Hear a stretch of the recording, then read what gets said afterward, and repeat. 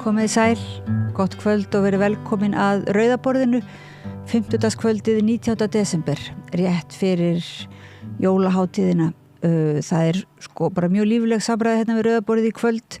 Í lok þáttarins föndrar María Lilja Kemp með aktívistum, Sigtryggur Ari Jóhannsson, Pétur Eggerts, Guðbjörg Ása, Jóns Huldudóttir, Unnur Andri Einarsdóttir og Tinna Þorvalds Önnudóttir. Ætla að föndra jólakort með skýrum skilaboðum til ráðamanna og kannski nokkra músastiga í leiðinni.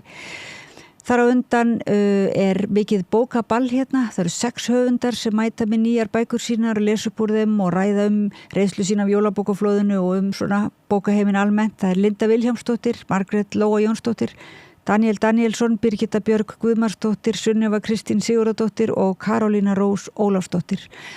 Svo er það líka einn hvalur sem að verður svona leynigestur held ég. Heyrum í Hilmari Erni Hilmarsinni, sjálfum allsherjar goða Íslands. Hann ræðir galdurinn í trúnni og íslensk gildi, dauðan og lífið og leit manneskjurnar eftir samhljómi í tilefni af vetrarsólstöðum sem eru á næsta leiti. Valun Ingimundarsson, prófessor, fjallar minni áhuga stjórnvalda á norðurslóðum og breytt mat á öryggismálum í samræði við Gunnar Smára. En fyrst heyrum við í Haraldi F. Gíslasyni, formanni félags leikskólakennara. Hann ræður svokallaða fyrirtækjavæðingu leikskólans. Ég bið ykkur að fara ekki langt, við heyrum nokkra auglýsingar og byrjum svo samræðuna í fullu fjöri. Óskum landsmönnum gleðilegra jóla og farsældar á nýju ári og sendum sérstaka kveðju til starfsfólks í almannaþjónustu sem stendur vaktina fyrir okkur öll yfir hátíðarnar, BSRB. Óskum félagsfólki í sameiki, gleðilegra jóla og farsældar á komandi ári, sameiki, stéttarfélag í almannaþjónustu. Allt það besta er ókeypis. Knúsaðu vini þína. Samstöðin þar sem manneskjurnar koma saman.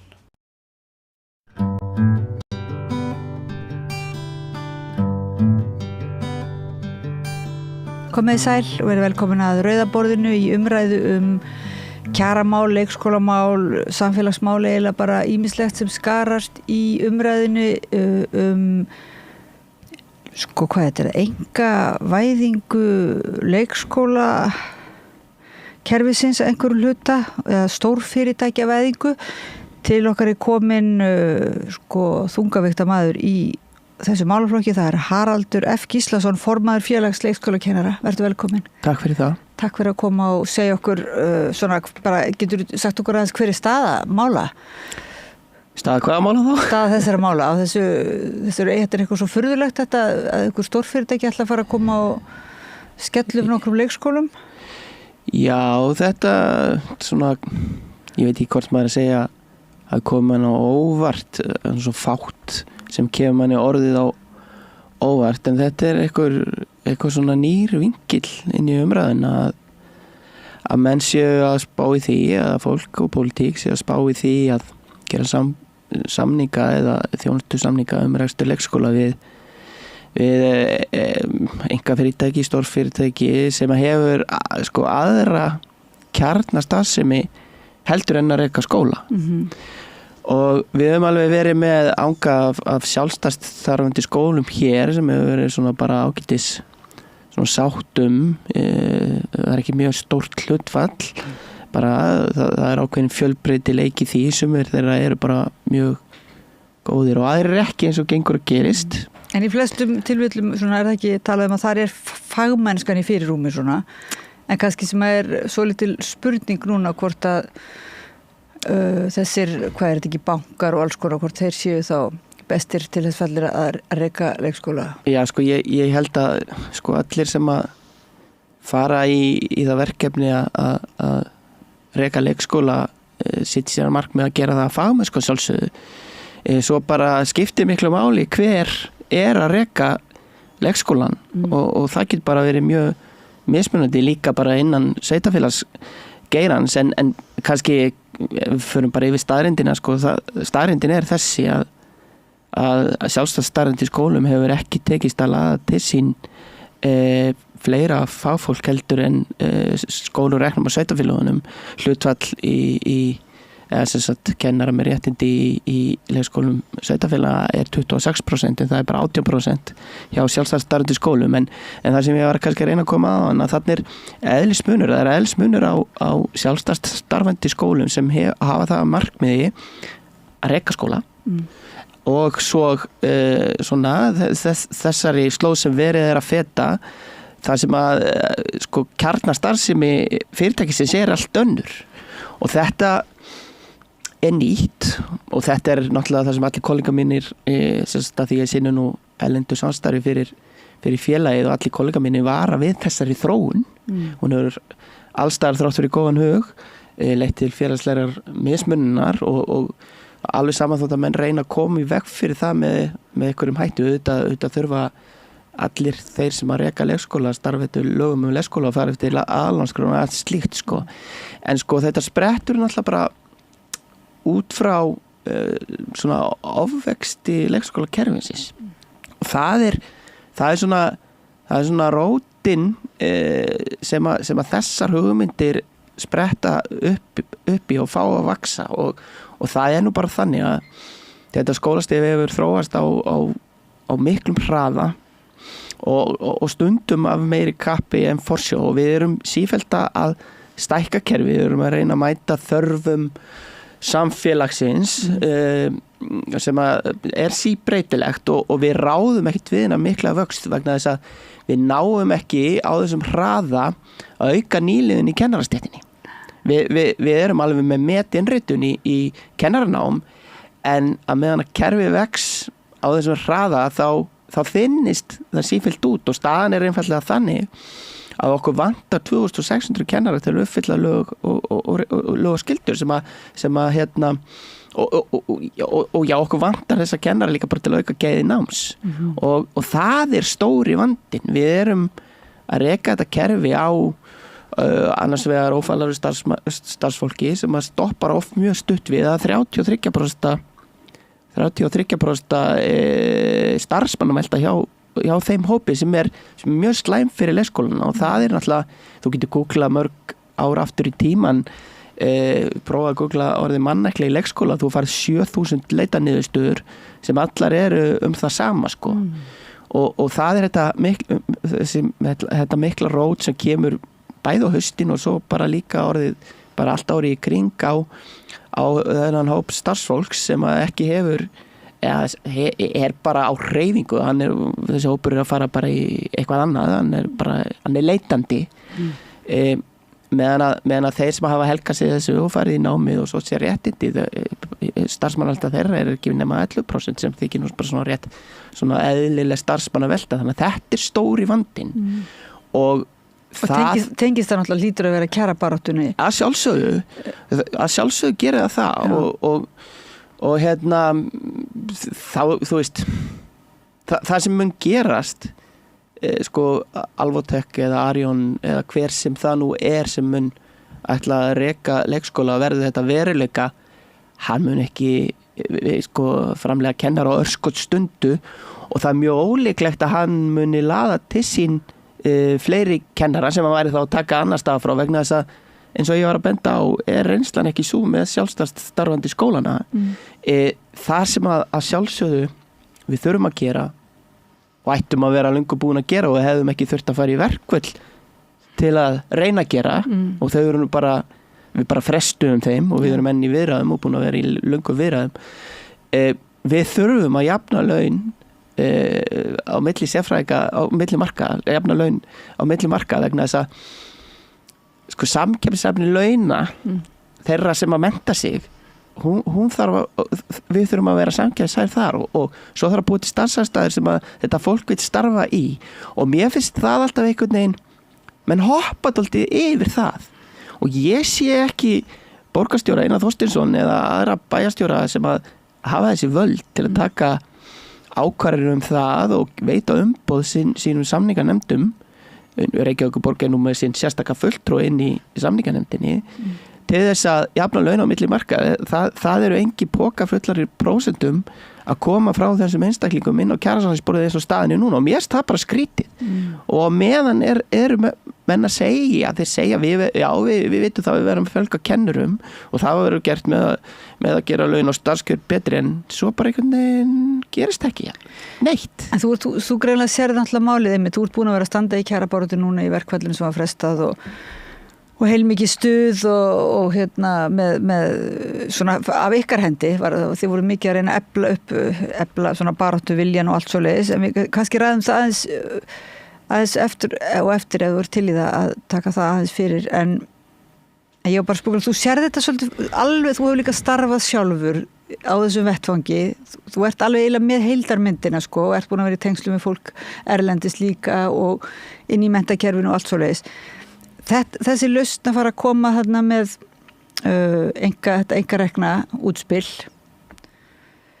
það hljómar svona eins og það sé verið að taka það sé svona ákveðin lausn, svona skyndilausn og sem að kannski maður getur ímyndið sér ef það verða veruleika þá muni það fólk svona hugsa, þetta nú bara ágætt þarna allavega möguleiki og þarna allavega fjölbreytileiki og rekstraformi kannski skiptir engu máli og þarna nú bara komið einhver valkostur fyrir okkur og svona, við finnst einhvern veginn umræðan fara svo oft í þetta, tekin úr samhengi þetta sé bara svona alveg ágætt hverju svarar þessu? Þú veist, ef við segjum að rekstraformi kannski skiptingu máli, þarna verði til mis verði góðar starfsaðstæður á þessum nýju leikskólum og þarna verði leitast við að fá að gera vel við starfsfólk.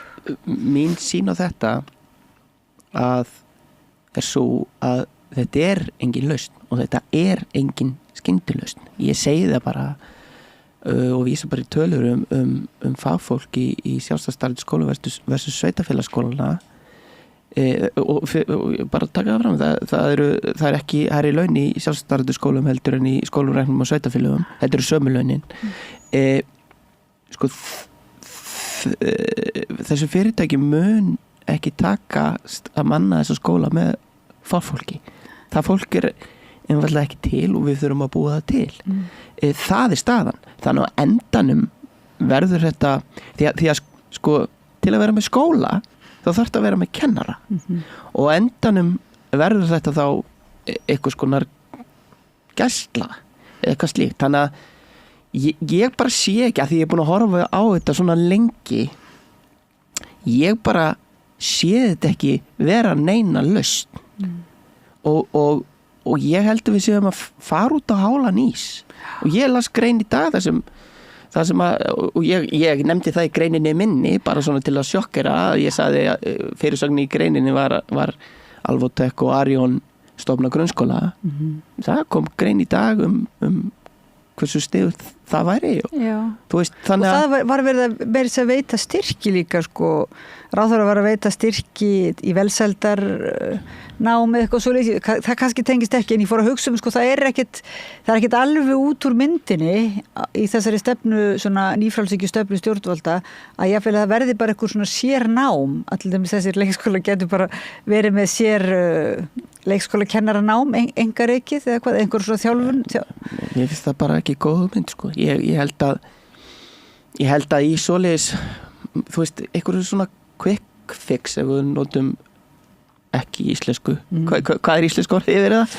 Bara fljótredding þú veist, þá gæðum oft fórnað þegar menn ætla að gera hluti hratt en mér finnst áhugavert þú sagðir að ég hefði náttúrulega vítt svið hefur séð þetta lengi og kannski aðeins að fara yfir það þú veist, sko ég er náttúrulega ég er brottfallur fram á skóla skilur mig og ég þóttist ætla að meika það sem tónlistarmaður og fekk vinnu í leikskóla bara svona til að safna fyrir einhverjum flugmiða og sko bara rétt 20 sko og þá þú veist, mitt helsta afrek á þeim tíma áður en ég fór að starfa í leikskóla var að geta vakna fyrir hádegi sjá til og við erum ennþá á þessu stað svolítið með kerfi okkar, við erum að ráða inn fólk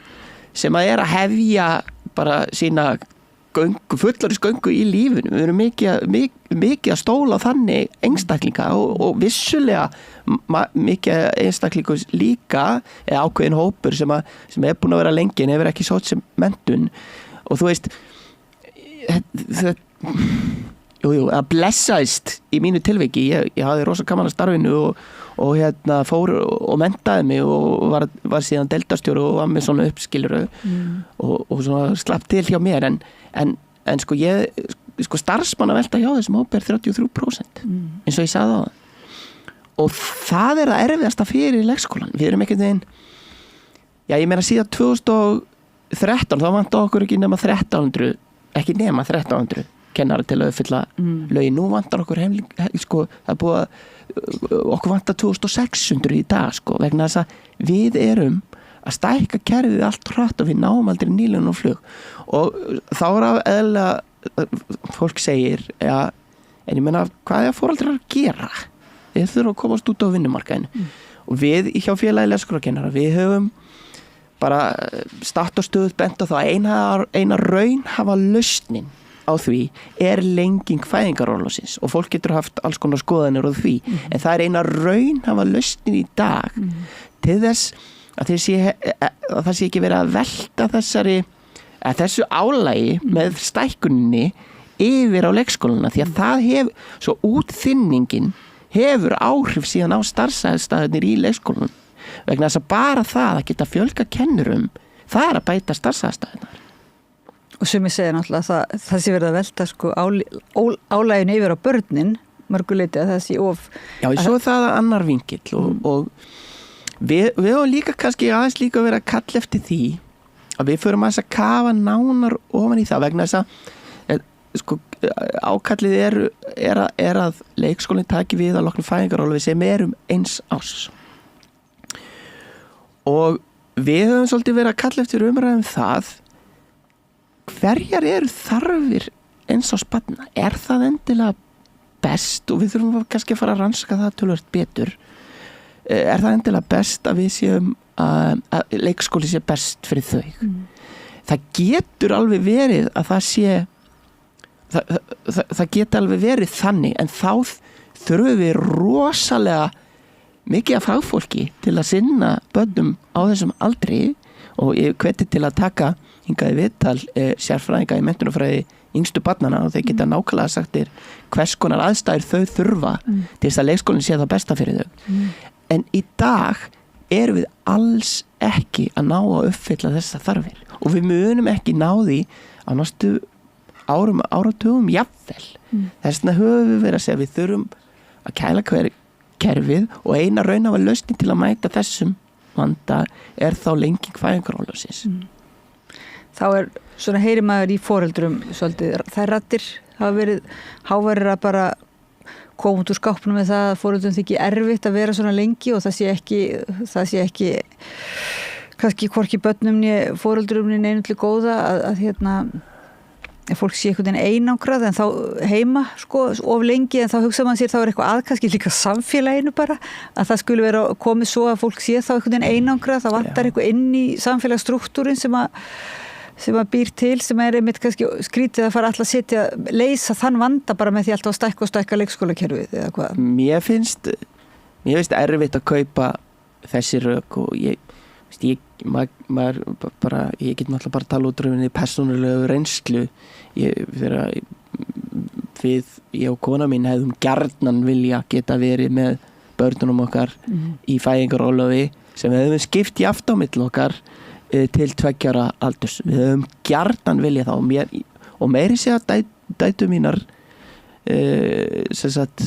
fóru og svo kallega ungbarna leikskóla sem bara var mjög gott starf unnið á mér fannst alltaf óþægilegt þegar ég var að koma með það svona stemma í leikskólan þannig að mér fannst þetta ekki gott frá 1 til 2 ára aldurs svo bara kemur meiri þroski það er svo mikið að gerast á þessum árum ónæmiskerfið er náttúrulega þroskast mjög mikið á þessum árum og pestar miklar hjá börnum sagði mér læknir það væri eiginlega best að börnum væri bara í Hrísey í sótkví til ákveðins aldur sko.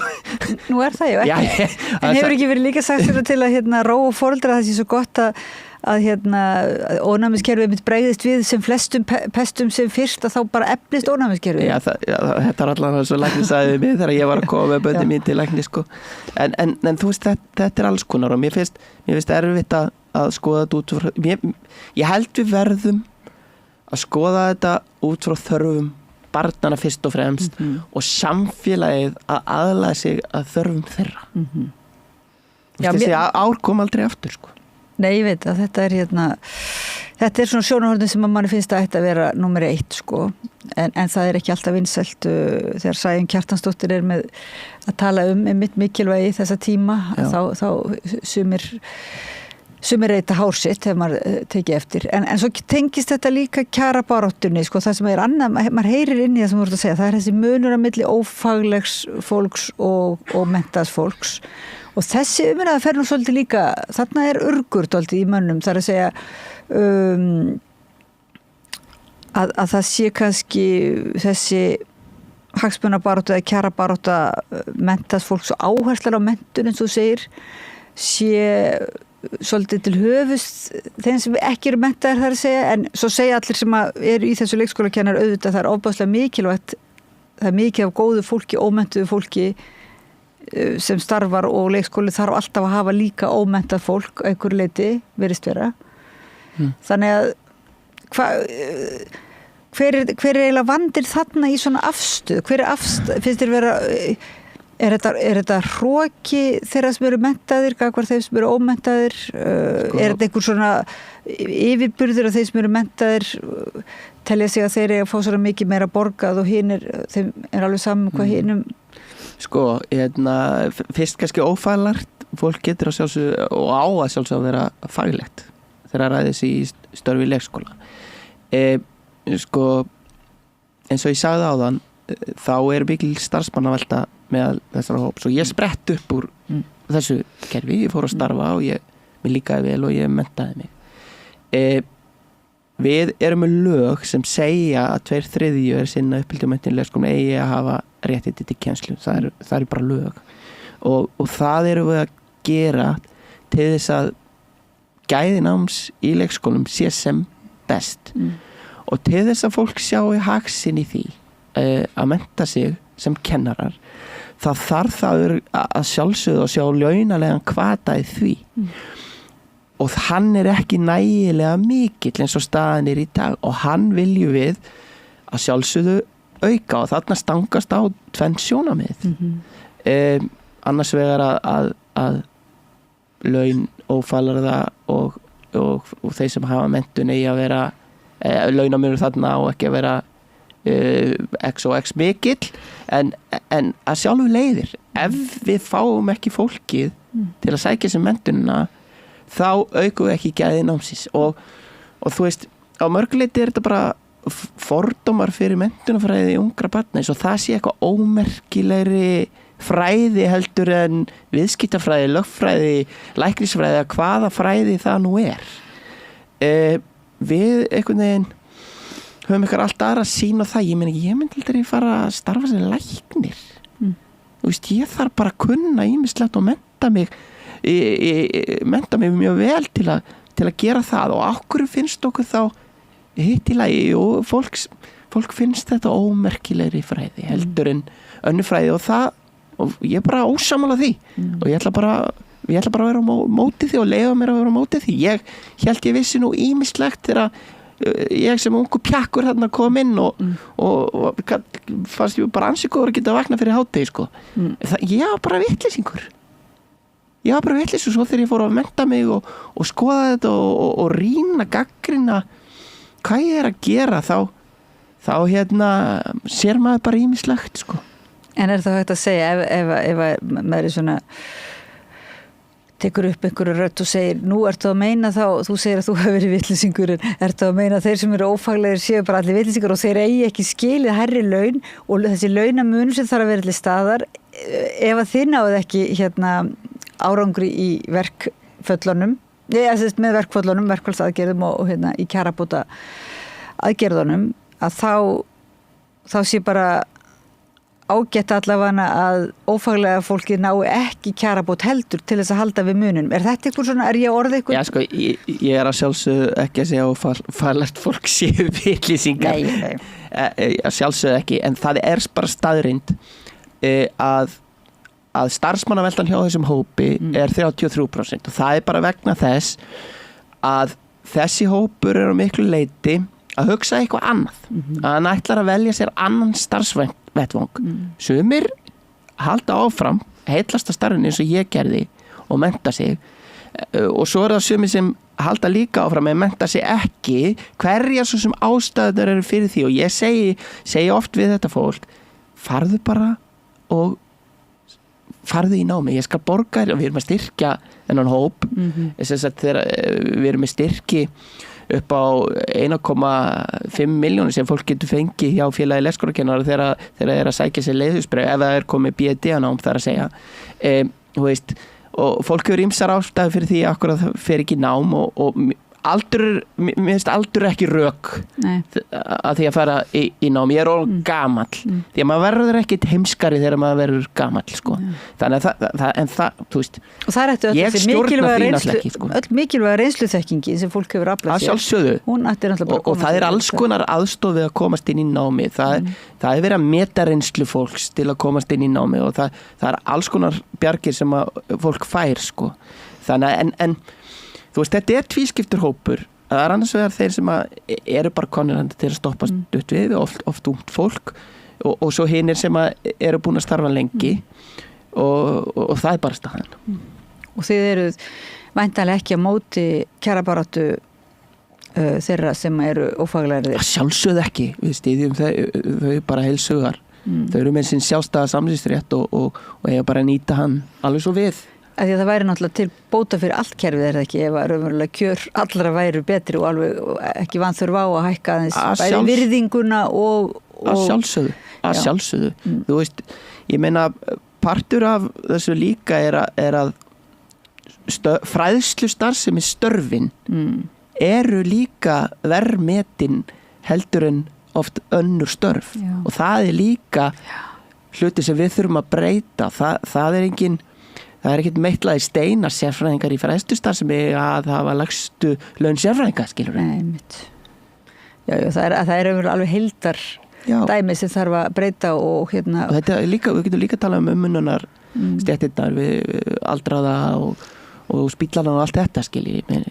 Að vinna með fólki er oft verðmetið. Og maður skilur ekki alveg hvernig Alvotek og Arion alltaf einhvern veginn að retta þessu svona grundvallarskekkju í íslensku samfélagi. En áður en við hættum, getur þú sagt mér pínulítið frá verkfalls svona hverju staða verkfalls því var frestað og hérna fannst þér vera, hvernig upplifður þetta ástand? Það voru náttúrulega kosningabarátt í gangi. Þetta ruknaði ekki svolítið þessi aðgerð í... Nei, alls ekki. Hún gerði það ekki? Hún gerði það alls ekki og hérna það var bara, við fundum mjög þétt og það voru mikla viðræður bæði fyrir verkvöllin og í verkvöllunum. Við tókum hins bara meðvita ákvörðun með okkar viðsemjenda að semja við getum kallað það vopnahlé. Í auðgunarskinni það voru ákveðna hækkanir sem komu frá því að kjarasamningar getur runni út og launatöflur hækkuðu og eru svo búin að vera að vinna þétt eftir að við frestuðum verkvöllunum. Hins vegar eins og staðan er í dag og ég var að nefna áðan þá hvað jöfnur launa á milli markaðvarðar þá finnst mér ekki nægilega mikið hafa gerst og ég vil bara beina orðum mínum hérna til borgarstjóra meðal annars og bæjarstjóra hringinn í kringum landið því að það er stjórn sambands íslenska sveitafélaga sem að veitir umboð til að gera þessa kjarasamninga að þeir þurfa í alvörunni að fara að koma með eitthvað betastætt að borðinu til þess að við þurfum ekki að fara í verkvöld aftur 1. febrúar því að það langar engum, verkvöld eru engin skemmtiefni. Nei, og náttúrulega einmitt framhaldsskólanemar voru nú dálítið að kvarta, fannst þetta kom svona út sem einhvern veginn ósanngjarnt að bara sumir skólar, það var gagnrýni á þess aðgerð í sjálfu sér. Verkvöld eru bara erfið fyrir þá sem lendi í þeim. Já. En það þarf að viðsemjendur þurfa dálítið að gera þessi í brók og koma móts við ykkur núna Það mun ekkert gerast öðruvísi. Nei. Og þeir eru bara á fullu því ætla Já, við munum funda bara alveg massa þétt þar til 31. Janúar náum við ekki samkomulega þá skella verkvöld aftur á 1. febrúar og þá höldum við samt áfram að funda en við vonum að við náum að landa samningum fyrir 31. janúar. Vonandi fá menn bara hugljómun núna yfir jólin og sjá að þetta við verðum að gera eitthvað svona svolítið almennlegt í þessum málaflokki þar við höldum ekki áfram að googla þetta mannekla ónægja bara til áfram á næstu öld. Haraldur F. Gíslason formaður félags leikskólakennara og tónlistarmaður og kæra þakki fyrir að koma að rauðaborðinu og eiginlega setja okkur inn í málið frá ýmsum sjónarhornum. Ég segi bara gangi ykkur vel í baráttunni. Takk fyrir það. Og takk fyrir að berjast fyrir börnin okkar. Hlustendum og áhorfendum þakka ég fyrir að fylgja okkur eftir í þessari umræðu sem við eigum alveg pottþétt eftir að halda áfram með á nýju ári. Takk fyrir. Segðu það á Samstöðinni. Samstöðin í eigu hlustenda, áhorfenda og lesenda. Sláist í hópinn og gerist áskrifendur.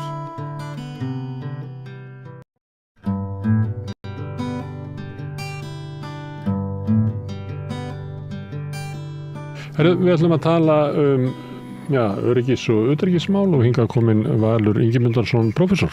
Velkomin. Það svona breytingar, það víðsjáverður heimur eins og sagt og mörg að huga. En ég mun okkur að byrja með þér að fara norður, heimskautsvæðið sem svona hluti af utanríkis- og öryggisstefnu Íslendinga sem kannski var ekkert rætt svo mikið hér eiginlega bara fyrir Óla Ragnar Grímsson setti það á dagskrá. En þú varst að skrifa bók norðurskautið, þessi norðurskautsmál og kannski stöðu Íslands í þeim heimi. Skiptir þetta okkur máli? Má ég spyrja því? Þetta hefur skipt máli í íslensku utanríkisstefnu síðustu ár en þetta kom seint á dagskrá hér í raun og veru sem áhersluatriði og það var ekki í raun og veru einmitt Ólafur Ragnar svona gerði þetta sínu máli í forsetíð sinni en þetta má eiginlega rekja til tvenns þegar að Bandaríkjahher fór hérðan 2006 og síðan sem viðbrögð við hruninu og fyrst var litið og þetta náttúrulega samfara þessu að þá beindist álítil athygli að norðurslóðum vegna þess þegar Rússar komu fyrir þessum fána á botni norðurpólsins. Svo að undir ísnum. Já, undir ísnum og sem sagt þetta vakti svona og þá fóru stjórnmálamenn svona vekja athygli á norðurslóðum og líta svo á að þetta var svona til að vekja líka áhuga á Íslandi. Þú veist að Íslendingar hefði ekki mist allt strategist vægið sitt og þetta kæmi dálítið í staðinn. Og það kom svona strax 2007 var þetta svona var byrjað að vekja athygli á þessu og síðan eftir hrunið verður þetta myndi ég segja svona tengist tilraunastarfsemi í utanríkismálum vegna þess að þá alveg í vinstristjórninni 2009-2013 þá þessi Evrópusambandsaðild gerða náttúrulega svona aðalmáli en líka norðurslóðir og þetta fekk norðurslóðir fengu svona ákveðið hlutverk þetta það voru mikil efnahagstækifæri þarna mannstöður umræðuna Drekasvæði þarna væri hugsanlega Finnafjörður út af miðleiðin myndi opnast bara ísin myndi gefa eftir og þarna þið bara megin flutningar frá Kína og umskipunarhöfn á Íslandi og annað í þeim túr svona umræða kom upp og þetta tengslu við efnahagstækifæri og þetta kom líka, þú veist, allt var á botninu hér að notuðu stjórnmálamenn sér þetta svona sem dæmi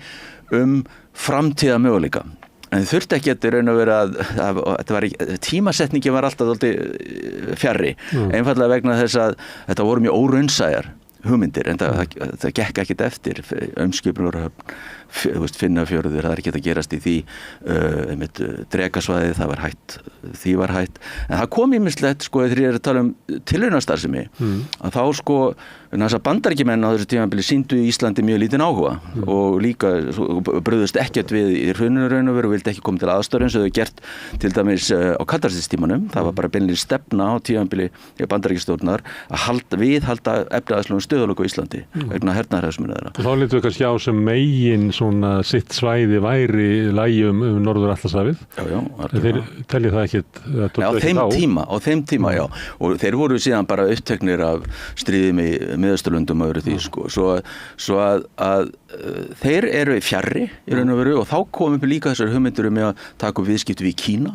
Svo Kína kemur inn og það er enginn sem amast við því á þeim tíma og það er þessi fríverslunarsamningur sem er síðan gerðu við Kína og gjaldeyris skiptasamningur svo að það er svona og svo hugmyndi var líka svo að Kínverjar gætu komið líka í svona að þessum miðleiði myndi opnast, það myndi opna líka tækifæri frá viðskipti ekki fara ekki Súezskurðinn og það er bara yfir Pólinn og þá er Ísland þó að það var aldrei almennilega reyndar útskýrt af hverju Ísland, nei þú getur sitt fram í okkur með eigum eitthvað á þess að þú veit hvað það má veikleiki í Rauksundafæslerin, hún kom upp fyrir þessu hugmynd utanríkisráðuneytið hafði gert skýrslur á svona áður en þetta svona norðurslóður og möguleikana þá var þessu svona þessari hugmynd hreyft. Svo að það er ýmislegt í gangi og þetta er svona eins og ég segi tilraunastarfsemi og eins og við munum eftir að þá eru Vestræríki mjög treg til að koma til aðstoðar. En eru Íslendingar þá að leita sér að nýjum vinum með hjá Rússum þá í samvinnu á norðurslóðaráði eða eitthvað slíku og síðan með Kínverja sem að blandast inn í þetta þótt að sé alltaf erfitt að tengja það við norðurpólinn Já, þetta er það er svona búin til nýr póll það gerist það ég leiti ekki svo á að þetta hefur verið eitthvað tilraun Geir Haarde lýsti því yfir opinberlega eftir hrunið fyrst vinur okkar er ekki tilbúinir til að koma til aðstoðar verðum við að leita annað eftir vinum og þá náttúrulega þetta rússalán þarna sem kom til áður en Ísland fekk lán frá Alþjóðagjaldeyrissjóðnum að þegar sú umræða hún byrjaði því og nei, ég lít svo á að Íslendingar ekkert vilja þetta var engin svona veruleg stefnubreyting þú veist að hverfa frá þessu identiteti eða sjálfsmynd sem vestrænt ríki eða minnka samskiptum í vestrænt ríki. Þetta var frekar svona bæta við. Þetta var eitthvað vegna þessar óvissu. Þetta var svo gáttir nákvæmlega. Gerist. Það var nákvæmlega það sem gerist. Og þess vegna fór þetta alltaf stað. Þess vegna fór þetta og þessi sérstaklega þessi tengstu Kína og svona. Þetta nær hámarki á árunum 2012-13. Síðan vegna þess að Ísland náttúrulega náði sem miklu fyrir en mér byggust við bara eftir hrunið og þá bara minnkaði þrýstingurinn á svona laga að vera eitthvað að beita sér mjög mikið fyrir viðskiptum við Kínverja eða eitthvað svoleiðis eða aðra svo að það sem gerist á þessu tímabili er að þessi tilraunastarfsemi sem þetta hún svona það er ekkert verið að hverfa frá þessu opinberlega en það er bara engin áhersla lögð á þetta. Þú teldi þessi norðurslóðastefna sem mörku fyrsta norðurslóðastefna Íslendingar sem mörku 2011 og það er Össur Skarphéðinsson sem ber ábyrgð á henni algjörlega og það gerist mjög lítið eftir á. Eftir síðan. Þessi bara, hún er ennþá í gangi þessi stefna og menn tala norðurslóðir en áhugin er farin. Já, það er aldrei mikið þannig. Og síðan gerist það náttúrulega 2014 eftir Úkraínu og innliðum Krímska að þá fer áherslan aftur að beinast á Norður-Atlantshafinu. Þú veist, og bara þessi traditional hefðbundna stefna Íslands sem hefði verið mjög bundin því á kaldarstímanum, ekki satt og þessi varnarsæðingu Bandaríkin, NATO og það allt saman. Svo það gerist smám saman án þess þó að sé verið að hverfa frá þessum áherslum sem voru, þú veist svona hverfa frá stefnunni, hún var ekkert endurnýjuð fyrir 2021 en það var munur á stefnunni þegar hún var endurnýjuð 2021 og 2011.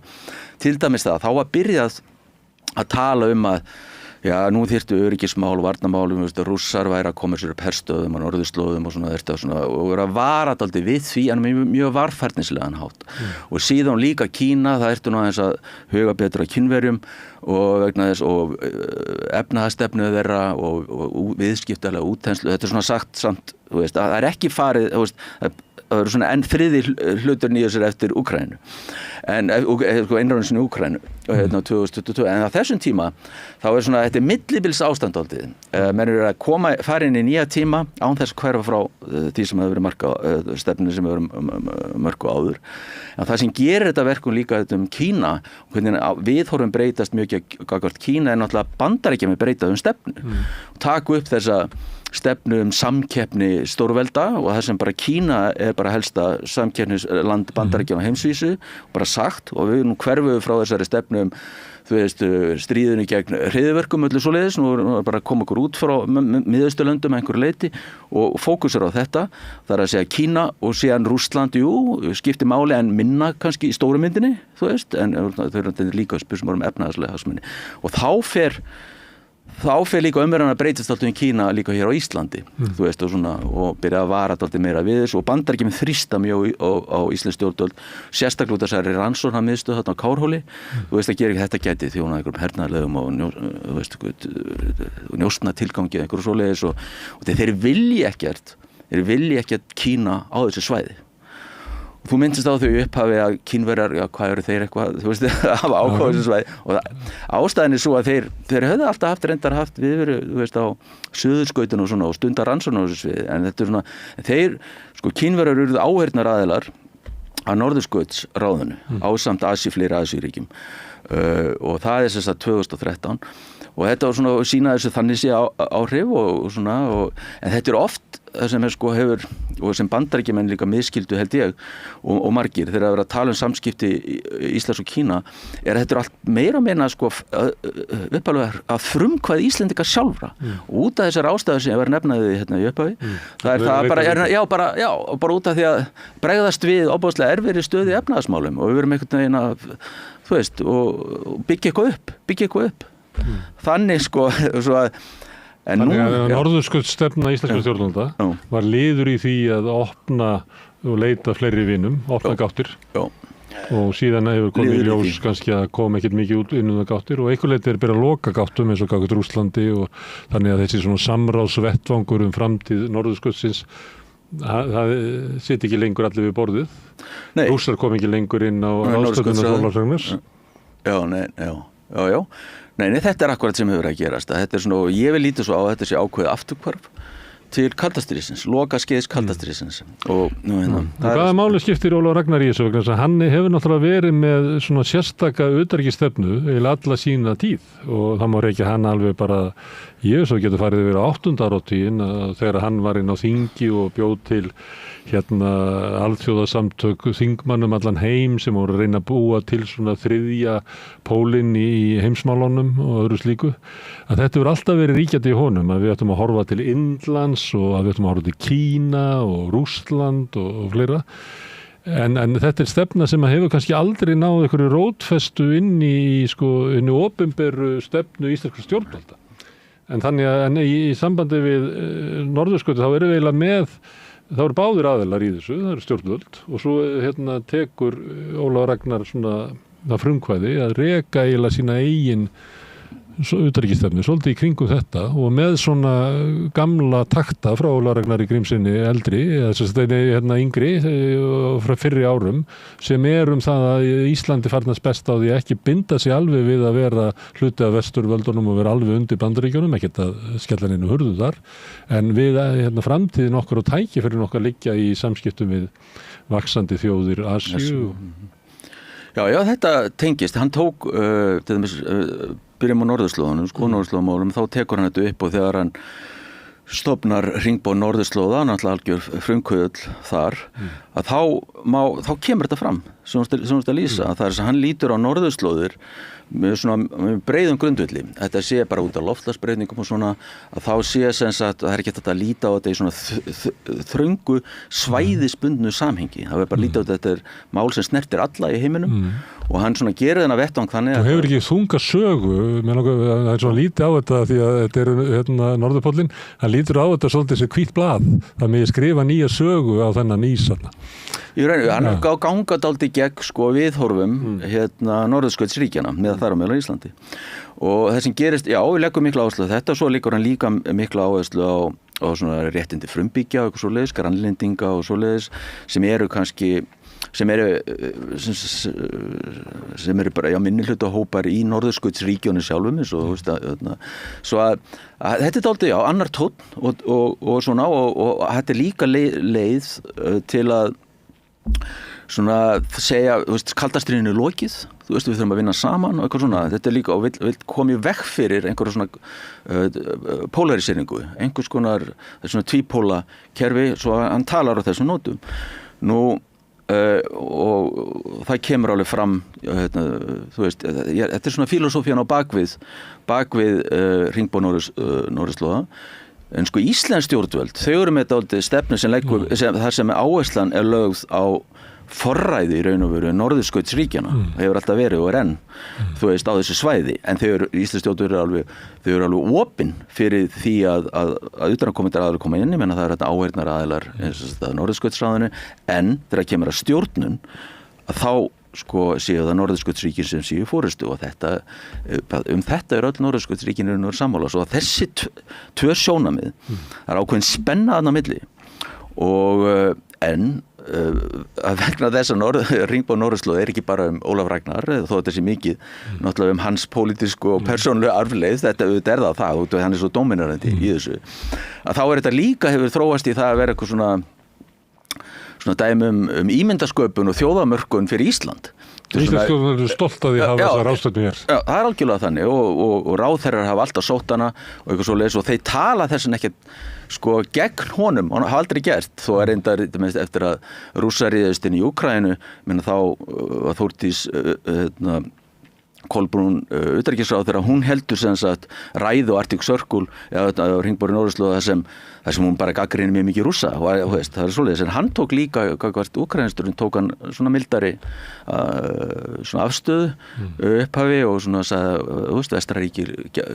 bæru alltaf óbeimt sagði það bæru líka ábyrgð og eitthvað svoleiðis sko.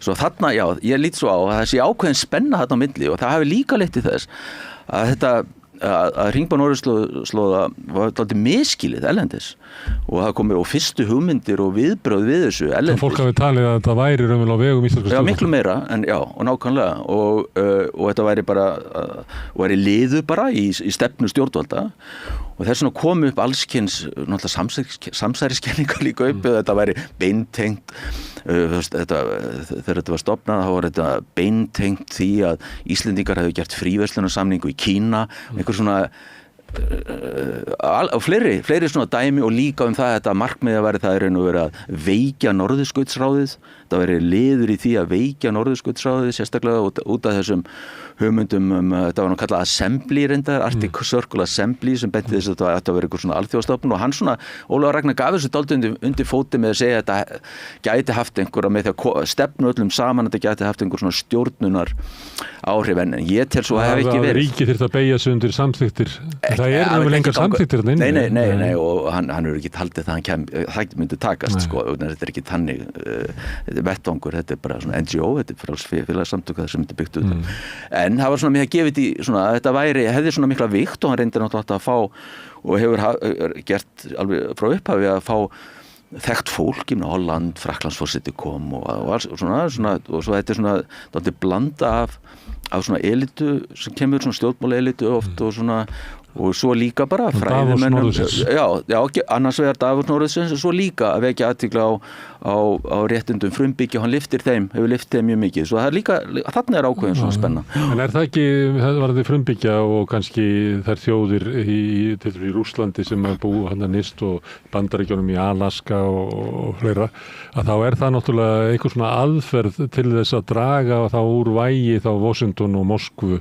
í þessar umræðu til þess að aðgreina sig frá ráðinu sem er stjórnvöld sem sjá það. Ég veit ekki hvort að hann hugsi svona Ólafur Ragnar. Hann fékk þess þetta virkar svolítið þannig að hann fékk sem sagt þá gagnrýni á sig með þetta væri leið til að veikja reyndar þegar hann tilkynnti stofnun Ringbós Norðurslóð þá talaði hann vel um Norðurskautsráðið. Hann sagði bara að þetta væri kannski lítið takmarka fyrir bara, þetta víkka þetta meira út og fleiri inn á borðinu og eitthvað svoleiðis, en þetta er svo mikilvægt í alþjóðasamhengi. En eins og ég segi, já, en svo náttúrulega verður við kannski líka minnast á þennan 5 ríkja vettvang sem eru ríkin sem gera tilkall til norður Íshafsins svæða þar, að þar sem sagt að Ísland hefur alltaf verið að reyna að komast, vildi láta flokka sig sem... En við náum ekki þannig upp. Nei, náðum sér ekki þannig upp. Og svo er þetta áhugavert samt dálítið að í uppfæri stefnu, Norðurslóðstefnu 2020, þá hvarf þetta úr stefnunni. Og ég held að ástæðan sé svo að Íslendingar að náðu ímessi samt í gegn, sko, þegar var gerður samningur þarna bann við veiðum, fiskveiðum í Norður Íshafinu, þetta er svona framtíðardæmi, og þá er Íslendingar með í því sem sagt. Svo það er svona ákveðin þetta verið sýnt, en aldrei það var þessi 5 ríki sem þá voru að hittast stundum, að þau voru aldrei tilbúin til að segja jú, Ísland er með í þessu, sko, það er rétt. Og þau ríki eru Rússland, Bandaríkin, Kanada, Noregur og Danmörk fyrir Grænland. En núna er þetta náttúrulega allt í gjörólík staða vegna innrásarinnar, vegna þess að það er Norðurskautsráðið að mörgu leyti óstarfæft, þannig séð, allavega pólitískt, og þessi vinnuhópar vísindamanna séu ennþá samt takmarkað starfa, þá ég meina nú eru bara 7 ríki, NATO-ríki eftir að Finnar og Svíar fóru inn í NATO, ég meina, og svo bara Rússland. En það er hræðsla við það að við raun og veru bara taka skrefið til fulls og einhvern veginn bara viðurkenna að ráðið sé óstarfæft.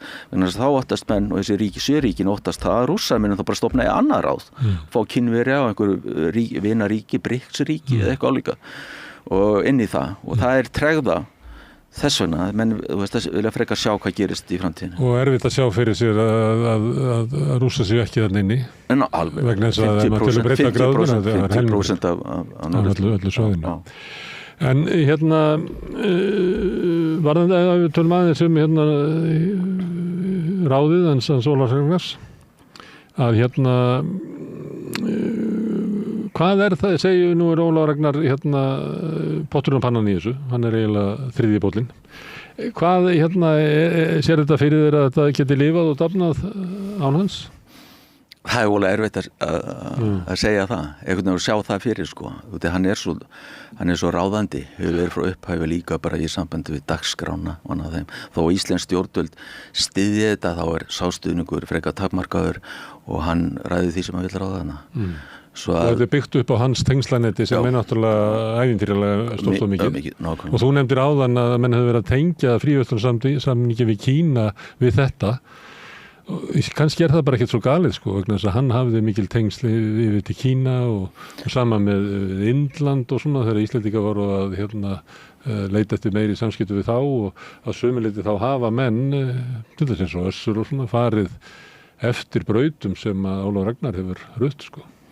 Já, en samt, sko, þessi viðbröð voru stóreitt á þeim tíma og hefðu ekki með þetta bengið samskiptin. En tengdust kannski í gegnum hans persónu.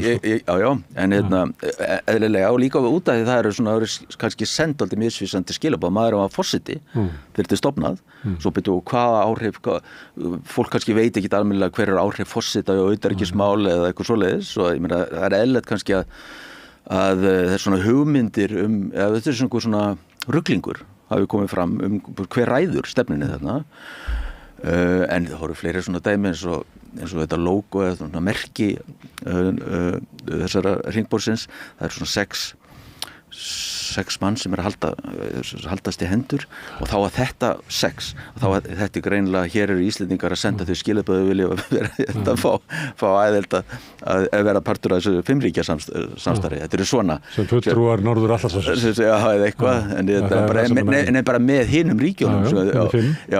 Svo er það raun af krafa við erum, ég meina, fámenn þjóð en við erum náttúrulega furðulega staðsett á heiminum og kannski geta eitthvað sagt að ég bara halda fram þessari kröfu kröfu, við getum kannski fengið eitthvað út úr því einhvern tímann. Já, algjörlega, sko, það má alveg færa rök fyrir þessu. Þau rök voru færð að þetta, sko, að efnahagslögsagan næri yfir í Grænlandshaf og ég meina, þó þetta sé ekki, þó að Íslendingar geri enga kröfur í Norður Íshafinu sjálfu, þá er það bara þessu samt svæði þar og ég meina, Finnar og Svíar, þeir eru engin hafsvæði að norðurslóðum, þú veist, svo ég meina, það má alveg færa þessu rök, þú veist, og svona fræðamenn sem ég hef talað við og lögfræðingar líka, þeim finnst sko þetta alveg, þú veist, mæla með þessu. Þú veist, eina sem sko, sem erum við hræddir við er kannski að, þú veist, þetta er bara hugsað Norður Íshafið og kröfuð dálítið þar, sko. Þú veist, þetta er svona, hvernig er verið að opna það upp, sko, á þessum hætti. En þetta var mikið össurlaði áherslu á þetta. Haldur þessu, það er ekki lengur. Nei. En núna, hver er hvaða máli skiptir norðurslóðir í svona öryggis- og utanríkisstefnu Íslendinga í dag? Já, bara í raun og veru vil ég meina að þau skipta miklu minna máli, gerðu, sko, vegna þess að nú er, sko, áherslan komin aftur yfir á Norður-Atlantshafi. Það sem samt er munurinn er að það er ekki gerð þessi skörpu skil annars vegar milli Norður-Atlantshafsins og norðurslóða, Arktík, eins og var kannski gert vegna þess að það var svo pólitískt, sko, vegna þess að norðurslóðum var alltaf lýst sem einhverju svona friðarsvæði, þú veist, og það var alltaf öll retorík og orðaða íslenska stjórnvöld og norðurskautsríkjana. Þetta væri dálítið sérsvæði, þetta var kallað á ensku Arctic Exceptionalism. Þetta væri dálítið sérsvæði, þetta væri allir bara að vinna í sátt og samlyndi og í norðurskautsráðinu og væri, en aftur á móti væri meiri hervæðing á Norður-Atlantshafi og þar væri dálítið öðruvísi og svo hugmynd svona hann fekk og var alltaf haldið lengi í hana líka, þráttir það sem var að gerast eftir Úkraínu 2014 og svona, þá var ennþá alltaf haldið þess að menn vildi ekki og menn vilji ekki og sjá ekki að vera einhver meira áttar hernaðar átök á norðurslóðum, sko, sjá það ekki fyrir. En það sem hefur alltaf breyst er að það byrjaði að líta á þetta svæði svona sem eitt meira, þú veist, ekki, út af því ég meina svona hugmyndur Arctic Exceptionalism sem eiga ekki við eins og staðan í dag.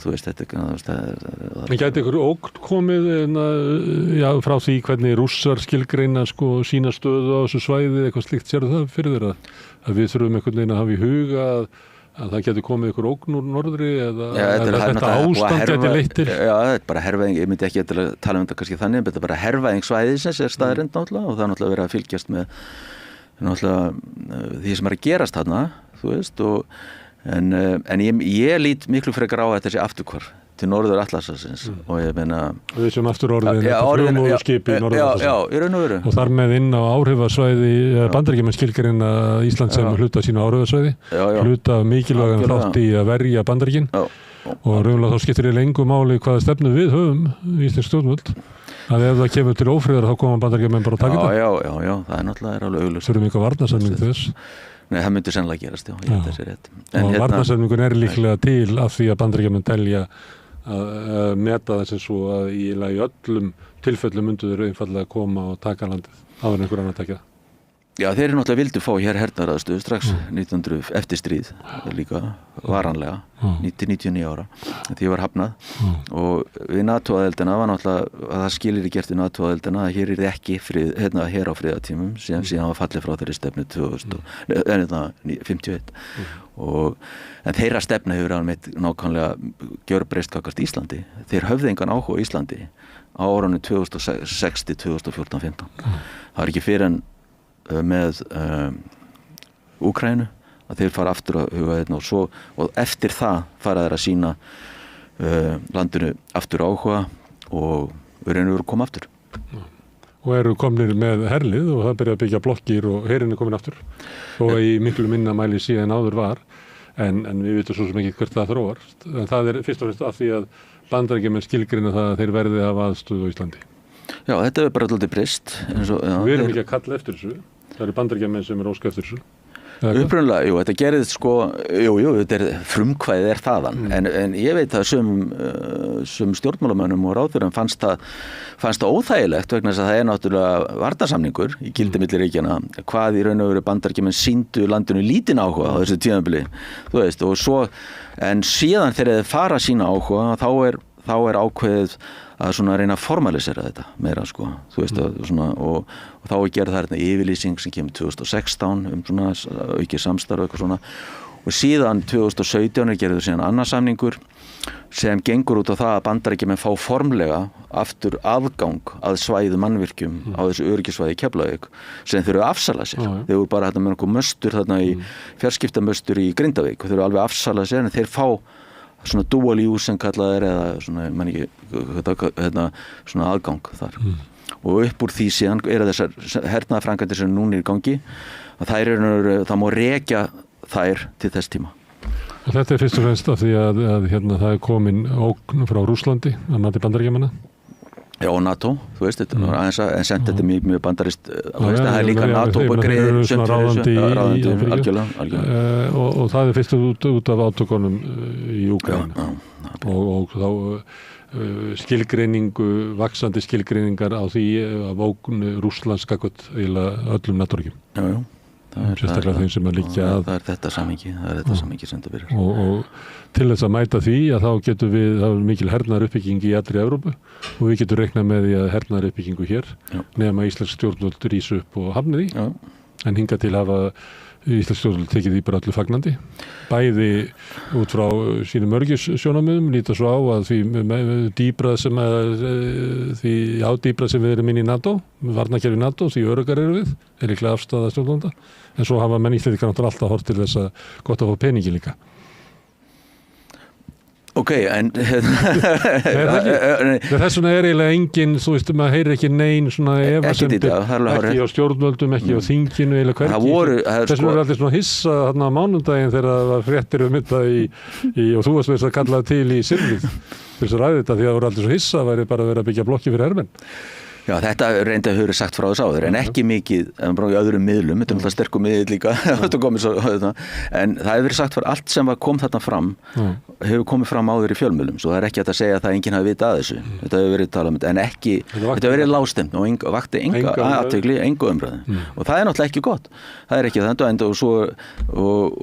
en það var líka, ég er ekki að segja það að þú segir sko það hefur verið engin mótstaða við neinu það var smá mótstaða og svo þetta hefur svona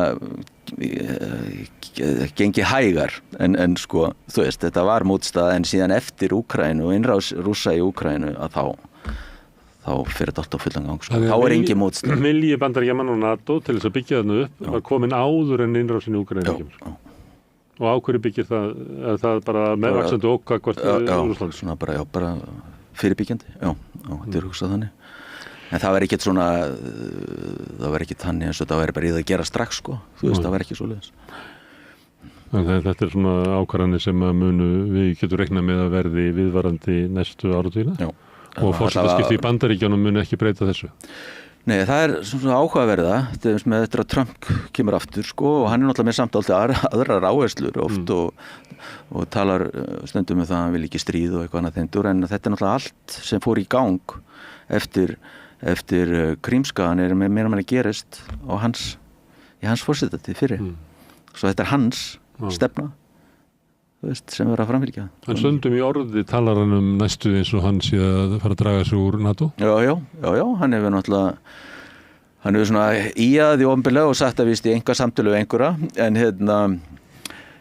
það er náttúrulega rosalega stórt kerfi hérna líka í Bandaríkjunum sem er á móti því sko og líka hann voru að vera að líta á þingið, þetta er náttúrulega bara stofnun sko, ég meina þess að voru líka öldungadeildin það verður mikið mál fyrir hann formlega að segja Bandaríkjunum NATO það er svo mikil stuðningur innan en hann getur dregið lappirnar þannig að svona hann getur gert bara hann vill bara með því að gefa út tilskipanir og annað slíkt bara að þeir ekki að þú veist það gerir ekki neitt það er þetta og kannski er það stefna hans að gera eitthvað slíkt til þess að neyða Evrópu til þess að auka fjárveitingar sínar til hernaðaruppbyggingu eins og hann hefur gert hann hefur sagt það þannig að með einhverju svona aðferðu þá gæti hann haft þau áhrif það verður bara maður veit ekki hvað gerist en hann hefur alveg hann vil mæta mótstöðu svona innan Bandaríkjanna og bandaríska stjórnkerfisins og þingi við öllum svona hugmyndum sko En það er náttúrulega, þetta er ekki til fyrsta sinn sem kemur þessi hugmyndum að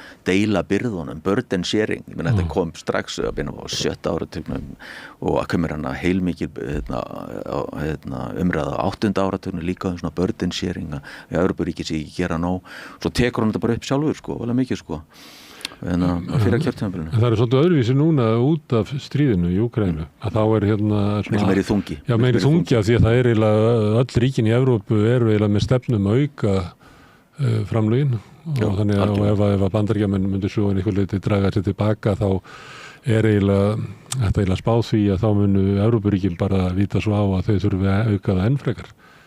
Já, það er akkurat sem og þá er að spurning hvort þau séu tilbúin til þess og hvers konar áhrif, pólitísk áhrif innanlands í þessum ríkjum. Það hafa stóra auka fjárframlög til hermála. Það flytja svo mikið fé til hermála þá úr öðrum kerfum. Uppbyggingin hér er hún algjörlega tengd, segjum sem svo, nú er ég að byrja að spekulera segjum að Trump vilji draga lappirnar í Evrópu. Er Keflavík og Ísland tengt því eða líta Bandaríkjamenn á Ísland sem eitthvað svona sérfyrirbrigði að það er jafnvel möguleiki á því að þeir myndu draga sig eitthvað leitið tilbaka og láta Evrópumenn bara eiga við þetta Úkraínu vandamál en þeim munum aldrei sleppa Íslandi. Já, þetta er góð spurning og ég er þeirra skoðanar að í raun og veru þessi umræðum að hækka útgjöldin til hermála eigi ekki við Ísland með sama hættu og önnur ríki. Og Bandaríkjamenn hafa aldrei þrýst á Íslandi þeim sem er að stofna her eða verja fjármunum beint í hermál. Þú veist, allar þessar hernaðarframkvæmdir sem eru hér þó að þetta er NATO og Bandaríkjamenn sem greiða fyrir þetta, þú veist eitthvað svolítið og ástæðan er bara einfaldlega svo að eins og var sagt þegar vinstristjórnin 71-74 ætlaði að reka herinn úr landi og þá náttúrulega vildu Bandaríkjamenn það ekki.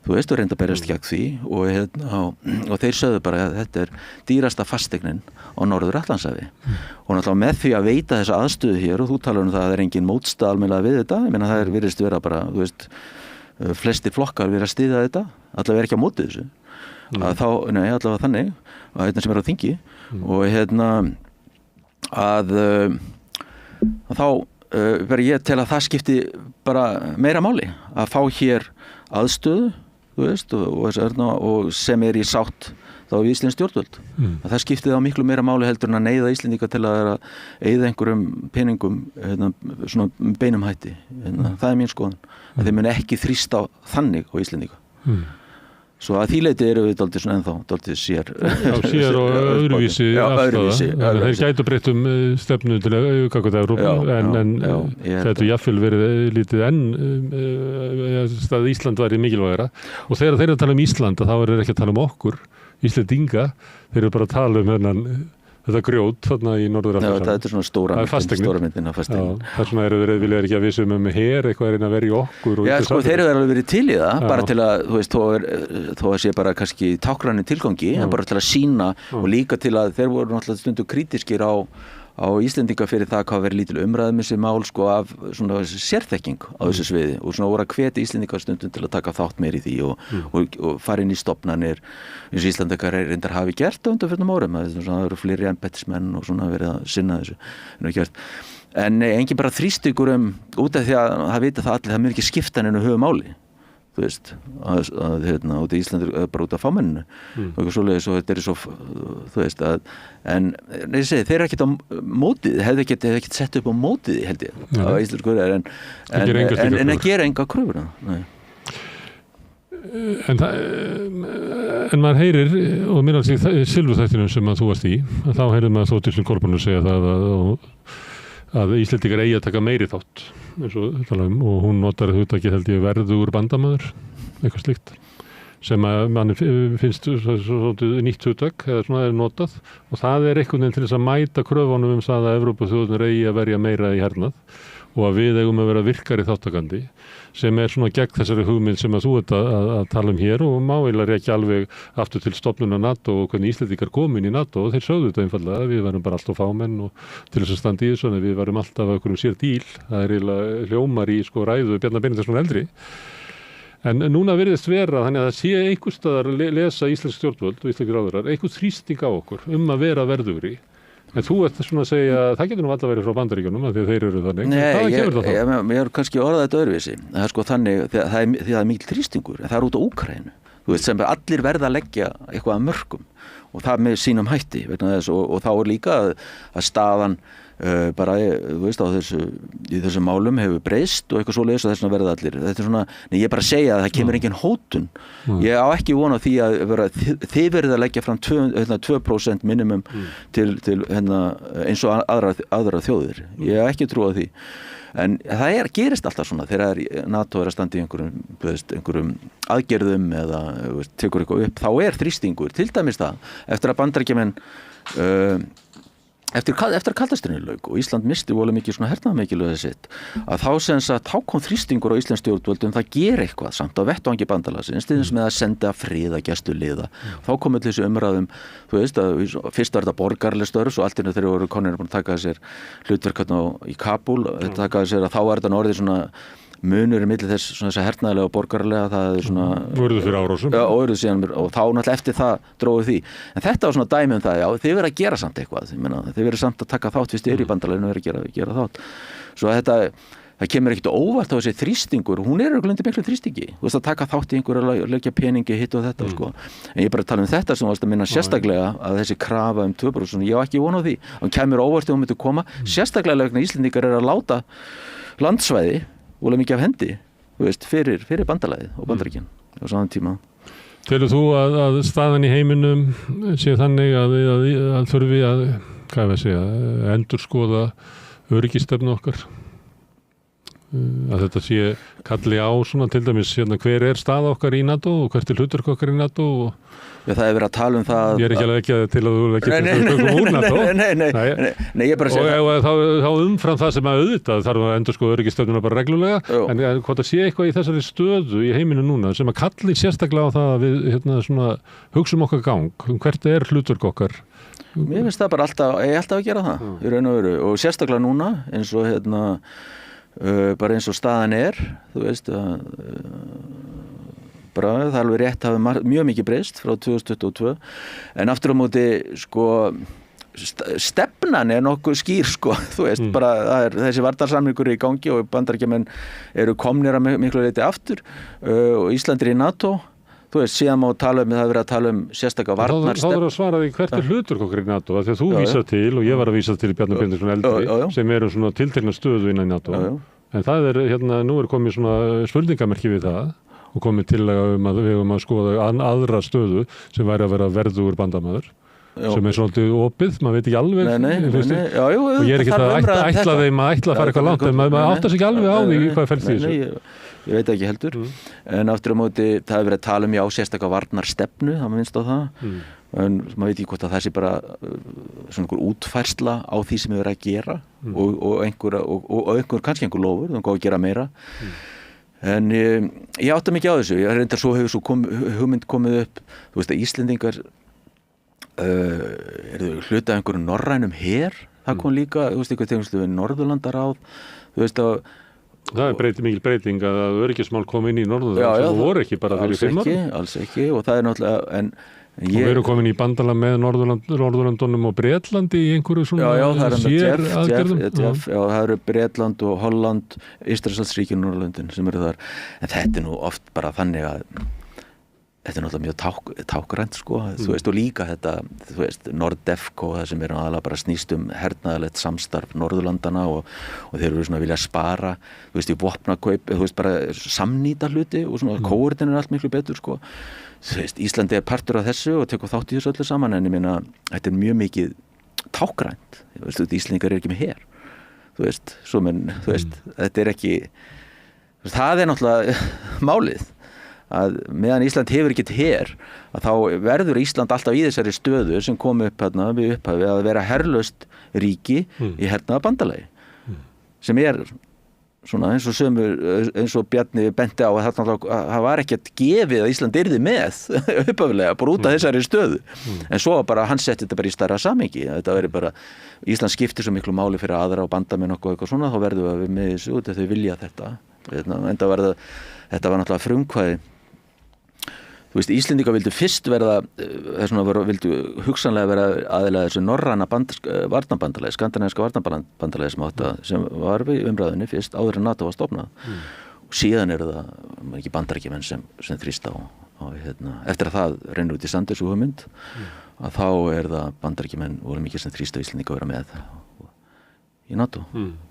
Eitt varðandi herinn og kannski það sem við byrjum á að tala sem svona staða Íslands og við erum alltaf með gríðarlegt hafsvæði og eitthvað fleira og við erum landhelgisgæslu og stundum fær hún ekki peninga og þarf að leigja skipi sín til Miðjarðarhafsins og landhelgisgæslan á held ég enga þyrlu núna, þarf að leigja þær og þannig hún svona hún eiginlega getur ekki sinnt því að halda utan lögsögun okkar. Nei, þetta nú... Heldur að við sem kannski komin á tíma út af svona breytingum í heiminum og eitthvað fleira, það þurfa að endurskoða þetta? Já, það náttúrulega verið dálítið þrýstingur þó að stjórnvöld hafi sýnt í svona freka lítinn áhuga á að efla búnaða landhelgisgæslunnar. Og það eina sem Íslendingar hafa. Þú veist, svo þetta dálítið skrítið að þetta verið ekkert svona beinst að því að landhelgisgæslunni sérstaklega, þú veist, að vera að svona auka fjárframlög eitthvað svoleiðis sko. En þetta líka þessi staða að þetta einmitt að landhelgisgæslan fer náttúrulega mjög mikið svona eftirlitshlutverk en auðvitað einmitt að vera að leigja þessa flugvél sem hún hefði alltaf eitthvað verkefni Miðjarðarhafi eitthvað svoleiðis svo auðvitað þetta dýr starfsemi við erum líka með skipin og svo fréttið daginn að þeir eigi ekki þyrlu heldur ég man ekki hvort það var danskt fyrirtæki sem þeir leigja þetta bara hjá sko.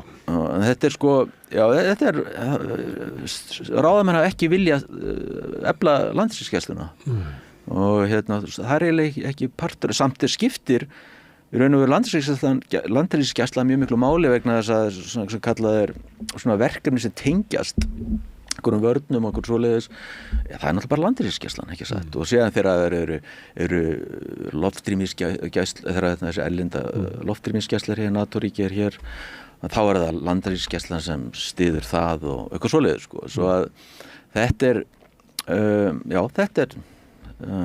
líka hluti ef að fara að endurskoða einhverju svona þessi mál og þá var það náttúrulega augljóst og beina athygli að þessu. Og verið það eitthvað svona misvægi á sama tíma og verið að auka útlum og þá eiginlega sem ætti að vera kannski fyrsta stoppið. Herðu, Valur, gaman að fá þig hingað að ræða varnar- og öryggismál sem að ég hef einhvern veginn grun að verði meira á dagskrá núna næstu árin heldur en var áður. Heldur það ekki? Jú, ég held að það engin margt skrítið í heiminum að gerast. Já, það þarf að taka það er meiri umræðum þessi mál og opinskári, núna verið líka og við sjáum það til dæmis í síðustu kosningunum það var engin umræðum þessi mál ekkert. Nei, mér fannst að það kom einu sinni til tals í svona það sem að var stóru umræðunar að það var í síðasta þættinum hjá RÚV og mér fannst það mjög áberandi að hvorki spyrjandurnir neð þeir sem voru spurður höfðu sérstakann áhuga sem máli. Það svona spennustigið í salnum hafa bara dunkaði sko. Það var, og það náttúrulega ekkert þessu fólki að kenna í sjálfum sér það bara merkið þess að það ekki svona lifandi áköf umræð þessi mál og það ekki að leggja til að menn séu að hnakkrífast eða kasta grjóti hvort í aðra en það bara engin umræð og það stórar ákvarðanir sem einhvern veginn renni gegnum stjórnvöld og ég að bara spyrja eins og maður út í bæ og byrju var þetta rætt í utanríkismálanefnd og þannig eitthvað svona og hvað hefur þetta verið rætt í þing eitthvað og kemur mér bara mjög óvart hvað eru svona stórar ákvarðanir sem ég upplifi að þegar maður að tala bara við almenning að þá upplifi ég að Íslendingar hafa mikla skoðanir á þessu. Það komið fram að Íslendingar eru mjög andsnúnir vopnakaupum. Skotfæra að kaupa og senda til Úkraínu og það svona mjög áberandi mikill stuðningur almennings á Íslandi við frelsisbaráttu Palestínumanna. Þetta kemur aftur og aftur fram að almenningur hefur sko mikla afgerandi afstöðu til utanríkismála. Það ekki þannig að 50% segi ég veit það ekki sko. Það bara ekki þannig. Þess vegna kemur stundum óvart hvað lítil umræða raunverulega inn á vettvangi stjórnmálanna þessi mál. Því ég held að það sé ekki að endurspegli áhugaleysi almennings, bara þvert á móti. Þannig það svo bara, kannski höfum við ekki bara nógu öfluga flokka til þess að ráða við þetta. Ég hæðist svolítið af flokkum eða segja þeir hafi útvistað utanríkisstefnunni til Valhallar sem síðan útvistarinni bara til Pentagon. Að þá veist að ég veit ekki hvað Framsóknarflokkurinn eða Samfylkingin eru öflug til þess að ráða við einhverja svona think tank hugmyndir utanríkismál, ég bara veit það ekki. Og ég veit að þú getur ekki svarað því. Valur, kæra þakki fyrir að koma hingað og nú eru á þeim ástíma að ég kveðji með þessi gleðileg jól. Gleðileg jól. En það verður meira í boði hér í Rauðaborðið þar sem við erum alltaf að reyna að skilja hana heim sem við lifum í og samfélagið og okkur sjálf. Næsti kafli eftir augnablik. Óskum landsmönnum gleðilegra jóla og farsældar á nýju ári og sendum sérstaka kveðju til starfsfólks í almannaþjónustu sem stendur vaktina fyrir okkur öll yfir hátíðarnar. BSRB. Ertu á leið heim úr vinnu? Stilltu á FM 89,1.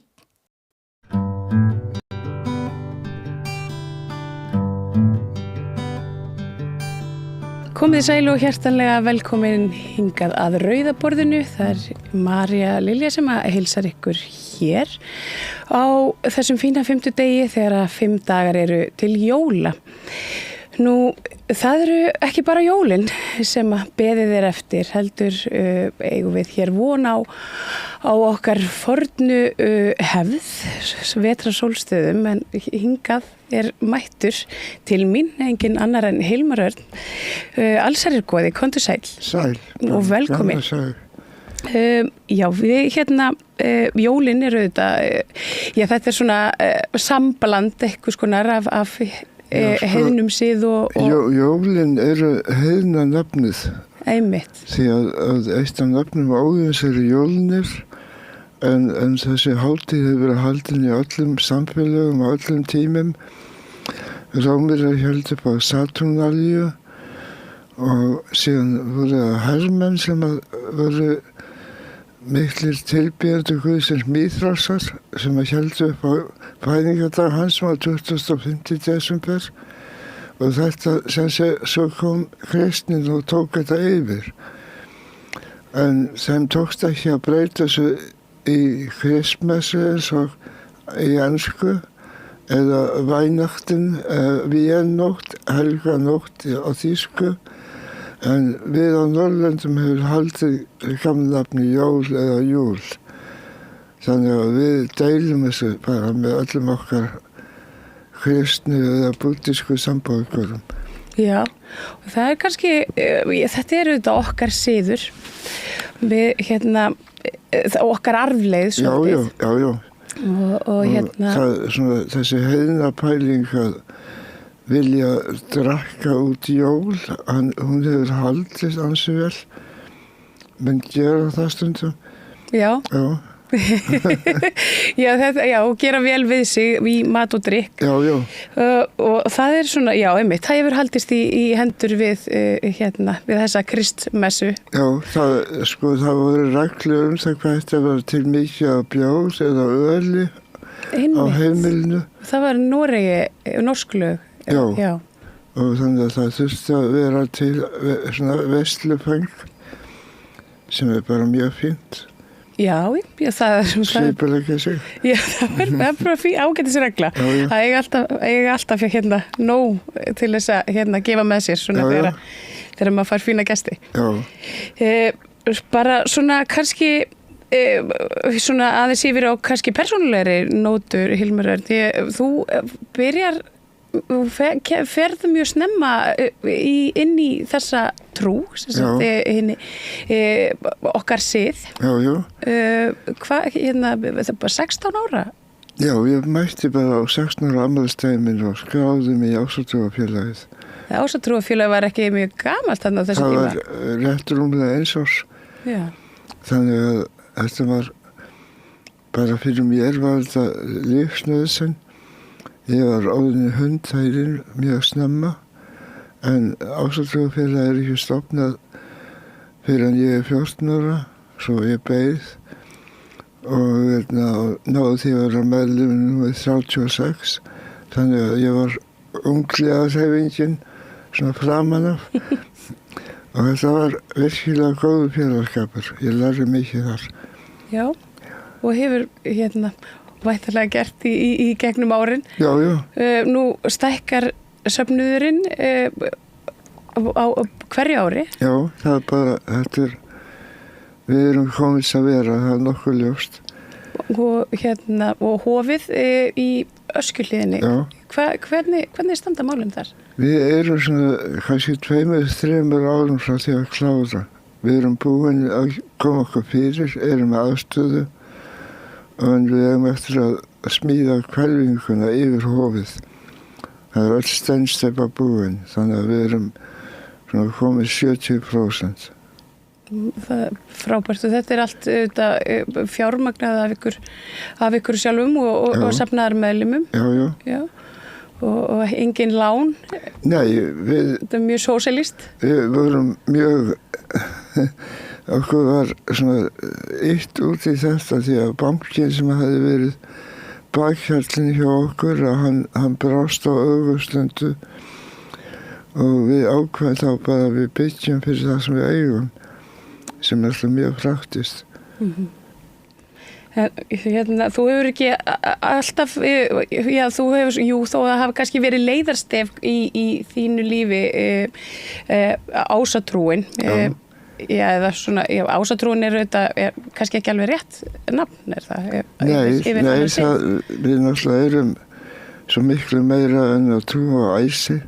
Við erum með vani, svo erum við með álfa og dísir og ýmsa vætti. Þannig að við erum svona panþeistar, eins og kallað er, svona fjölskyldustrú.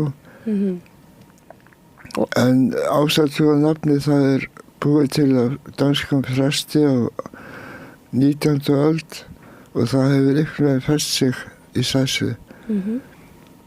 En þetta er einmitt kallað bara okkar siður, er það ekki svona það sem hinn forni siður. Því að náttúrulega kristni er þessi nýja siður.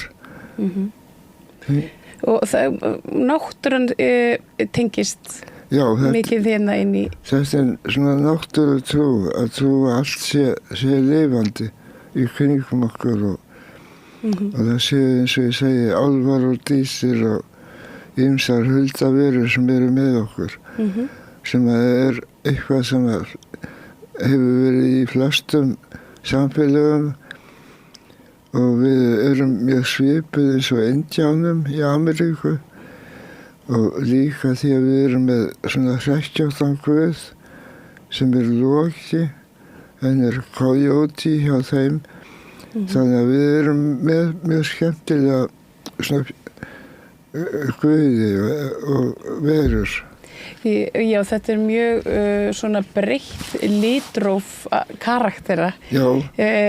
Það er svona mikið rými fyrir alls konar og það eru guðir sem gera mistök og guðir sem eru fyndnir og hrekkjáttir og pirraðir og allt þar á milli. Já, þetta er alltaf, þeir endurspegla okkur. Guðirnir og gyðirnar og við getum alltaf fundið ákveðna samkennd með einhverjum guði eða gyðju og það er náttúrulega svo gott úrval að við getum valið úr eftir hvernig skapið erum og hvert tilefni er. En hérna að því að við ég er að hugsa allar þessar verur og hulduverur og einhverjir myndi segja að fólk sem að trúir á stokka og steina og einhverjar kynjaverur væri nú bara hálfruglað.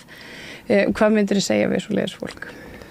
Mér finnst það bara að vera mjög raunsætt og við náttúrulega erum náttúrulega að sjá það núna að fólk er að horfa upp í himinin í Bandaríkjunum og er að sjá hinn og þessi flígildi og ég held að fólk hafa alltaf séð þetta. Þetta er búið að vera í kringum okkur bara frá upphæðu vega. Við erum, ef við lesum íslenska annálfa þá eru drekar að elta íslenska bændur alls konar svona loftfyrirbæri. En sko ég held að sé náttúrulega það sama fyrirbæri og við kallum huldufólk. Þeir bara fá sér alltaf betri farartæki.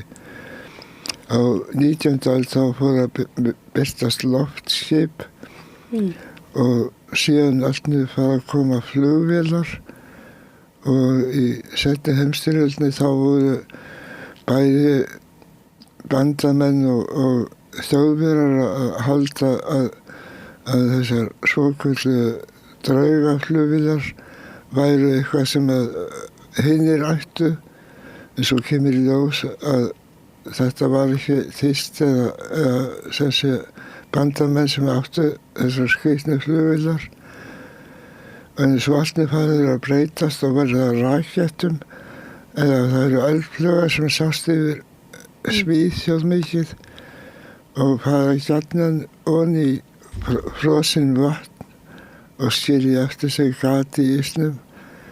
Og svo allir 1947 þá allir breytast þetta í diska, verða fljúgandi diskar. Já.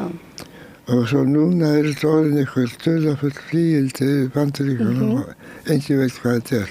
Einmitt, það er skammdæðlisfræðin, hún útskýrir þetta svona með að ekkert sé raunverulegt og allt sé raunverulegt einhvern veginn og að hlutir séu ekki til nema að það sé vitund á bakvið sem fylgist með þeim og horfi á þá. Þetta er einn frægi köttur Schrödingers. Akkurat.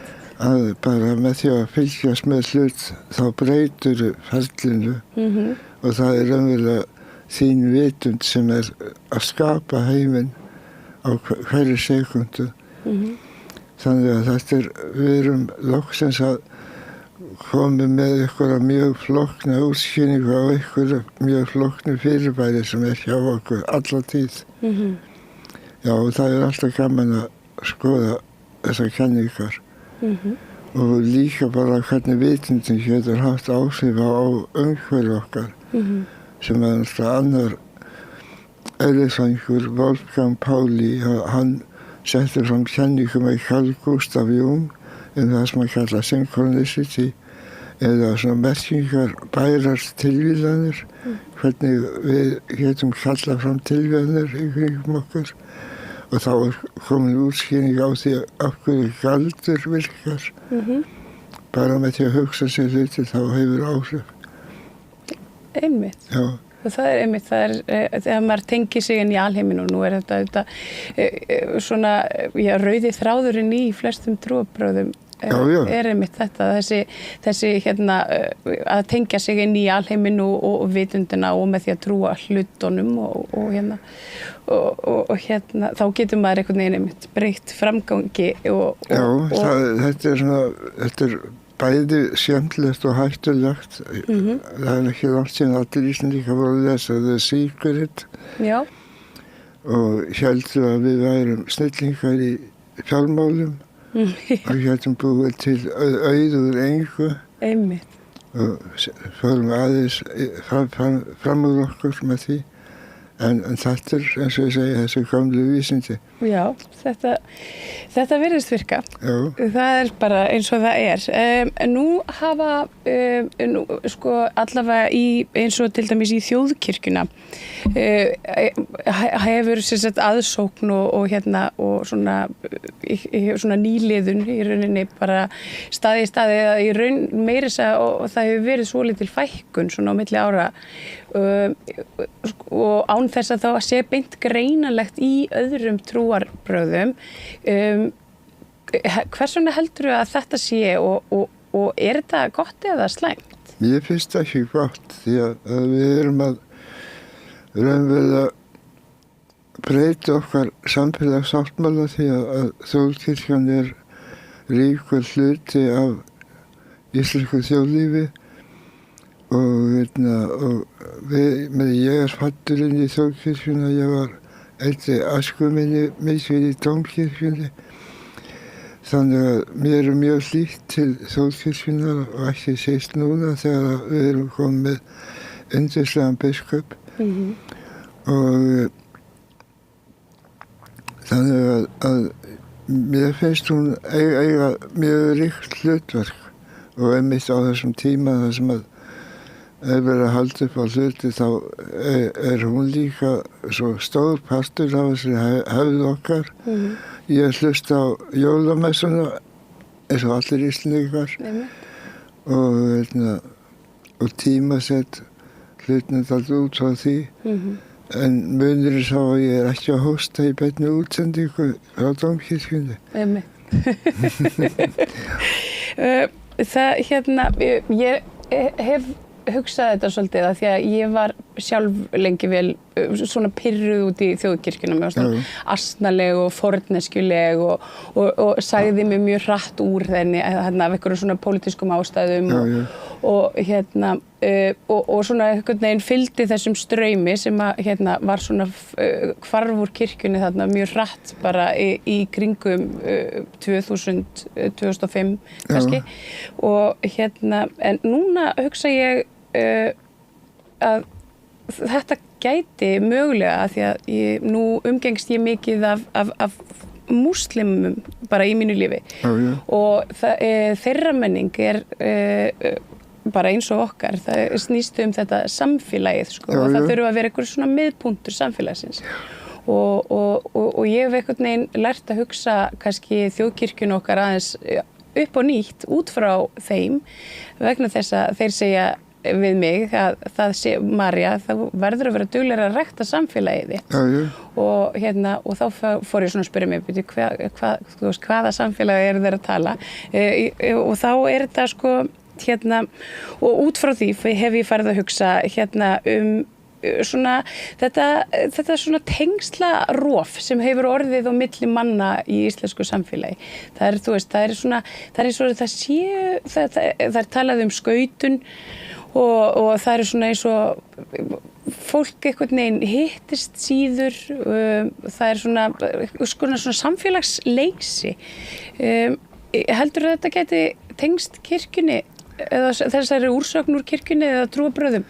Ég held að það hafi skipt miklu máli að sko barátta samkynhneigðra var dálítið í brennidepli á sinn tíma og kirkjan tók víðáttu vitlausa afstöðu þar. Akkurat. Og það kom dálítið í hausana á kirkjunni því að við náttúrulega öll okkar við þekkjum samkynhneigða einstaklinga og viljum ekki sjá þau reikin út á gaddinn og að tala að hjónabandið væri á leiðinni á ruslahaugana.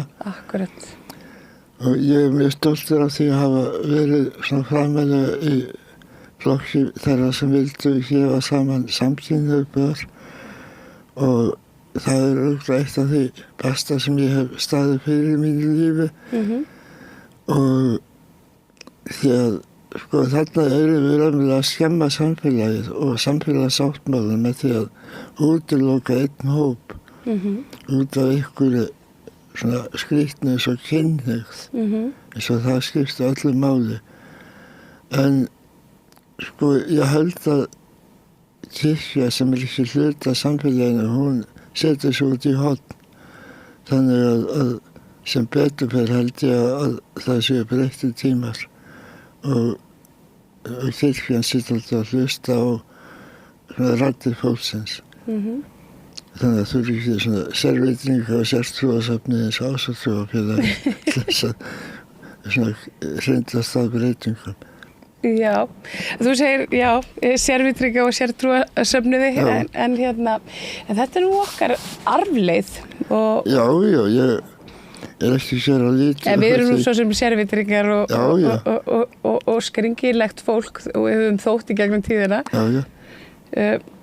Mér langar svo að spyrja þig aðeins, Hilmar, út í tónlistina því að hún er svona hitt megin stefið í þínu lífi.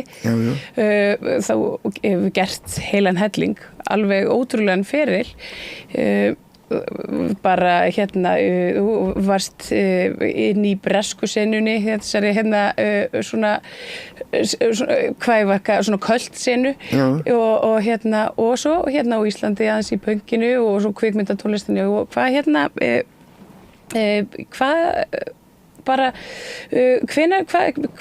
hvar byrjaðirðu í þinni tónlistarferil? Ég held ég hafi byrjað bara þegar það var tónlist alltaf í kringum mig og ég var alin upp í sama húsi og Páll Ísólfsson sem var giftur ömmursystur minni og ég var með honum öllum stundum því að hann var mikið heima að æfa sig og síðan fór hann alltaf á hverjum deginir í dómkirkju að æfa sig og hann fór að taka mig með. Þannig að ég fekk að sitja við hliðina á honum á orgelbekknum í dómkirkjunni og svona var fann að kunna á stoppin, ég gæti tekið þau út og inn og breytt hljóðunum og þetta var bara eins og aðrast upp í hafsjó af Bach og Pachelbel og þessum helstu tónskáldum orgelsins og þetta hafði veruleg áhrif á mig. Mér dreymir Bach á nóttinni og hann var kallaður 50 guðspjallamaðurinn og ég held að allir eigi Bach, ekki bara kristnimenn, þó hann hafi verið virkilega kristinn og byrjaði öll tónverk á því að ákalla Guð og þakka hann fyrir þessa gáfu. En sko, ég held að við erum öll með trúarþörf. Títtnefndu Carl Gustav Jung, hann vildi meina að trúarþörfin og hvötin til að trúa væri jafn mikilvæg og kynnhvötin og svo hvöt að komast af, sjá fyrir sér og sínum og ég finn alltaf mikið fyrir því ég þarf að hafa eitthvað miðju í mínu lífi sem svona trúin og auðvitað fær maður ýmsar skringilega leiðir en ég held það að vera svona servitur og enda sem fóstuðumaður í sértrúarsöfni, það sé bara mjög lógist fyrir mig. Ég get ekki séð hvernig ég hefði farið öðruvísi að þessu. Nei.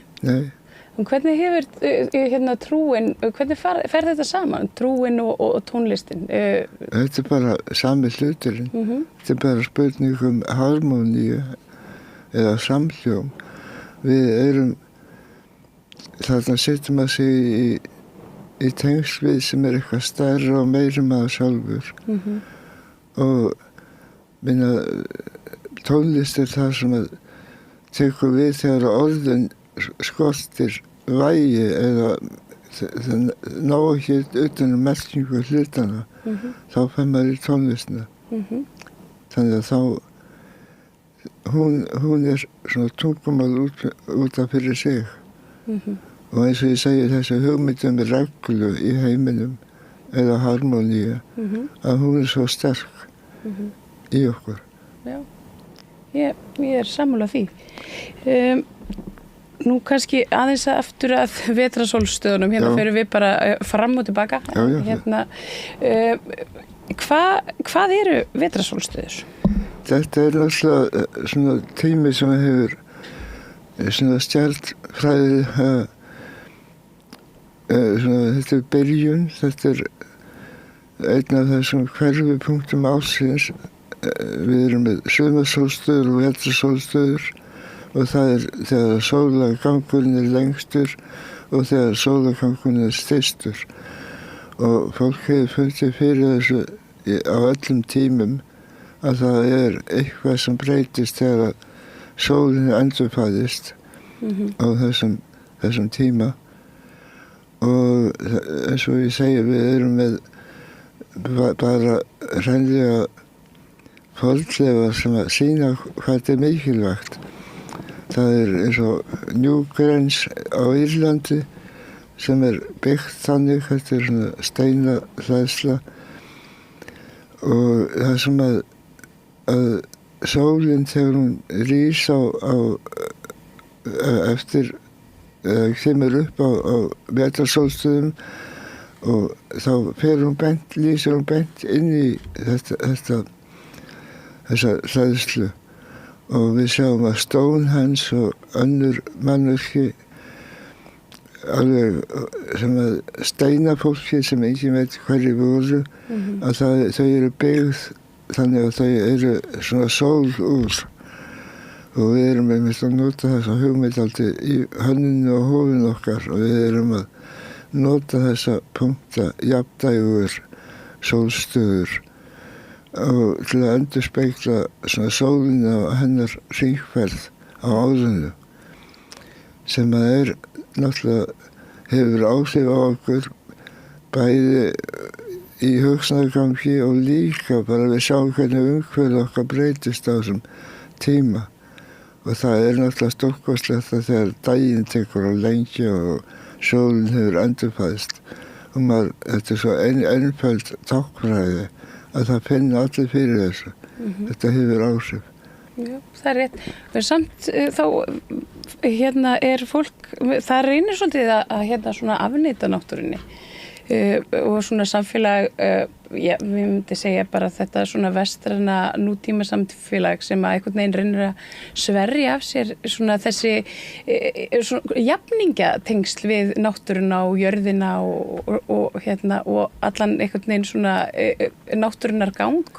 Já, þetta náttúrulega svona kannski versti alvör tíðing svona kristilegu hugsunar að maðurinn sé herra sköpunarverksins, hann sé yfirlega hafinn og þetta eitthvað hættulegasta hugmynd sem hefur verið sett fram vegna þess að þá höldum við að þetta sé við getum gert hvað sem og það náttúrulega tekið oft sem dæmi að 60% Bandaríkjamanna trúa því að við lifum á hennum síðustu tímum að þetta svona kostur í að Jesús sé að koma aftur og allt verið gott og upp á nýtt og við getum verið gert hvað sem jörðina vegna þetta verið allt saman lagað en ég held að það meiri skynsemi að trúa geimverur heldur en þetta því að auðvitað við höfum ákveðna skyldu gagnvart náttúrunni sem að fóstra okkur og við erum hluti af henni og við erum hluti af hringarásinni en stöndum ekki fyrir utan og það bara hugsun sem getur bjargað okkur því að annars erum við dæmd til að eyðileggja þessa jörð okkar og okkur sjálf þar með. Og það fólk einhvern veginn, það svona einmitt eins og þú segir, setur sig svolítið svona fyrir utan við, náttúran og við. Já. Og það svona einhvern veginn, og allir svona, þú veist, náttúrulegur lífsins neginn, þetta einhvern veginn, við erum einhvern veginn búin að skrumskælan og svolítið svona taka úr honum kannski þá miklu svona, þú veist, merkingu sem hann hefur í sko lífsins eða bara gangi náttúrunnar. Já, við náttúrulega fáum alltaf að gera dauðan svona klíniskan að fólk hætti að finna fyrir í samfélaginu að sko dauðin raunverulega verður hálfgert tabú sem náttúrulega mjög erfitt vegna þess að þetta eitthvað sem við munum öll lenda í og þetta leiðin okkur allra og það eins gott að eins og Búdda sagði sko æfðu í að deyja, það svona fyrsta reglan bara að átta þig á því að þú ert fólkengilegur eða fólkengilegur og allir hlutir taka enda og það raunverulega að átta sig á þessari stóru hringur á sem að við erum hluti af hvað sem við viljum eða ekki.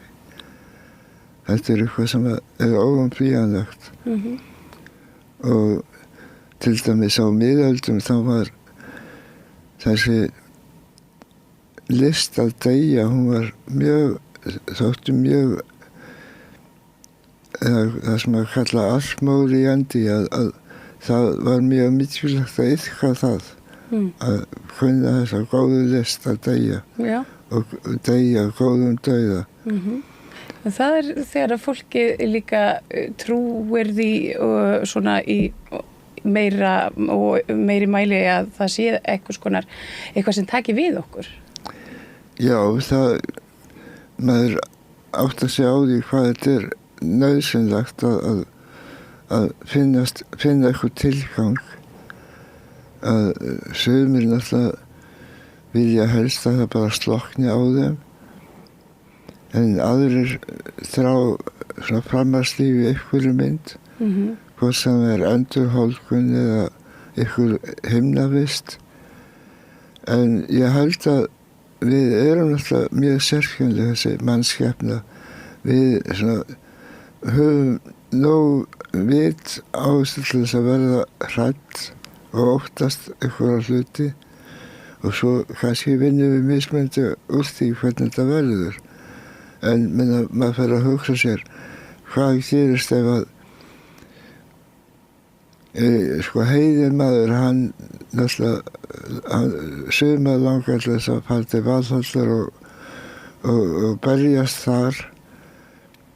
Aðra dreymir að fara til dæmis til Freyju, og sem að líka fólkvangur, jú. Og svo eru fensalir hjá Frigg, og við erum með ýmsar handanvistir í heiðninni, og svo náttúrulega eru sömur sem trúa á moksha, sem þessi þegar slokknar á öllu, sem náttúrulega takmark búddista. Og svo það sömur sem trúa því að það séu 77 hreinar meyjar sem bíða eftir þeim ef þeir hafa gert eitthvað rétt í sínu lífi. Og svo náttúrulega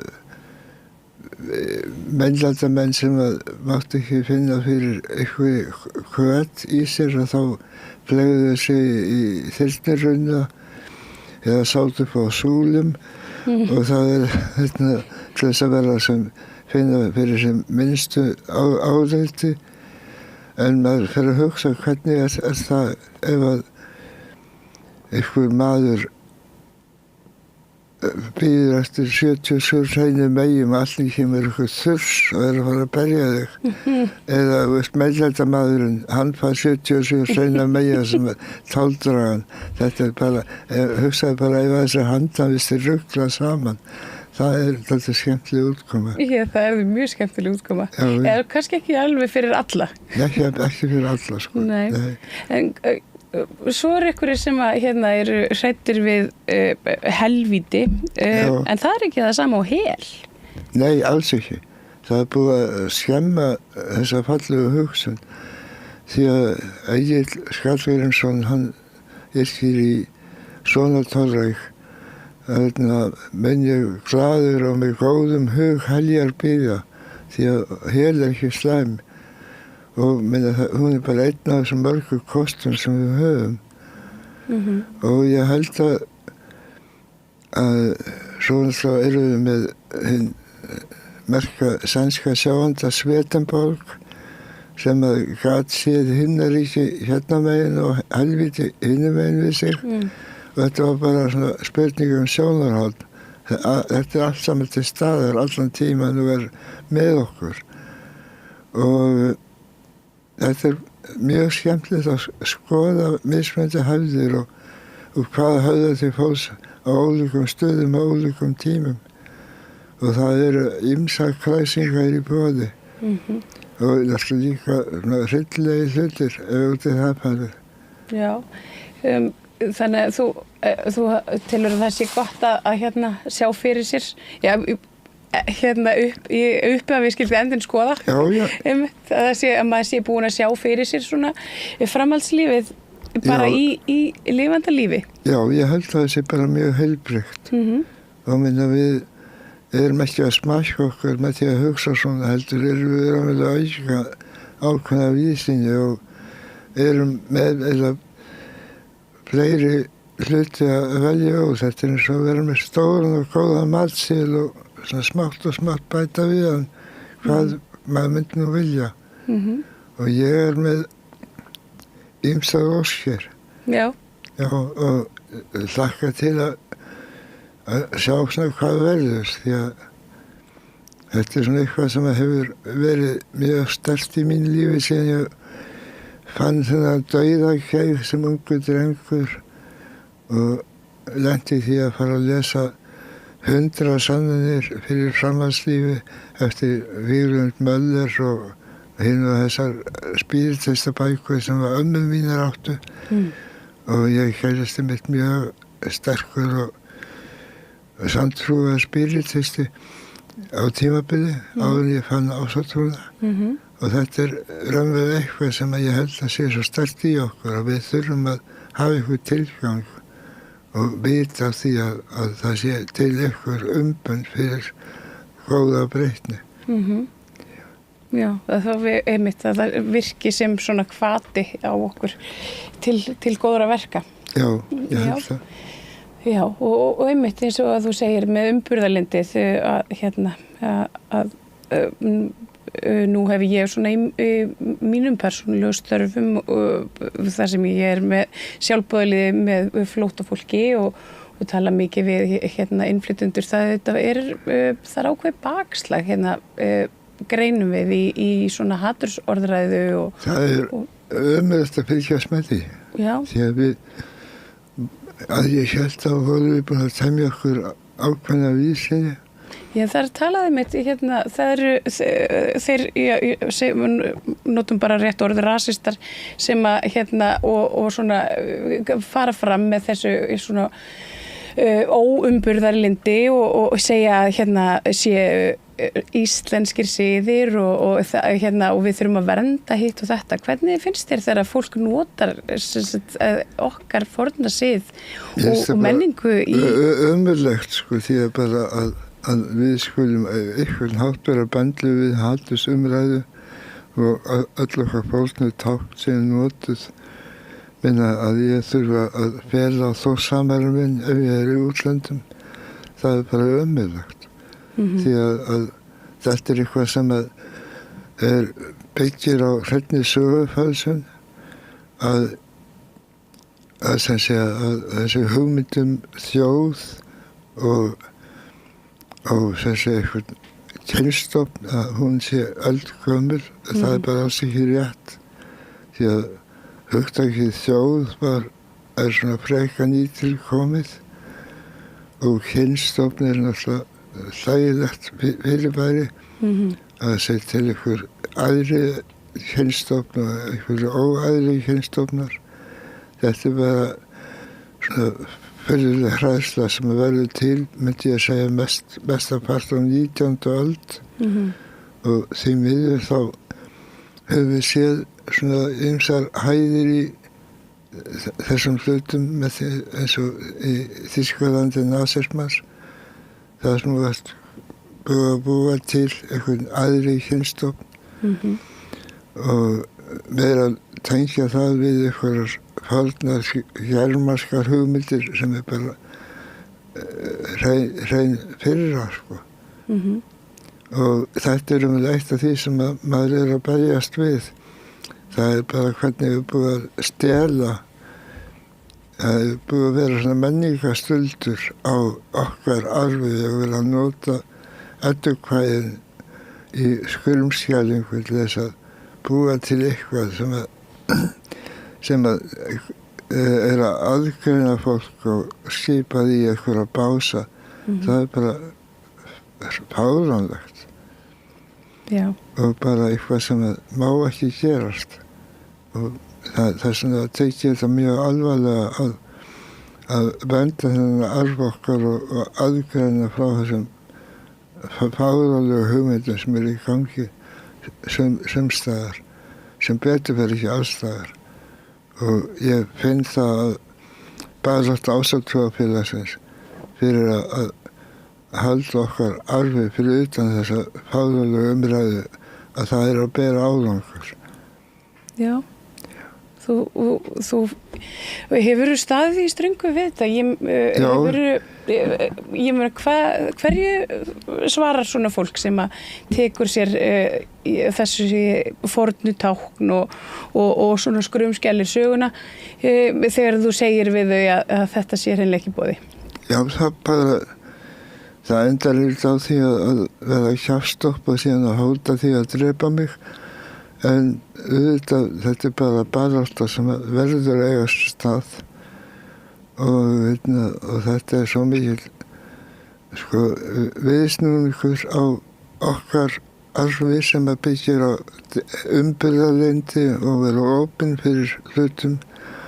Háamál eru ofsalega góðar reglur það hvernig maður á að ferðast heiminn og maður á að vera góður gestur og góður gestgjafi.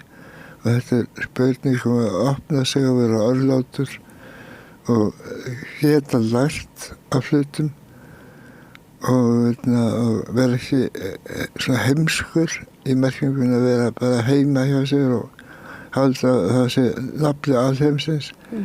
Heldur að vera opinn fyrir upplifunum og læra eitthvað nýtt.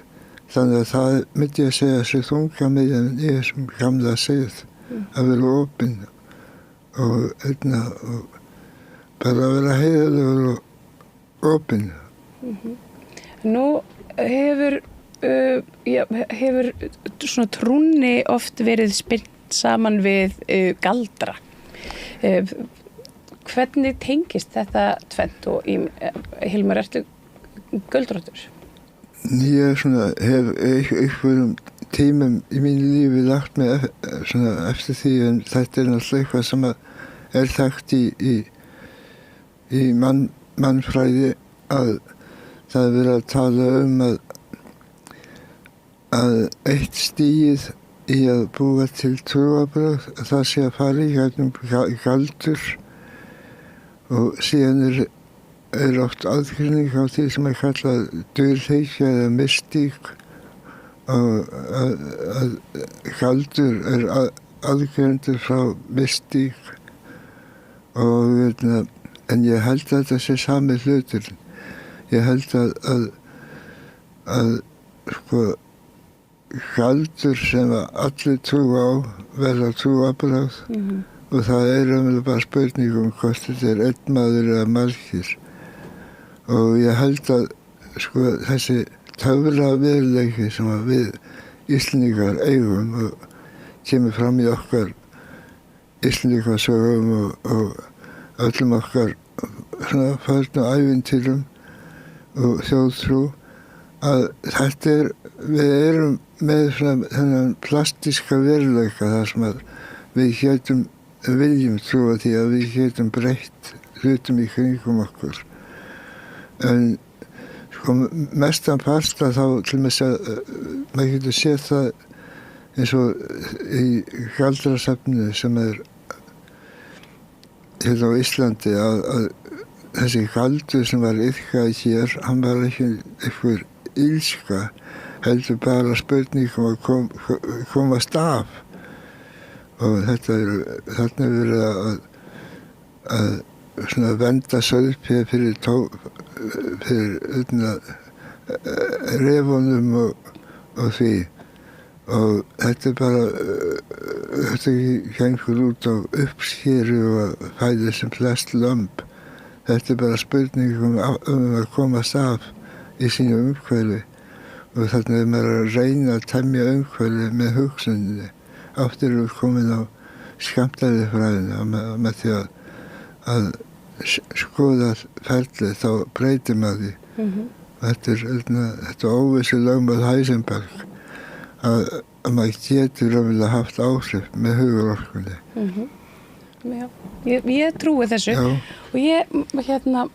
Og maður finnur þetta, maður finnur sterkt fyrir þessu svona ef maður opnar hugun og svona leyfir sér einhvern veginn að bara vera aðeins viðsýnni. Já, og mér finnst það svo skemmtilegt hvernig þessi íslenski svona töfra veruleiki hvernig hann hefur allt í einu orðið dálítið skemmtilega ofan á eins og við vorum náttúrulega með mikinn aðdáanda íslensku goðsögunar og bókmennta Borges sem var besti rithöfundur síðustu aldar og Borges hann tekur þetta og setur inn í bækurnar sínar og sögurnar sínar og síðan smittast út og allt einu verður til þetta töfraraunsæði sem hérna kennt við Suður-Ameríska bókmenntir en þetta náttúrulega bara íslensk sveitamennska sem búið að marka setja mjög góðan hátt í útlöndum og nú þetta orðið svona hugtak sem notað í bæði bókmyndum og kvikmyndum en þetta bara íslensku veruleiki þetta töfraraunsæði. Já, töfraraunsæði einmitt. Já, þetta skemmtilegt.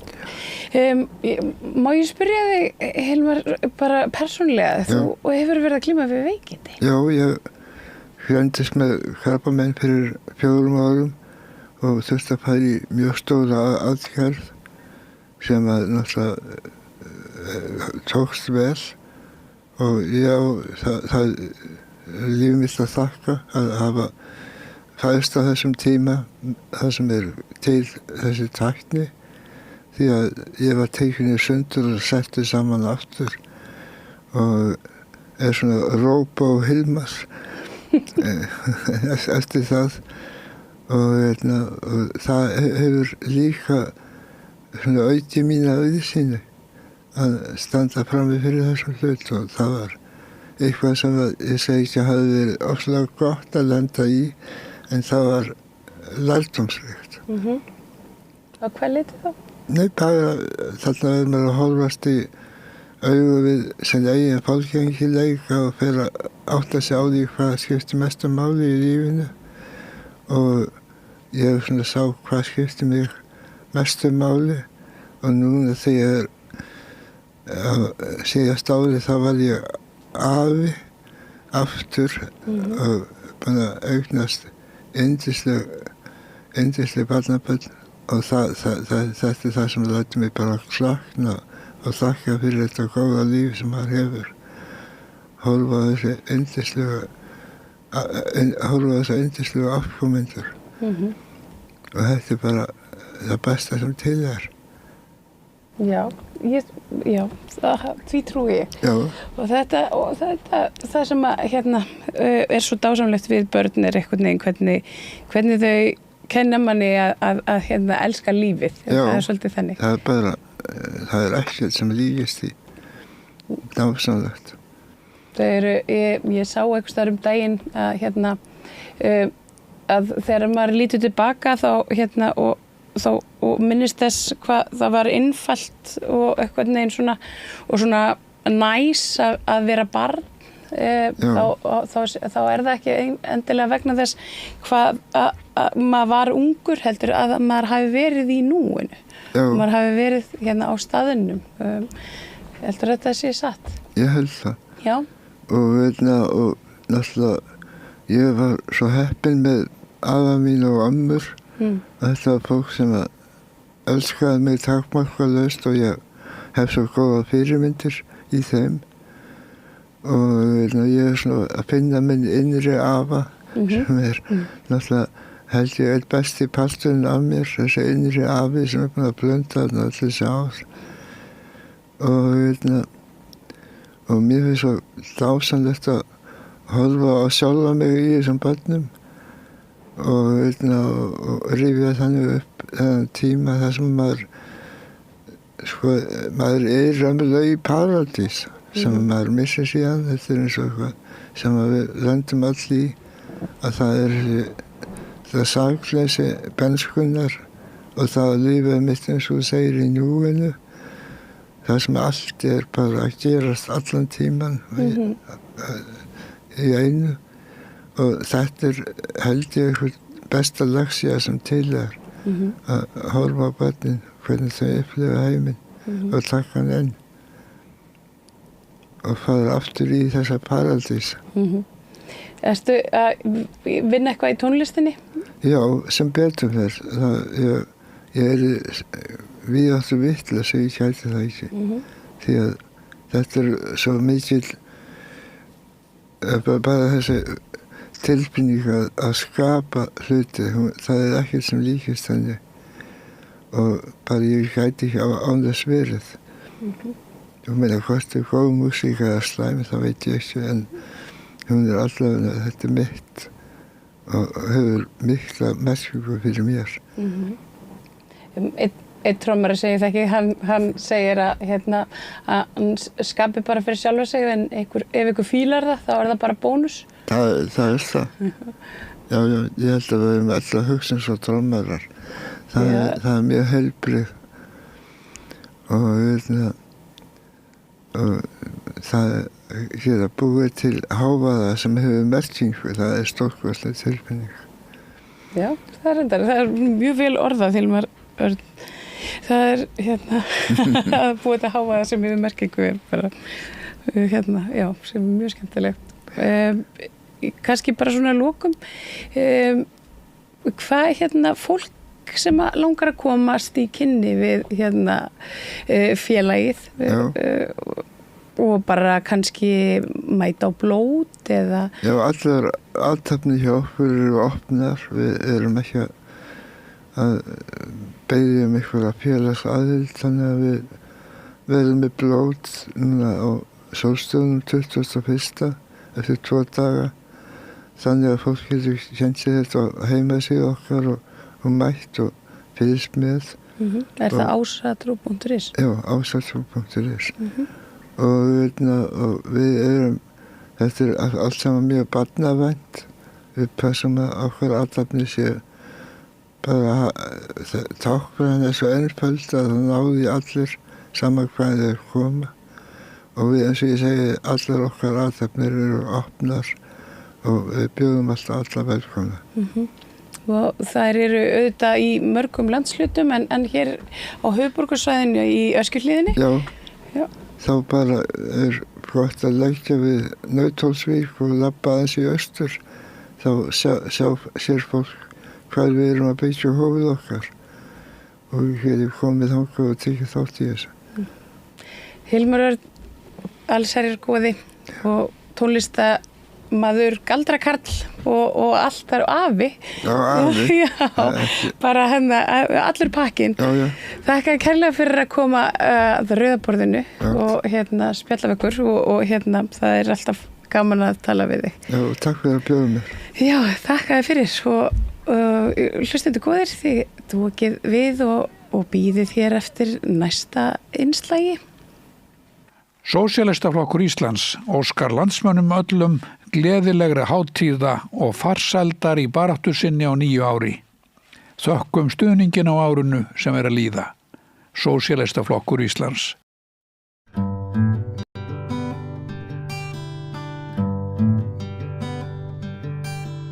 Komið sæl og verið velkomin að Rauðaborðinu í svokallað bókaball, bókaspjall. Hérna rétt fyrir jólin þá eiginlega bara erum við með fullt hús, reyna svona fá innsýn inn í sem mest af þessu stórkostlegu bókmyndum sem eru gefnar út fyrir jólin, en við ætlum eins og við höfum áður sagt, ég og Vigdís Grímsdóttir og ætlum að halda áfram alveg ótrauðar á 9 ári og ekki að neitt að láta deigan síga og fjalla líka bækurnar einmitt sem að koma út fyrir jólin, ekki eins og þær séu bara einhvern veginn dauðar þegar klukkan slær 6 á aðfangadag.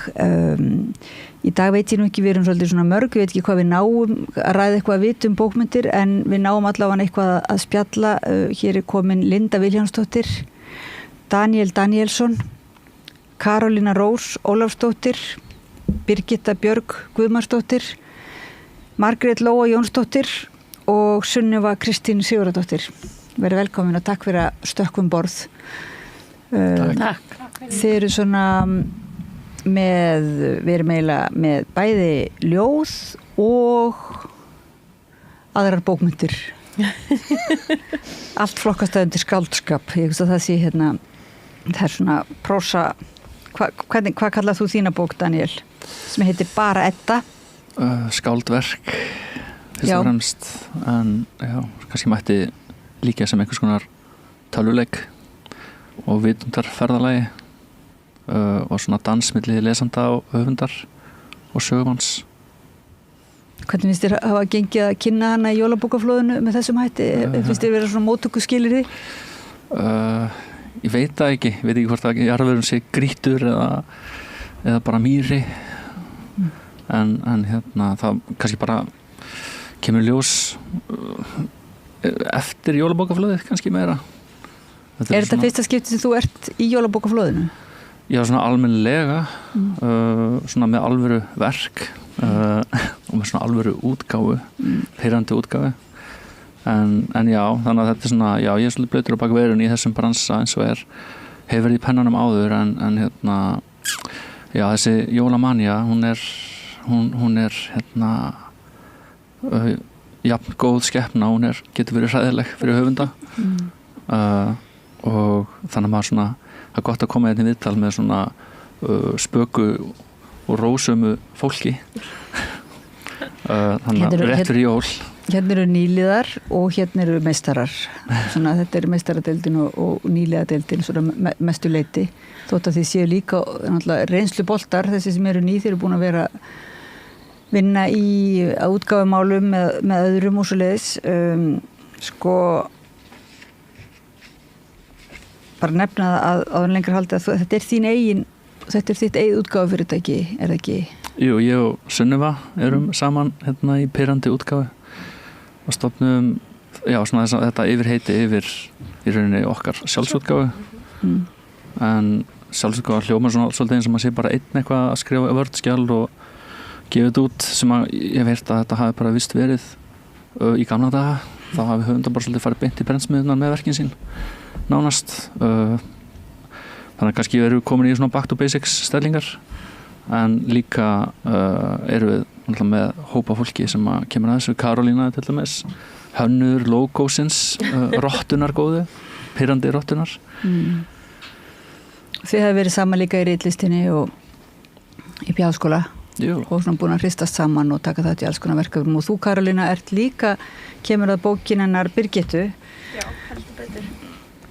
Já, ég las yfir fyrir Birgittu og svo skrifaði ég þennan fína svona káputeksta. Ég var enda svo æsta þegar hún baði mig það, skrifaði ég svona 6 og svo sagði ég hún þurfti bara að velja einn, ég gat ekki ákveðið mig.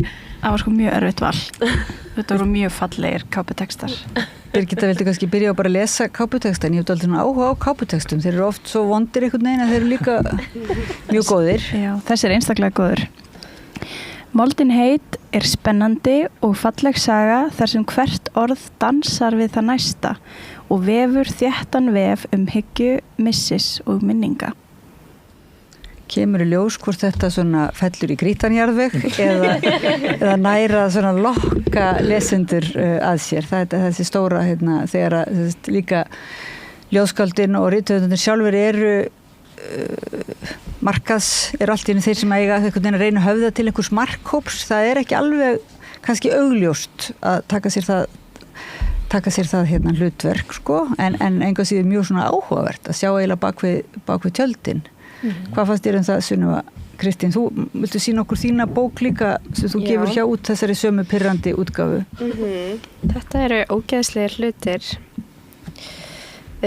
Hún hvað segir þú? Hvað á ég að byrja? Þannig.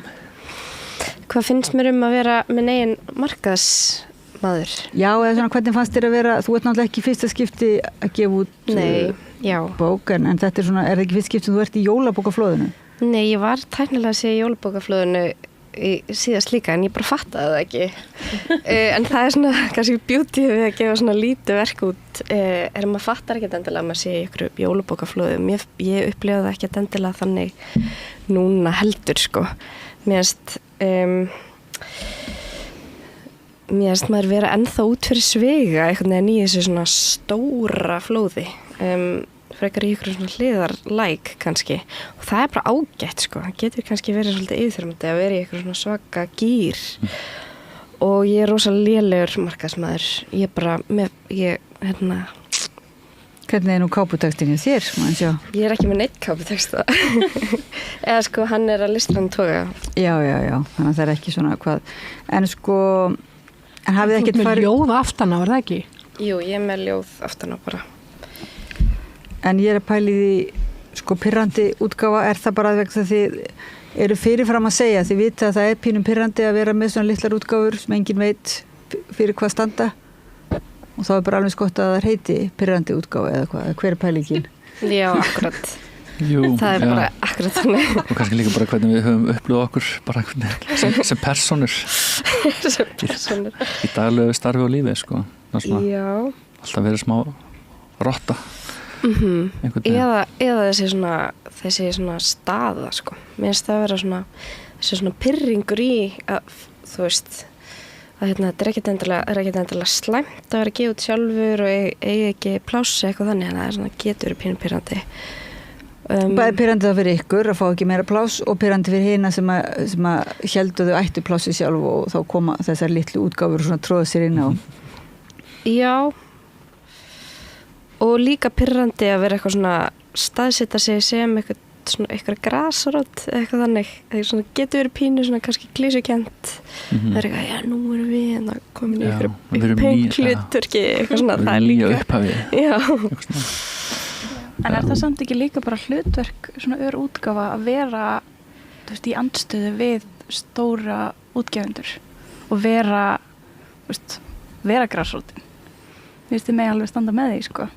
Já, og við erum það að vera bara pirrandi, eða þú veist, já. Ég fæ mikið út úr því að gera það sjálfur, sko, og svona ímynda mér einhvers konar svona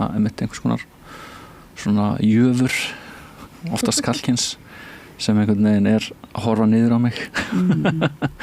En mér finnst það, ég bæta við, því ég er líka með sjálf útgefið, nema ekki undir útgáfu, heldur bara undir, það er bara stimpill á mínu, sko, því við erum í ljóðakollektífi, ég og Birgitta og Sölvi og Anna Rós og við nefndum ekki, mér finnst það dugnaður í ykkur að starta útgáfu, sko, því við nefndum því ekki og nokkuð langaði að gefa út eitthvað skrítið og það fannst meiri svo öllum prentsmiðunum sem ég hafði samband við mjög pirrandi að tala við mig bara hvernig þetta prenta það þannig að þú veist, það er ágætt að það er allt svo staðalað og einhvern veginn það er enginn til að gefa út, held ég 2 metra hvalaljóð þannig að það er alltaf læg og þá bara ger ég það sjálf. Viltu aðeins segja okkur frá þessu, þetta er svona renningur fyrir það sem er í útvarpi, að þetta er harmonika. Já, þetta er harmonika eða svona leparello bæklingur og það er sem sagt ljóð öðrum megin og svo hinum megin er hvalur sem er teiknaður með svona Exquisite Corpse leiknum, svona surrealíska teiknileiknum og ég teiknaði annan hvern og maður minn teiknaði hinn og halda hérna. Já, ef að sjá hvað hann er langt. Wow. En spennandi. Já, hann er þetta svona stór. Wow. En það vildi enginn sko líma hann saman, þannig ég er heima að líma sjálf.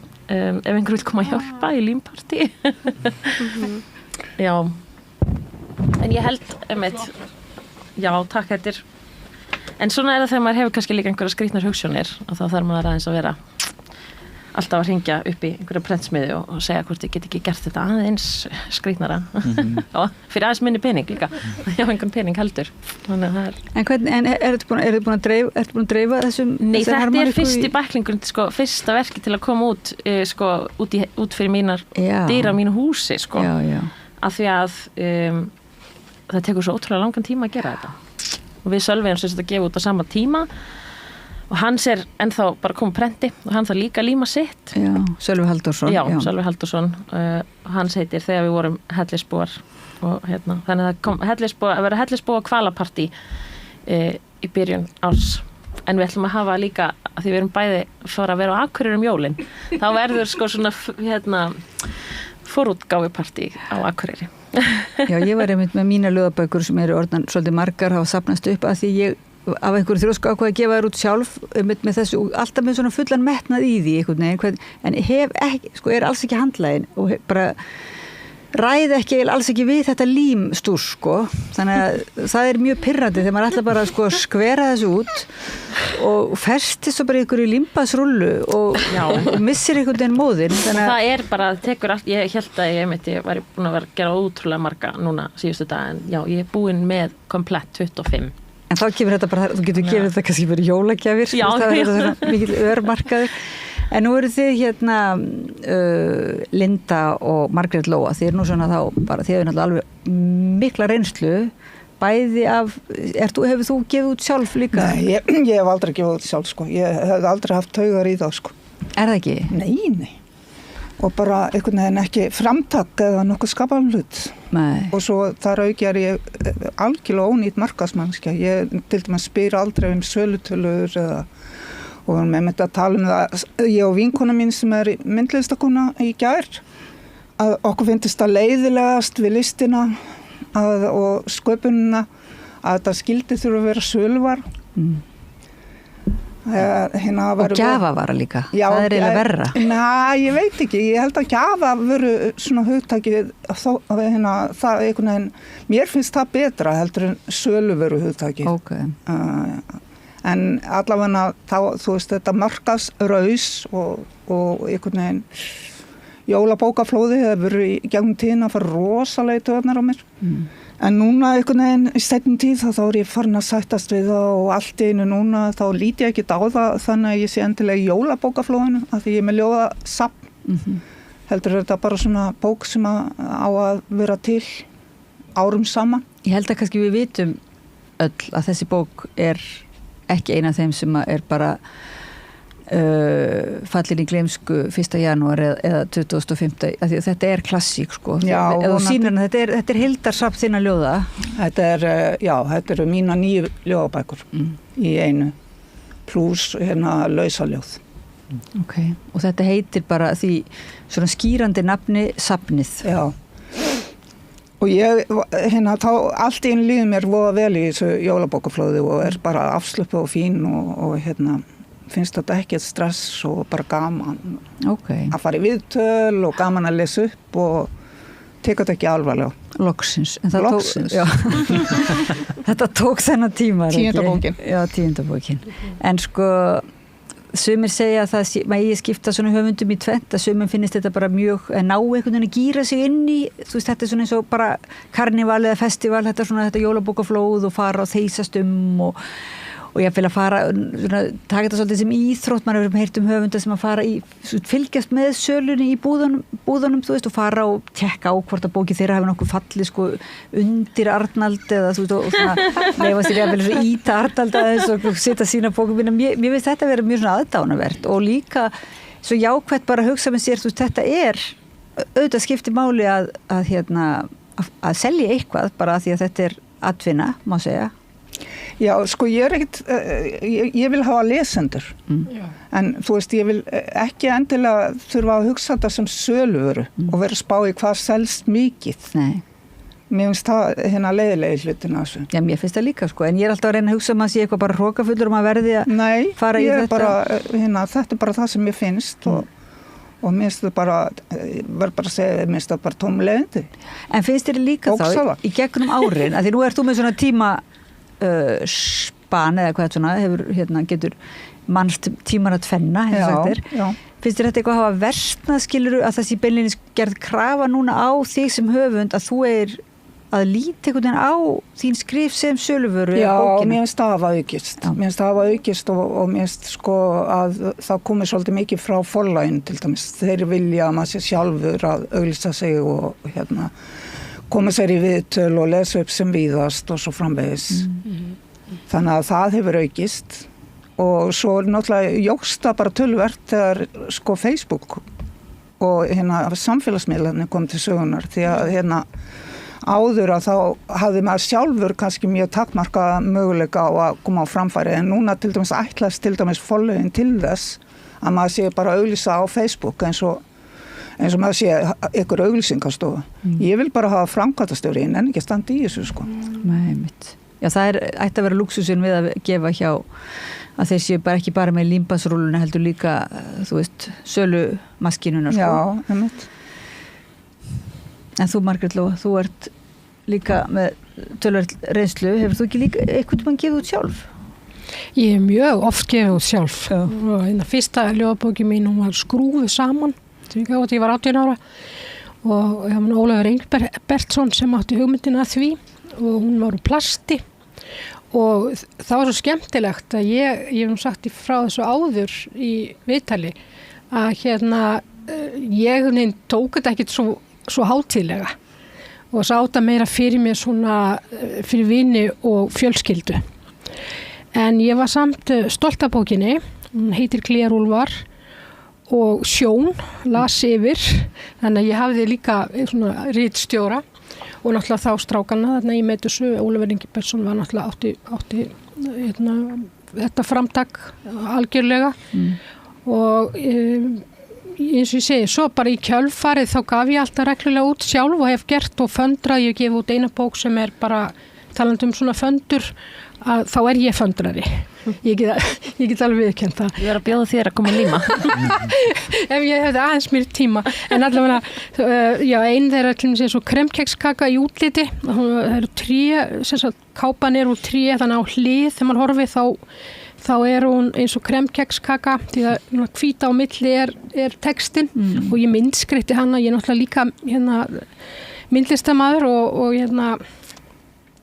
kannski minn í seinni tíð myndirna fara allar í ljóðin, ég verðum bara eiginlega að játa það og svo þegar ég var með gallerí tíma þá einhvern veginn vildi ég bara hafa ljóð upp á vegg og einhvern veginn þróast þetta bara yfir það, ljóði bara tók alveg yfir allt saman, nema hvaða talandi þetta að sú bók heiti Ljóðást, þessi litla sem ég var að segja ykkur frá Kremkeksbókin og ég gaf hann mitt út þegar að yngri dóttir mín var kornabarn því að hún svaf svo mikið og ég var komið með bálk og ég sá fyrir mér að kannski gæti draumurinn ræst að gefa út pínu litla bók sem væri minna en sígarettupakki. Þetta heyrir náttúrulega mér, ég hef einhvern tímann átt sígarettupakka en það er langt síðan, mjög langt síðan en þetta var skemmtilegt og svo í kjölfarið þá hef ég gefið út tónlist með tónlistamanni Gísla Magnúsinni og það var líka svona hönnunarverkefni þannig ég hef mjög mikið áhuga á hönnun og þess vegna finnst mér við Linda vera hérna í alveg dásamlegum félagskap. Þetta er mjög, þetta er svolítið góður hópur, ég sé fram svona þið getið svona túraðum landi eiginlega bara og lagt undir ykkur einmitt bara líka í gallerí og alla sýningarstaðina og svona. Já, við myndum alveg, við værum gott heimi. En pælti ég er að pæla einu ef að þú ætti að gefa út, það er ekki búið að gefa út heildarsafn þinna ljóða. Ekki ennþá. Það væri svolítið flókið. Ef ætti að taka bókverkaþáttinn og myndlistarþáttinn út fyrir sviga eða það væri svolítið leiðinlega, svolítið smættun, er ekki? Og svo ef þetta taka hann með þá þýtti þetta að vera svona kannski askja allavega með. Ég hef alveg lausn því að Linda er með lausnina, það er bara mynd af hverri bók kápu hverra bókar og fyrir mér þá verður þetta bara lifandi þannig að það sem er svo gott við Lindu elsku Lindu er að hún er mínimalisti svona slettinu aðeins og það er mjög gott fyrir okkur sem að erum maximalistar. Já, ég ætlaði ekki að sletta aftur en takk að því hann býr í manni líka og ljóðagerð út fyrir sig er náttúrulega formið er þannig að hvert orð hefur mikið vægi og mín ljóð hafa orðið styttri og styttri í seinni tíð sérstaklega þegar ég verið að vinna með lengri bálka en það sem að kannski ég vildi segja er að svona þegar upp er staðið þá er þetta allt gott í bland og ég sé alveg fljót á því að sérstaklega eftir að ég hef hellt mér ofan í bók Lindu að mynd segir meir en 1000 orð og það væri hægt að tengja þannig. Okay.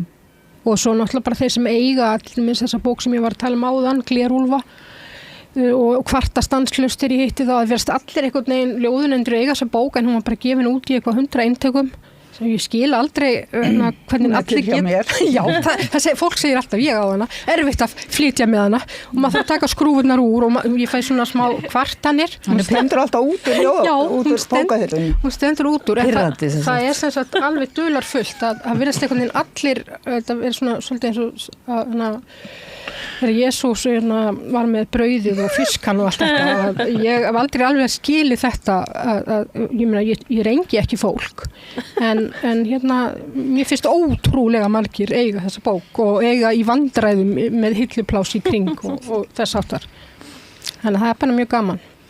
En nú ert þú sko komin yfir á þetta svið sem heitir að vera verðlaunaskáld. Fæst ekki einhver fín verðlaun dagir fyrir núna nýjustu? Getur þú sýnt okkur nýju bókina sína? Jú, talandi káputeksta og ég ætlaði einmitt að segja við þig að ég hef yfirleitt alltaf notað Sunneva Kristín bara ljóð aftan á bækur. Mér finnst það fallegt og en í þetta skipti þá völdum við texta frá dómnefnd bókmenntaverðlauna Tómasar Guðmundssonar og það var einstaklega falleg og frábær dómnefnd sem ég kynntist aðeins sem í útgáfuhófinu og þar eru merkir höfundar líka inn á milli þá fær maður stundum tækifæri til að heyra eitthvað frá lesanda sem hefur lesið oft og ég meni Linda las til dæmis yfir handriti mitt og hún las það nokkru sinnum þangað til, við vorum að tala áðan þangað til hún svona tengdi við það og þetta þetta fyrir okkur svo mikilvægt að einhver sé að lesa þannig að þessi litlu skilaboð sem maður að fá frá fólki sem hefur verið að lesa þau eru svo dýrmætt og það eitthvað sem maður myndi aldrei nota í auglýsingar svo ég snúi mér aftur að því sem að Linda var að tala en þó að það væri einhvern veginn, það liggur svolítið beint við, en sumt einhvern veginn svo persónulegt að það á bara að vera eitthvað konar hjarta til hjarta. En ég var mjög hamingjusöm að fá þessi verðlaun, bókmenntaverðlaun Tómasar Guðmundssonar og það bara hefur verið alveg ótrúlega skemmtilegt. Já, til hamingju með verðlaunin og bókina, en getur þú réttar þessu upp í myndavélina þannig að við sjáum bara, og hún heitir Pólstjarnan. Fylgir okkur heim. Því það er það sem hún gerir þegar við villumst á náttavita þá getum við nota hana og þetta kemur frá pappi var sjómaður og þessi mynd kemur þaðan því að hann fór stundum viti grásleipunet svona þegar fór að kvölda og ég hugsa mjög oft hann bara á bátnum á trillunni og þaðan kom myndin sem að ég ákvað síðan bara hafa sem svona leiðarhnoða og líka af því að hún heitir líka leiðarstjarna og mér leiðist ekkert yfir þessum minningum þetta leiðir mann svona svolítið áfram og þetta minningabók og þetta sorgleg bók af því að ég misti foreldra mína á þeim tíma sem ég var að skrifa hana og bróður minn Magnús Jónsson og það var nú bara í fyrra þannig að það söknuður og sársauki en líka vonandi von. Það hljóma nú svona sem góð skammdegislesning þá, einhvern veginn fyrir Íslendinga, það eitthvað svona við ljóðið og skammdegið sem að passar vel einhvern veginn saman. En mér langar svo að biðja að lesa á ykkur upp úr bókunum á eftir, við megum ekki tapa alveg tímanum í ballið og blaðrið, en mér langar aðeins að spyrja svona þessi verðlaunavæðingu, þessa verðlaunavæðingu sem að margir eru svolítið ósáttir við að mörgu leyti, svona íslensku bókmenntaverðlaunin og stjörnugjöfin og þetta svona stillar umverulega þetta verði of mikil eins og keppni þess áttar athygli sko, að það kannski gleymist svolítið að pæli bara hvers konar bókmenntir og hvert innihaldið eða ekki svolítið svipað og þú ert að segja Linda með að líta á þetta sem söluvöru að verðlaunin verða, það þessi limmiðar sko, þegar fólk fær tilnefningu og svona þá verður það mjög eikur söluna sko. Það eikur bara mjög söluna og það eru náttúrulega bókaútgefendur sem standa fyrir minnst íslensku bókmenntaverðlaunin og ég hef í gegnum árin verið frekar móðguð úti sérstaklega bara fyrir hönd ljóðskálda því það eru allt og fáa ljóðabækur tilnefndar og það bara það bara stefna hjá bókaútgefendum að ég æsa og rosalega það að gera það bara stefna hjá þeim að þær bækur sem að seljast ennþá meira og þeir auglýsa þar mest sem þeir finna að seljast og þeir vilja líka þær séu tilnefndar til þess að fá miðana og auka söluna ennþá meira þannig að og þeir eru bara í skáldssagnagírnum þannig að ljóðin hafa einhvern veginn bara orðið algjörlega út undan á síðust árum mann finnst það rosalega gott ef að ein ljóðabók tilnefnd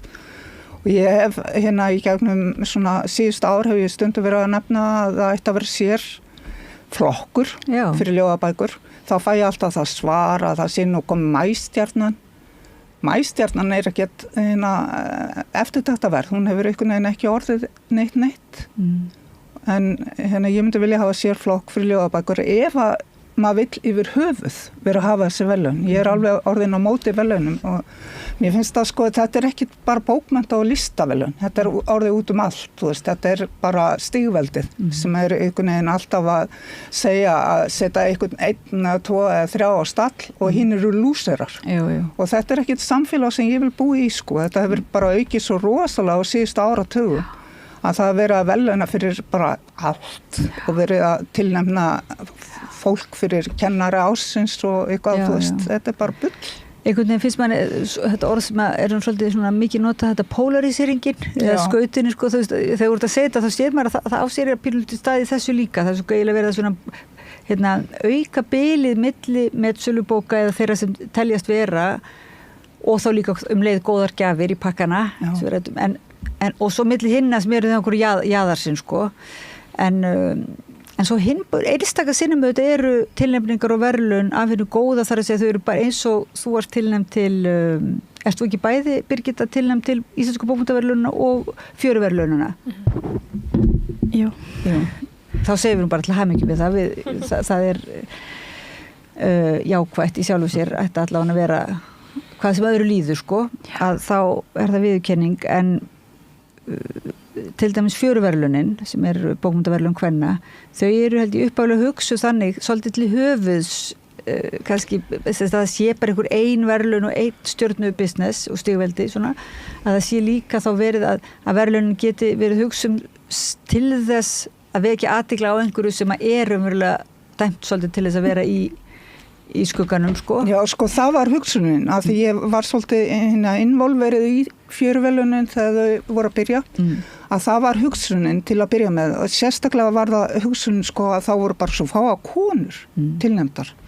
Að þessina voru þau búin til sem sérstök kvennaverðlaun og líka og heitið Fjöruverðlaun, að það var einhvern veginn hugsað sem það sem verður eftir í flóðinu, þú veist, það sem næri ekki máli. En síðustu ára þá hefur það einmitt líka einhvern veginn þynnst út og orðið, það er ótrúlega oft sem að nákvæmlega sömu konurnar eru tilnefndar til, nú er ég ekki að gagnrýna Birgittu, bara innilega til hamingju og ég hlakka svo til að lesa bókina hérna, en það er ótrúlega oft sem sömu konurnar eru tilnefndar í öllum flokkum. Og bara daginn eftir að Íslensku bókmenntaverðlaunin eru tilkynnt eða tilnefningarnar til þeirra. Þannig að þú veist, einhvern veginn finnst með þessi Fjöruverðlaun alveg hafa mist marks.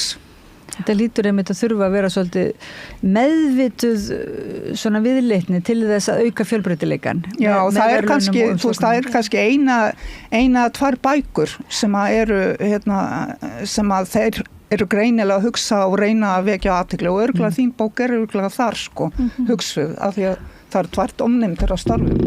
Má ég segja einmitt eitt, mér langar að bæta við kannski að þetta ég hef líka hugsað hvort þetta sé líka einkenni þess að sko þessi verðlaun séu tilkynnt, þú veist, á þeim árstíma sem eru tilkynnt í staðin fyrir að þau séu tilkynnt, þú veist, já, eða bara oftar, eða þú veist, dreifaði meira yfir árið, sko, af því að þegar ég bjó erlendist þá sá maður svo mikið að bókaútgáfan þar er í gangi allt árið. Já, og ekki einhvern veginn og ekki bara þessi einhvern veginn hvati til þess að klára þetta allt fyrir jól svo að, en svo langar mér líka að segja eitt með Birgittu bóka því að ég vil lesa hana 2 svar að það er dálítið sko skemmtilegt að í þinni bók þá eru líka dálítið að mætast sko þessi, hún er náttúrulega gefin út af útgáfu en það var svolítið merkilegt hvað þau leiðu þér sko að gera mikið og hafa, þú veist, lit í textunum og að textin er ekki beint hefðbundin á síðunni og svoleiðis.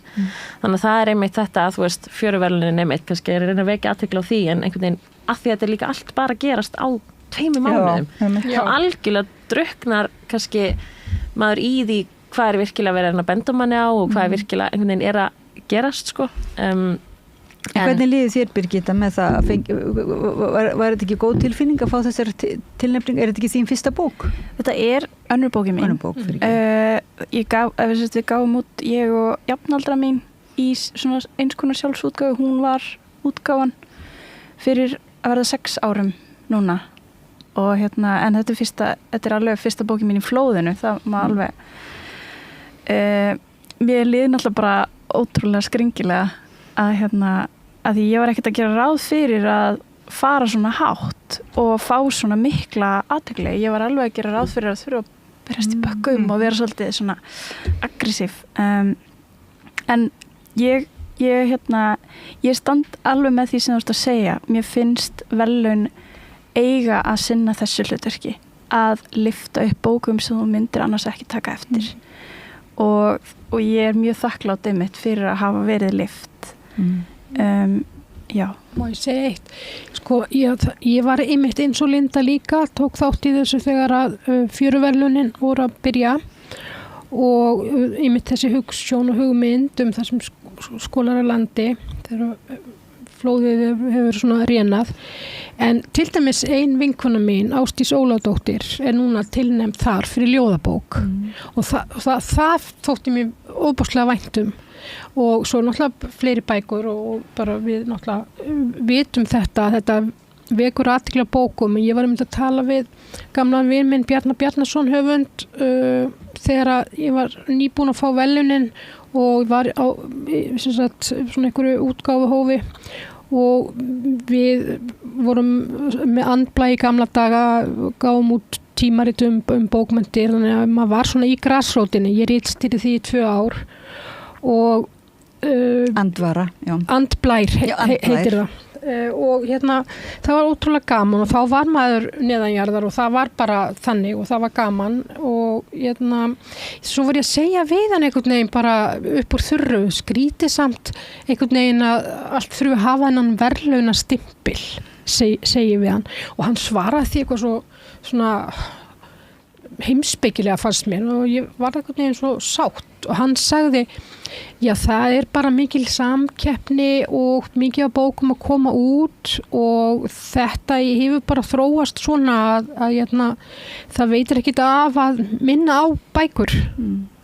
Þannig að ég hugsaði með mér, já það kannski bara svolítið til í þessu og ég hef fundið miklu meiri meðbyr með þessari bók til dæmis og fengið miklu fleiri skilaboð og fólk hefur komið til mín í búðum og annað og er búið að lesa bókina þannig og ég eins og Linda þessu leitinu til að mér þykir væntum einhvern veginn að þetta sé ekki bara einhverja umbúðir og yfirborð að sé einhver sem er búin að lesa bókina og hún hefði gefið við komandi eitthvað og það þykir manni ótrúlega væntum og ég spyr alltaf, já þú er eitthvað náða að tengja við þetta, já, kemur kannski eða eftir nokkur skipti og það er ekkit endilega verra en mér þótti þetta svar dálítið svona, ég var einhvern veginn rólegri með þetta af því að þegar maður hefur verið svona lengi að gefa út og einhvern veginn, þú veist, það náttúrulega listsköpunin sem skiptir öllu. En ekki líka þarft þá ekki bara einmitt að vera þroskað upp í það að vera svona, finna styrkin í því bæði að vera gleymdur einhvern tíman og svo að fá verðlaunin líka og bara ná einhvern veginn að vera ekkert að hengja sína sjálfsvirðingu of mikið. Jú, það kemur eiginlega með aldrinum og þroskunum og fleiri bókum og ég ætla að draga þetta tilbaka sem ég sagði með fjöruverðlaunin núna sem það síðustu kannski 5 ár hafa þau verið í þessari lúpu sem ég var að tala um. En núna einmitt eru þau að vekja athygli á bókum sem hefur kannski ekki verið lyft. Og skapa sér sérstöðu aftur. Já. En Birgitta, ertu búin að vera bara í jólabókaflóðinu bara eins og lítill refur ekki refur, ég meina ertu bara búin að vera alveg skjótast og bara mjög upptekinn? Mjög og það að róast núna. Þetta eiginlega síðasta giggi mitt fyrir jól. Ég en nú að játa það að ég líka bóksali þannig ég þarf að standa vaktina í bókasölunni, ég passa mig alveg að vera ekkert að gauka minni bóka fólki já, þetta fyrir það sem vilja Þú með farsall bóksali, hef ég heyrt. Takk Nei, ég alveg, síðasta 5. dag þá lá ég heilt kvöld og gat ekki hreyft mig, ég var bara búin á því og það eitthvað sem ég hef einmitt ekki upplifað áður nema kannski því ég var í hljómsveit og við erum í smá kvíld bara í nokkur ár og árið sem við gáum út plötu 22. október og svo spiluðum við Airwaves viku seinna það var svolítið svipað svona airwaves brjálaðið í sambandi við tónlistina og þá einmitt var ég sko markas aðilinn var að hringja alla blaðamenn senda svona allt öðruvísi PR menning í tónlistinni einhvern veginn að maður þarf að skrifa oft útskýringar á lögunum fyrir eitthvað tímarit og eitthvað svona ef við birtum svona track by track í Grapevine það eru alls konar sem að maður gerði ég man mjög skýrt eftir einhverju augnabliki þar sem ég satt á Borgarbókasafni og Tryggvagötu og ég var að reyna að birta eitthvað svona á Instagram og það virkaði ekki og ég var alveg að fara á límingunum og ég var bara eitthvað og maður mér satt til hliðina á mér og bara þetta ekki bara það þarf ekkert að koma út af hádegi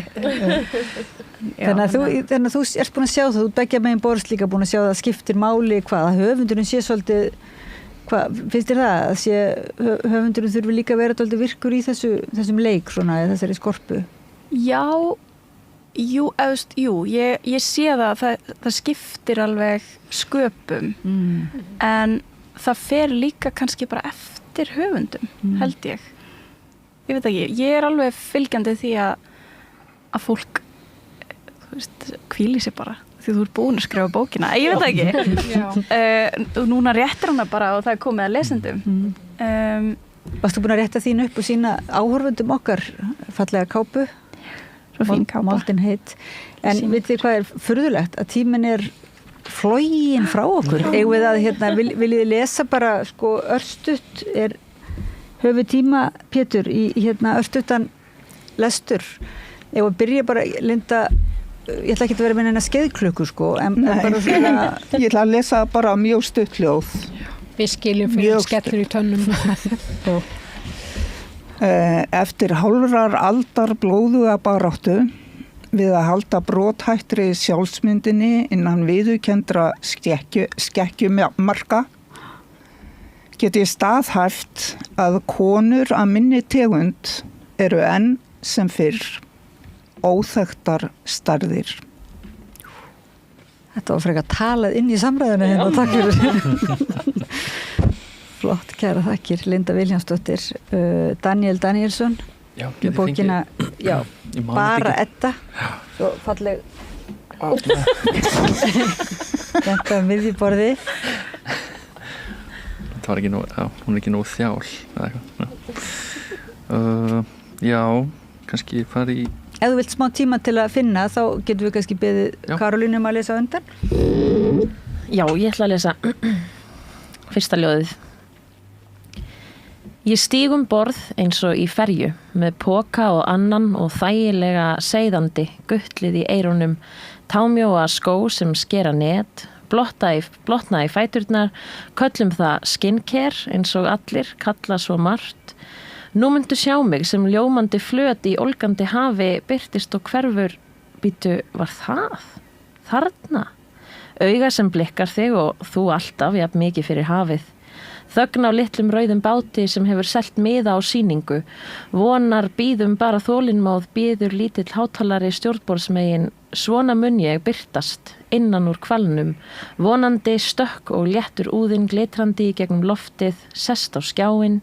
Handarbakið sem á lófan sem strýkur yfir glerið og síðuna til að slétta skrýtna brotið og nei. Þetta er ekki hetjudáð eins og manna með skegg eða hatta, heldur leitin af því hvar hafið hefst og, ef það kemur mér við, hvernig það heldur á öllum í einu. Jafnvel lítil vök á steini er sneisa full eftir flóð. Marflær í flirtölu, sprættappi, gler úr glerauga, gler úr öðru, smápinningur, skrúfa, kuðungur, það er vissulega ekkert loft í fiski. Ekkert verra að reyna að draga andan hér. Takk fyrir Karolína Rós Ólafsdóttir, las úr bókverkinu Úr hvalnum, sem er hvalur hinum einn. Daniel, ert þú tilbúin? Já, ég ætla að lesa 2, það eru 3 útgáfur í bókinni og ég ætla að lesa fyrstu 2 útgáfurnar. Af sama texta? Já, þetta er inn í húsi. Útgáfan. Þetta er ekki spurningum smekk. Ímyndaður að vera tekin út fyrir sviga, stilt upp á sviði með viðurkenningu og myndavel smelt af. Ég er að segja það. Hvernig tekum maður á móti velunum með 2 hendur fullar? Það eins og einhvers annars sé ætlast til af okkur. Maður vill vera innan svegans. Og svo önnur útgáfan. Ég reyndi að klóra í bakkan. Skárra ef engin skyggi á neinn, sagði ég, en þeim fjölgaði. Og 2 + 1 fucking skas. Maður trúði ekki fyrir maður sér það, fyrir maður finnur það á sér.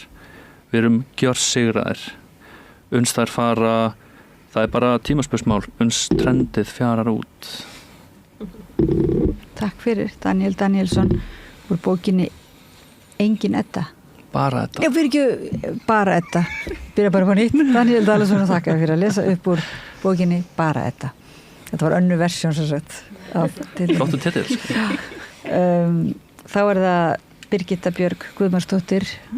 Ertu tilbúin að lesa upp úr marg tilnefndri bók? Ég ætla að lesa hérna eina svona ég ætla að lesa ljóð úr skáldsögunni svona til heiður þessum tveimur flottu konur sem eru hérna með ljóð sikkurum megin við mig.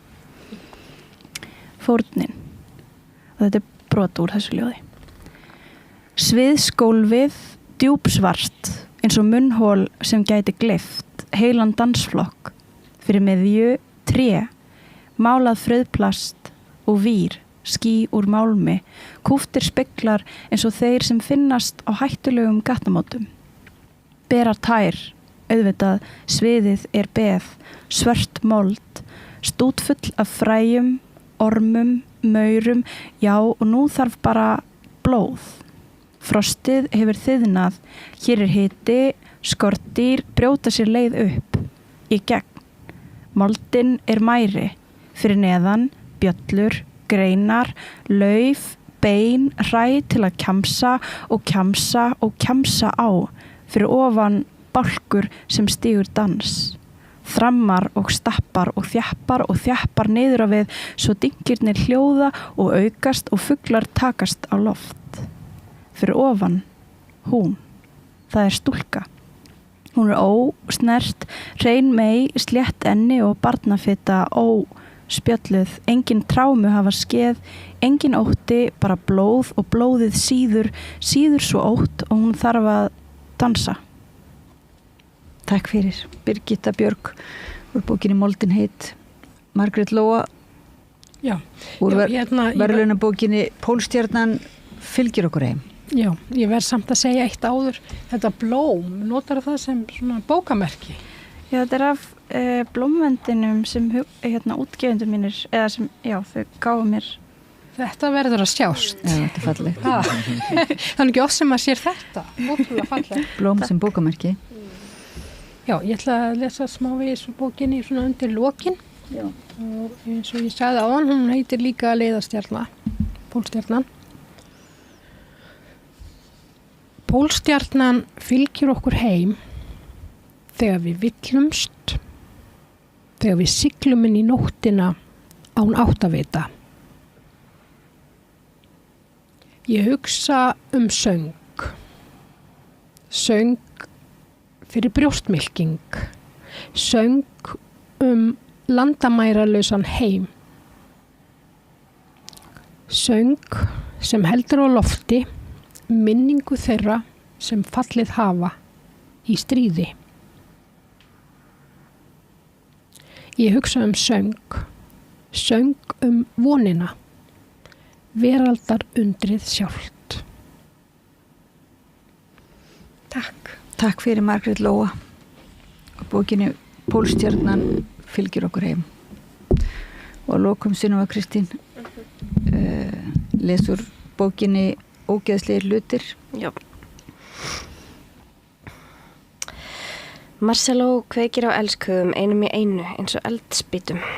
Kveikir á þeim eins og kertum í notalegri stofu í fallegri borg í Evrópu. Ljóst veggfóður að flagna af, einhver hluta vegna fjæðrir, sviti, blátt glimmer, reykur, einhver spilar á Hammondorgel. Borgina geymir hún undir handakreikanum með eyranu með uppáhaldsblýantinum sínum. Hún teiknar upp borgina jafnóðum eftir hentusemi og svo sviðsetur hún leikritið eftir þörfum elskhuganna. Marcelo geymir allt sem gerir hann einmana undir handakrikanum, eins og póstinn sem á eftir að svara, eins og ljósmyndir af pabba eða ódýra ilmkertið sem hún fékk í 16 ára afmælisgjöf frá vinkonunni sem flutti svo. Geymir afganga af frosinni pítsu. Hún geymir vonda siði eins og ljúga að kærustum eða vera ofurblíð við kærasta svo þeir ánættist henni eða vera aldrei fyrst til að bjóðast til að gera eitthvað. Geymir líka tilraunaglös með pínulitlum froskaeggjum, geymir ást til partuskonu. Takk fyrir Sunneva Kristín og ég þakka ykkur öllu fyrir að koma hérna að Rauðaborðinu rétt fyrir jól í lok jólabókaflóðsins.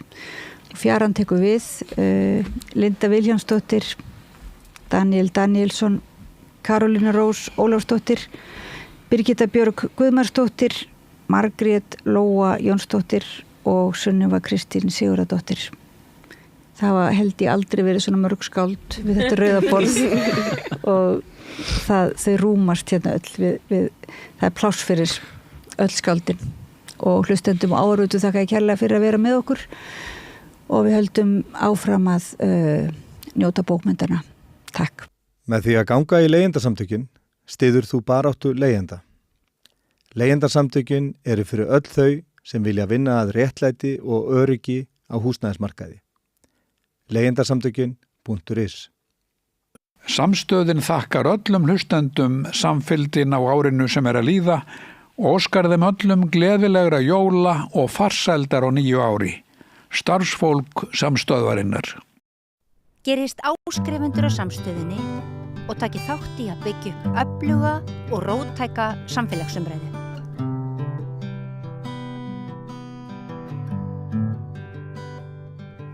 Sæl aftur og velkomin að Rauðaborðinu. Það ekki mjög rautt, Rauðaborðið. Það fullt af dóti. Við erum hérna samankomin, ég og nokkrir aktivistar. Unnur Andrea, Tinna, Ditti, Gutta og Pétur Eggers, veriði velkomin öll sömul. Takk fyrir. Við ætlum að fara í bara jólaföndur. Þetta þetta bara síðasta Rauðaborðs innslag fyrir jól og okkur fannst svona kjörið að ljúka þessu með skilaboðum til dæmis til ráðamanna og bara svona skemmtilegu léttunótunum þið vitið. Er þið búin að ákvæða hvað þið ætlaði að föndra? Já, ég ætla að byrja líka, ég veit ekki hvað ég ætla að byrja á. Ég hef verið að föndra undanfarið og þetta hefur verið svona samvinnuverkefni, þannig ég hef með svona tilbúið sýnisvotn. Ef það er í lagi, má ég sýna? Ég bara alveg endilega. Þetta svona, við höfum verið að gera félagarnir, hérna. Svona, þetta svona eins og til að strengja á jólatrí eða upp á vegg eða eitthvað svona. Það aðeins að greiða úr þessari flækju. Það að bæta við þetta? Já, svo við þurfum að gera fleiri Þetta við veit ekki hvað þetta er orðið langt Ertu búin að ákveðan tré þú ætlar að setja þetta? Já, ég er búin að ákveða það. Gaman að því. Já, á hvað tré ætlar að setja þetta? Það er svona pínu lind. Það kemur ljós. Það kemur ljós. Mögulega og svo er þetta líka hérna sem er svona skemmtilegt sem er líka hægt að hengja á tré. Þetta getur líka verið svona til og frá miði eða akkurat, ég hugsaði það líka sett eitt svoleiðis, þetta skrifa einhverja fallega kveðju einmitt sem við þurfum að maður kannski hugsa eitthvað upp núna. Ég ætla bara að afklæða mig hérna. Þannig að það er hægt að gera margt fallegt. Þetta er svona eins og professional föndurstund. Já, þetta er mitt. Þetta er með svona tilbúið sýnir. Svona afturkvæmdi fólki. Þegar fólk saminæðist yfir hérna svona fyrir fréttir og svo er ég með ekki tilbúið. En föndraði einhvern tímann eitthvað upp úr þessum þáttum? Þú veist, var einhver sem satt spenntur og svona klifti út samhliða þeim sem að föndraði onni mann í sjónvarpinu? Er þetta ekki bara svona unboxing-vídeó en á YouTube? Jú, það er bara gaman að horfa á þetta. Heiðarlega hafa ég bara ekki síðast að þætti, ég veit ekki hvað er það að tala. Nei, þú þarf við þurfum að senda þér. Nei, þetta var einmitt, þetta var svona, þú veist, þetta var eitthvað svona sprell, þetta voru bara innslög, eitthvað, svona fyrir jólin, svona það annars lagið, svona, já. Já, svona stundin okkar, ég hef bara hort að þetta skildireiknandi á barnatími klukkan 6, það er bara ekki þannig búið. En núna fyrir þessi jólin? En upp á fyrir þessi jólin. hérna uppáhaldsföndrið mitt, það var hérna föndurkallinn í Spaugstofunni, mun eftir honum. Já. Hann var æðislegur, mann ekkert hvað hann hét. En hann var ekki hress. Já. Og var alltaf að föndra eitthvað ógeðslegt svona klósettrúlu skraut eins og maður þekkir úr leikskóla, sko. Og var bara ekki til í þetta. Nei, hann hefði engan áhuga á þessu. Hann hefði engan áhuga á þessu, ekki gaman að börnum, veist. Ég er svona stemming í því. Já, það er rosalega mikið búið að ganga á þetta árið. Það er hérna, þetta er búið að vera bara eitt svakalegasta ári í manna minnum, held ég. Ég sá svona, það er að því að bara veröldin mín fer fram á internetinu, eins og margra annara. Þá tók ég eftir því í morgun að það voru einhvern veginn svona öll svona memes og allt svona sprell. Það, þú veist, fjallar þetta nákvæmlega sama. Bara, þú veist, 2024 er að fara og bara, þú veist, mig aldrei koma aftur. Og þú veist, þó ég yrði milljarðamæringur, hérna, þú veist, í staðinn en þyrfti að upplifa þetta á ára aftur, þá myndi ég ekki, þú veist, eru þið á sama sinnis? Já, nema, ég býst ekki til að 2025 verði mikið betra. Þannig ég er ekki að upplifa eitthvað sakaleg kaflarskil, sko. Nei, það er nú málið, sko. Skilja eitthvað, hérna, fráttur einhver en það getur við ekki. Það er nú samt ýmislegt jákvæmt sem gerðist á árinu. Það eru, þú veist, það myndast litir samfélög við það. Já, það er, já, ég var að hugsa með þetta. Ég þurfti að keyra suður til Keflavíkur í morgun og hugsaði eitthvað í rólegheitunum, smástund í bílnum og ég var eitthvað, þetta er búið að vera hræðilegt ár, maður. Þetta er búið að vera hræðilegt. Það er búið að vera svo mikið hræðilegt sem er búið að ganga á og mér er búið að líða svo illa þetta er svona leiðilegt, maður. En það er samt ekki, það er alveg svona litlar glufur, sko, einmitt. Ég held að þær eru bara alveg fáránlega mikilvægar, sko. Það er einhver svona lítið sem er eiginlega kraftaverki líkast einhvers staðar og maður kynntist einhverju fólki og eitthvað svona og það er eitthvað svona von smá, sko. Já, við gætum einmitt verið föst ennþá í bara þessum sömu hjólfurum og einhvern veginn bara, þú veist, bara hérna í sko kassanum og kapitalismanum og bara einhvern veginn svona harkinu sem að, þú veist, einhvern veginn sko allavega mínu lífi, þá breytist allt þannig að það er COVID, þá áttaði maður sig á því að, þú veist, það var bara einhvern veginn samfélagi gengur alveg upp þó að fólk væri bara heima á sér og hérna, og þú veist, og það var einhvern veginn, það var svona það var svona fyrsta sprungan sem myndaðist í, þú veist, bara svona heimsýnina manns. Svo einhvern veginn er þetta bara búið að vera bara ár af ári, bara meira og meira og meira og núna erum við bara komin á eitthvað stað sem að ég held að bara einhvern veginn við myndum ekki komast á. En mér hefði ekki getað ímyndað mér það, sko. Nei, nákvæmlega. Ég allan að sko persónulega það fannst mér eins og árið þegar Trump vann, það voru svona 2 viðburðir, bara áður það fyrst þegar Trump vann forsetakosningarnar í Bandaríkjunum. Já, það 2017. Ég trúði varla, það var ekki 2016. Jú, 2017, já. Og það var svona, er það raunverulega að gerast? Og síðan var COVID, þegar bara allur heimurinn lokaði, allur heimurinn á viku og bara allt COVID. En það þriðja hefur verið núna bara þetta þjóðmorð og þú veist, ekki bara það sem er að gerast, það sem bara allur heimurinn að horfa á bara fólk, hérna, helmingurinn af þessu fólki börn verið að drepa það inn í fangelsi en líka bara hvernig, þú veist, allir eru búin að bara afneita því. Það hefði ekki órað fyrir þessu. En við erum líka svolítið, sko, það var þessi vitundarvakning ástand á Gaza og það var einhvern veginn, þetta umtaluð varð svona smá hreyfing, þannig í smá stund eftir síðasta vetur einhvern veginn, en svona, mín tilfinning er allavega svo að fólk sé aftur bara komið með puttana í eyrun og einhvern veginn svona, við erum bara hægt að tala þú veist, að okkur líða eitthvað illa yfir því sem að sé að gerast. Þetta er svona alveg, ertu ennþá að tala um það? Já, það er kannski, þú veist, ég menna kannski eru það líka eðlileg viðbrögð bara mannskepnunar bara til að reyna að lifa af, þú veist. Já. En maður þarf svolítið samt að þú veist, finnst mér líka að svona þvinga sig til að halda fókus. Já. Algjörlega, já. En þetta hefur alltaf verið svona að einhverju leyti þó að þetta þjóðamorð er vissulega gífurleg stigmögnun í þessar útþenslustefnu við vestursins og Það sjokkerandi að sjá, þú veist, aðkomu nágrannaríki okkar og aðkomu okkar af þessum hörmungum.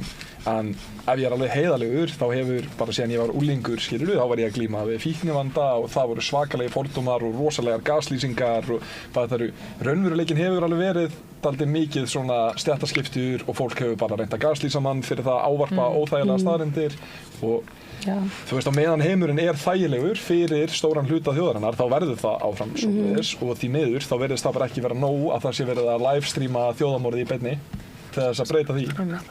Ok, sko, ég nefnilega, þegar ég var nú svo djarfur að tala um einhverja ljósklætur áðan, þá samt ekki undir með þér með þetta. Ef að sko, ég ætla bara, þú veist, við erum hvað sem að föndra, þetta alltaf, ég ætla bara að tala mjög frjálslega. Sko, ef það eitthvað samhengi á milli þess hvernig mann líður sjálfum og þess sem að gerast í heiminum, ef allir eru, þú veist, hluti af hinu sama, sem ég held að séum, þá held ég að, þú veist, það sem ég lærði á þessu ári sjálfa mig bendir til þess að maður eigi að varast að halda að við séum komin að einhverjum endimörkum þjáningarinnar og nú fær eitthvað gott að gerast. Ég held að sé alveg hellingur af þjáningu í boði eftir, áfram. Ég held að sé mjög mikið í boði. Ég er bara svona létt í nótunum. Í boði. Já, algjörlega. Ég held að taka þjáningu. Ég veit ekki, ég held allt, sko, kannski pínu spes þessu leiti. Ég komst að því líka í samtali á þann að ég aldrei að halda jólatónleika út af því að mér finnst allt svona ótrúlega svona forseraður hressleiki ótrúlega deprimerandi og öll jólatónlist sem að mér finnst falleg öllum sko eiginlega svona melankólíuna sko og mér finnst eiginlega bara verið hress ef ég má vera leið og þess vegna finnst mér sko ég sé svo mikla fegurð í því hversu mörg hafa séð í gegnum hlutina mögulega á þessu ári og mörg sem maður sér í baráttu sem maður aldrei séð áður og já, þannig að það eiginlega aðalega það sem ég sé sko en út af því að þú veist, heimurinn hefur alltaf verið ljótur og maður allt í einu ekki skrítinn fyrir að tala sko heimsvaldastefnu sem staðreynd. Já, það stór munur. Já, og það bara ótrúlega frelsandi fyrir mig og því ég hef alist upp hjá fólki þar sem heimsvaldastefnun var daglegur. Það var bara umræði við matarborði sko og við vorum alltaf skrítinn. Ég meina það ekkert langt síðan að kannski má það ekki ennþá segja orðið auðvald þegar Sólveig Anna fyrir nokkrum árum fór að tala auðvaldið það bara, þetta svo gamaldags orðræða og skilur, en auðvaldið hefur aldrei verið sterkara og elítu og meira þess að bara fólk sem þegar maður ræðir að við búum í kapitalísku samfélagi og allt þetta og fær framan í sig eitthvað ég nenni ekki svo hægra vinstra dæmi það bara, þú veist að nenni ekki að fræðast sko. Já, það náttúrulega mikil forréttindi að einhvern veginn svona það rosalega mikil forréttindi en líka bara svo mikil misskilningur þessa tvípóla stefnu hægri vinstri allavega minni upplifun þá eru bara mjög margir sem ég þekki sem að tala sig sem hægri menn eru bara með fullt af vinstri gildum og mjög margir sem ég þekki sem að tala sig sem vinstri menn ef ekki bara meiri hlutinn eru bara með hægri stefnu og viðreisn og tilvist viðreisnar finnst mér bara svona undirstrika það að ég held á þess að hafa heimildir fyrir því en svona á samræðum sem ég að eiga við þá sem kusu viðreisn og ég þekki þetta var fólk sem að upplýði sig eins og það var að kjósa vinstra megin við miðju og bara kannilega las ekki stefnuna eða ekki kannski mikið að pæli því og kaust hægri flokk. Það bara ekki þjálfað að vinna sko, sjá hvernig samhengi hlutana einhvern veginn. Það ekki hægt að hafa hægri efnahagsstefnu og vinstri velferðarstefnu. Þetta bara rosalega mikilvæga punktur og þessar kosningar voru náttúrulega, ég veit ekki alveg hvað ég að segja, ég var fyrir ákveðnum vonbrigðum með svona, þú veist, hluta af þeirri niðurstöðu. Ég átti samt ekkert von á endilega að þetta væri að fara að bjarga okkur eitthvað, en málið það að ég var svona viljandi aðeins að stríða kannski einhverju fólki sem ég þekki og svona, og aðeins á samfélagsmiðlum ekkert alvarlega, en ég var að passaði mig alltaf að kalla Samfylkinguna alltaf hægri flokk. Bara, þú veist, og þekki mikið af fólki sem að, vill kjósa þann flokk og sá flokkur sótti alveg gríðarleysi veðri og eitthvað svona. En ég bara, þú veist, eftir kosningarnar þá fór ég eitthvað að steita götn og segja, þú veist, það komst enginn inn hér sem ætlar að halda á lofti hugmyndum mannréttindi eða frið eða velferð dýra eða eitthvað. Þetta verður áhugavert sko. Og ég bara eitthvað, þú veist, akkur erum við með kosningakerfi sem að murkar, tekur þessar raddir bara strókar þar út.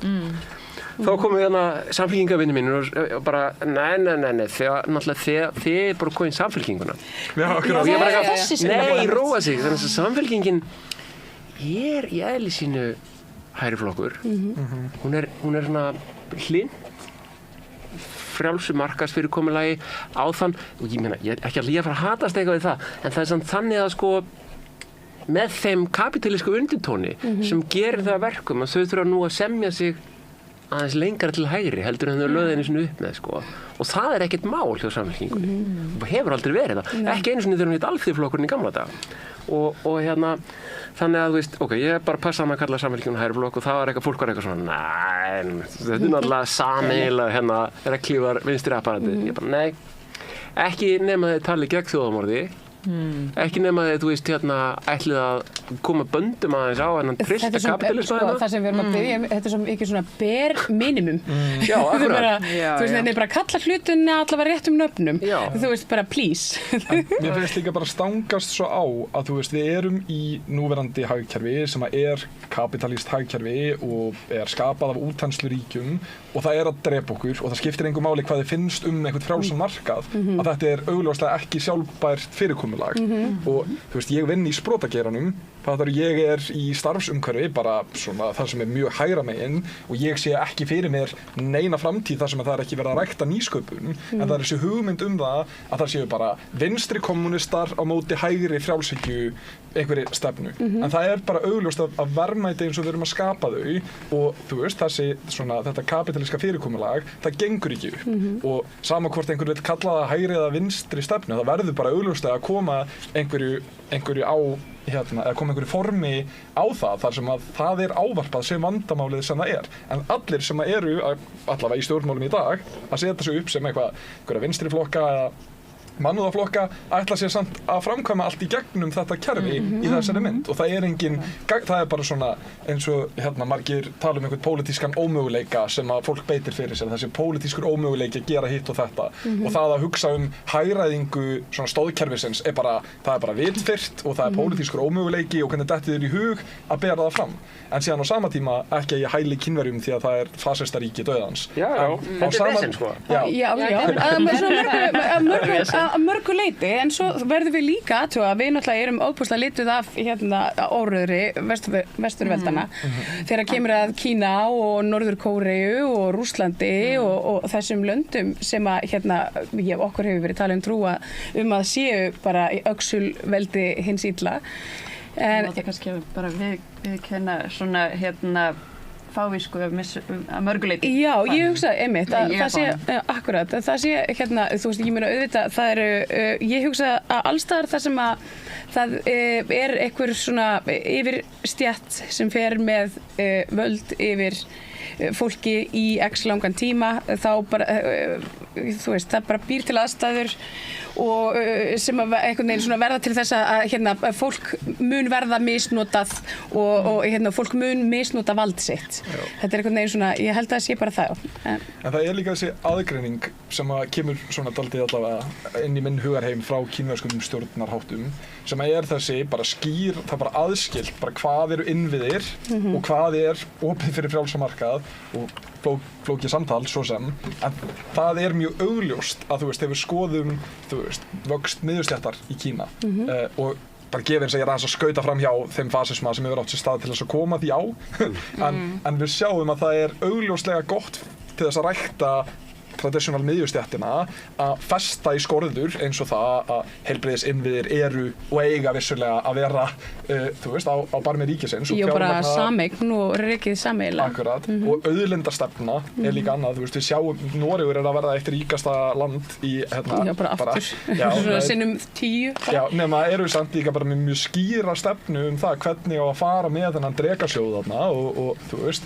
að það sé þjóðareign þar í kring. Þetta allt mjög skýrar stefnur sem að miðla því að byggja upp miðjustjættina en hérna þá bara einhver svona firring, það bara verið að tala útlendingalög, verið að bara láta eins og það sé bara bara eitthvað, þú veist, bara jihad að fara að taka yfir og bara við erum ekki bara að fara frá þjóðkirkjunni. Þetta einmitt bara smjörklípa. Þetta í gangi alls staðar, ekki? Þetta ekki bara menningarströmmur sem kemur til okkar frá? Jú, þetta líka bara, ég hugsa þetta er þetta, sko, það eru svona félags- og sagnfræðilegar kenningar sem að svona, þú veist, styðja að þegar svona heimsveldi eru að hrynja þá ráðast þau á sitt eigið fólk og svona berja frá sér. Þið erum búin að koma hérna, þú og Pétur núna, þið eru að leiða okkur inn við verðum að tala okkar allra besta Luigi.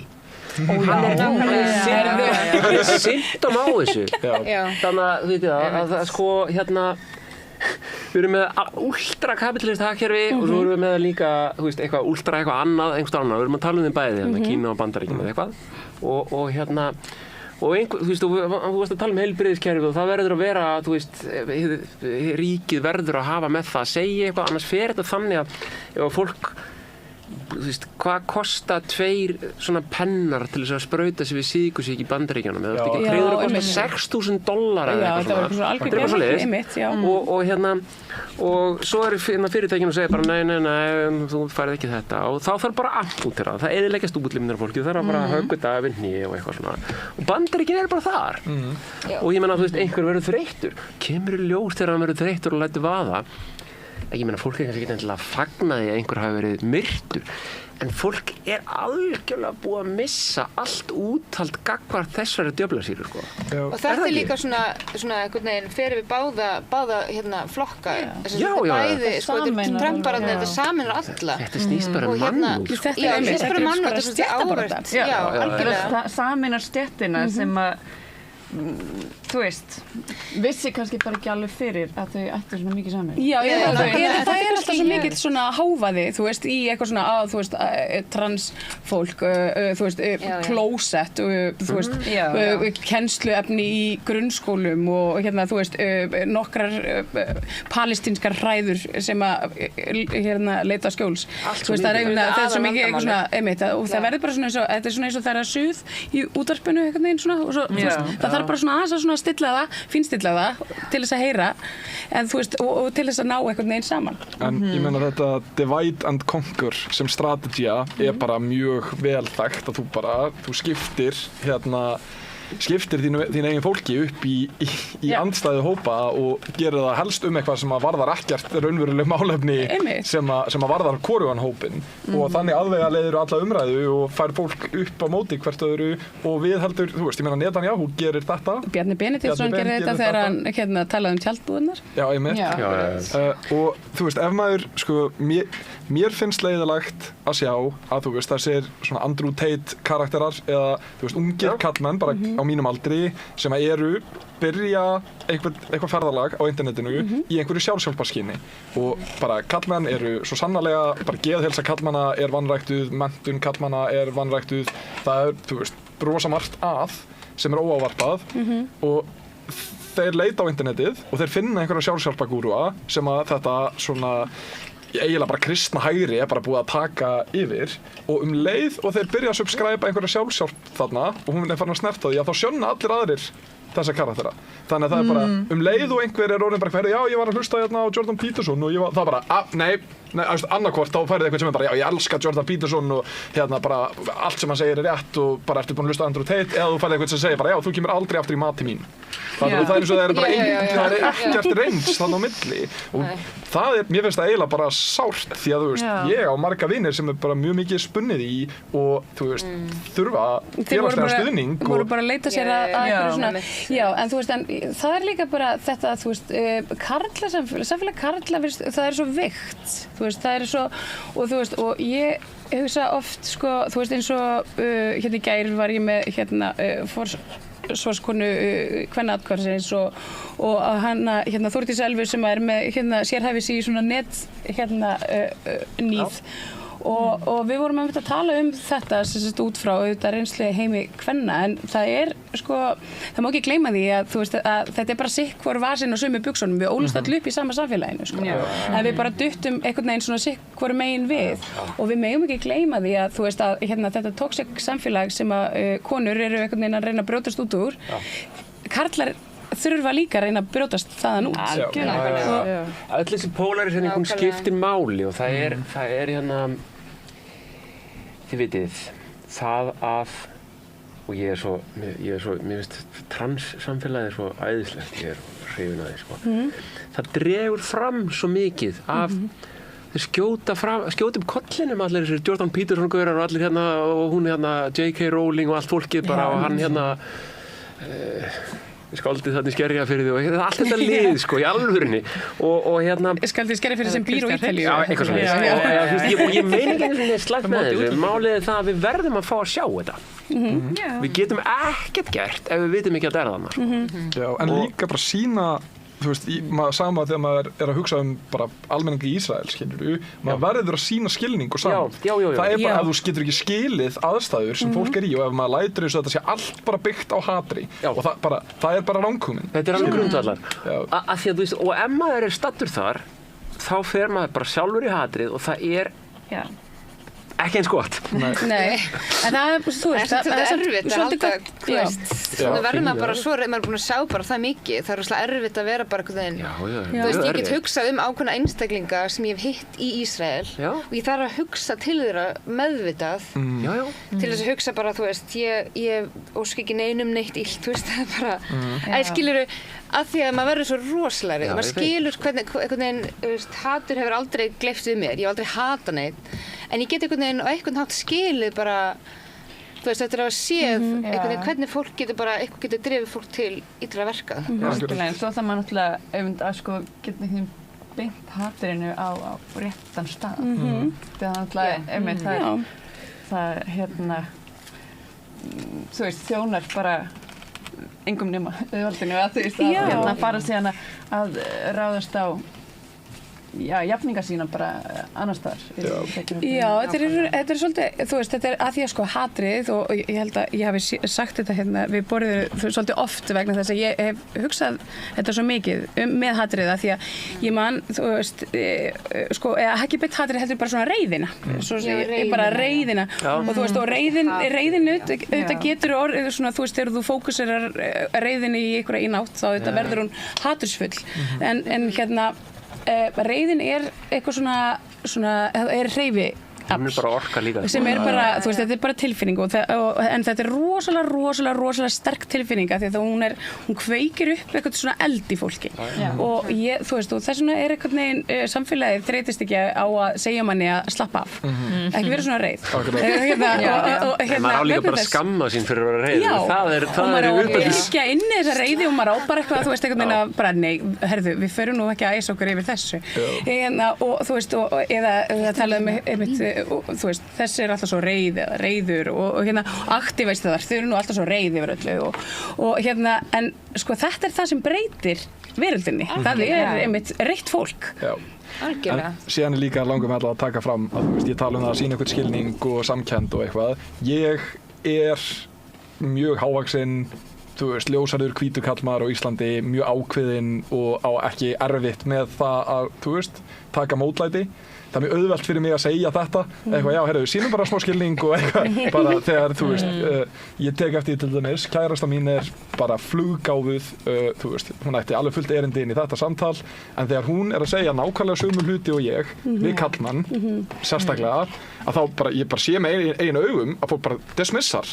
Það er bara kynbundið, skilur og náttúrulega þessi, þú veist, þetta er layered og í allar áttir og ekkert bara kynið sem spilar hann inn í, en það er, ég meina að, þú veist, kallmenn sérstaklega sem að hafa áhrif og eru að sjá hvað í gangi eiga að byrja að nálgast þetta finnst mér af meiri samúð og skilning því það verða að vera fundamental breytingar í það, ef við ætlum að hætta að framleiða ofbeldisfulla karlmenn þá verðum við að acknowledge að það allt fullt af ofbeldisfullum karlmennum á ástæðu og það ekki bara eitthvað bullshit sem að einmanna karlmenn að tala og það líka við þurfum að búa til samfélag sem að og við þurfum átt okkur á því að þú veist, við erum alltaf sterk og veikasti hlekkurinn í okkar samfélagi þannig að það verður engin framþróun eða samfélagi verður ekkert bættara á meðan við bara einhvern veginn svona lokum úti einhverju vandamál eins og bara lokum hreinlega á ofbeldisfólk eða bara fangelsum fólk fyrir að fara ekki að setja reglum þú veist, það þarf einhvern veginn, við þurfum að hafa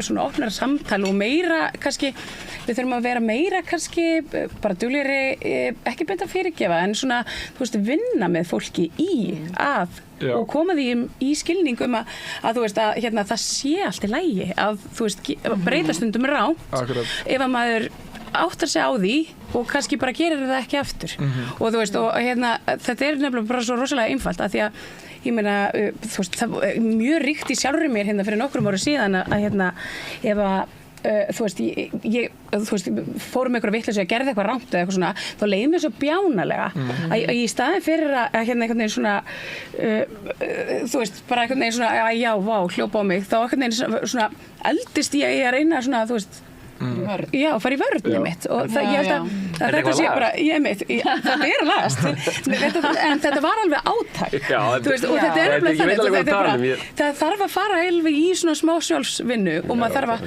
fatta að þú veist, bara eitthvað þú veist, þetta allt í lagi þú veist, gerðu bara betur næst Já samkennd líka bara pongulítið það sem ég sá nú daginn var eitthvað rannsókn, ég held það var íslensk að þið viti hvað ég að tala þá getið þið kannski droppað í en að bara samkennd hjá ungmennum hverfandi. Já, það þetta var var þetta ekki OECD og sem að kanna læsi og börn á Íslandi kunna ekki að lesa gags lengur og þau eru samkenndarlaus með önnur börn í OECD-regjunum. Þetta var PISA, já. Ég með svo mikla ofurtrú á Gen Z krökkunum, kynslóð Z og þau sem eru fætt þau verðast bara að vera algjörir dicks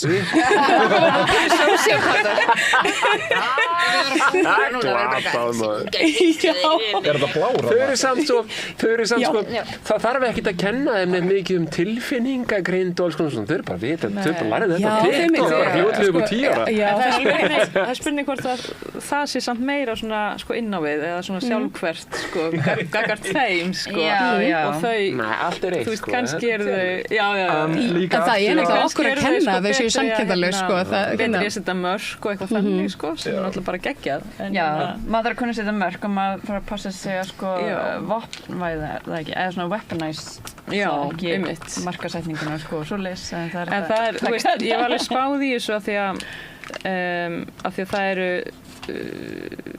bara síðastlið ár af því það eru til réttindaskólar UNICEF það eru nokkrir grunnskólar sem eru svona titlaðir réttindaskólar og þú þarft að mæta einhverjum ákveðnum atriðum til þess að vera það og og það er til dæmis, þú veist, þau fræðast barnasáttmálann og réttindi bla bla bla bla bla og maður spyr sig svona hversu mikið erum við að fræða börnin alheiminn, heiminn meina ég, jörðina og raunverulegt ástand hans og hvernig hlutinir virka eins og við vorum að tala um áðan og hversu mikið af þessu einhvern veginn bara, þú veist, þín réttindi og þér líður vel og þú veist, þú eigi rétt á fjölskyldu og aðskilur allt svona en erum við að setja hlutina í samhengi af því ég held að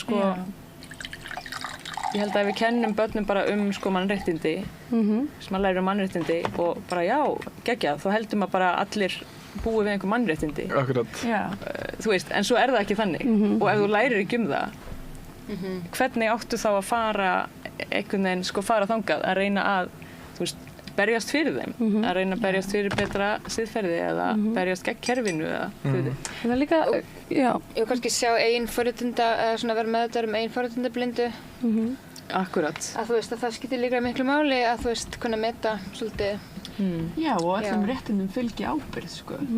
Að það þetta eiginlega þau verða, hvað segir maður, bara réttindi missa algjörlega marks ef að fylgir ekki skyldur. Jafn mikil ábyrgð. 100 kíló réttindum hlýtur að fylgja 100 kíló ábyrgð. Annars Akkurat, já. Og eins og við þú veist, tala að þú veist líka að nýta þessa forréttindastöðu, þú veist, að til þess að tala máli hins góða eða sannleikans eða hvað við viljum kalla það, þú veist, til þess að reyna að bæta heiminn, sko. Og ég sá stuttaklipu eins og allt sem ég sé núna bara eitthvað stuttaklippur og eitthvað. Það er bara búið að eyðileggja okkur. Hvernig voruð þið síðast á bíómynd til þess? Sem var ekki stuttum klippum.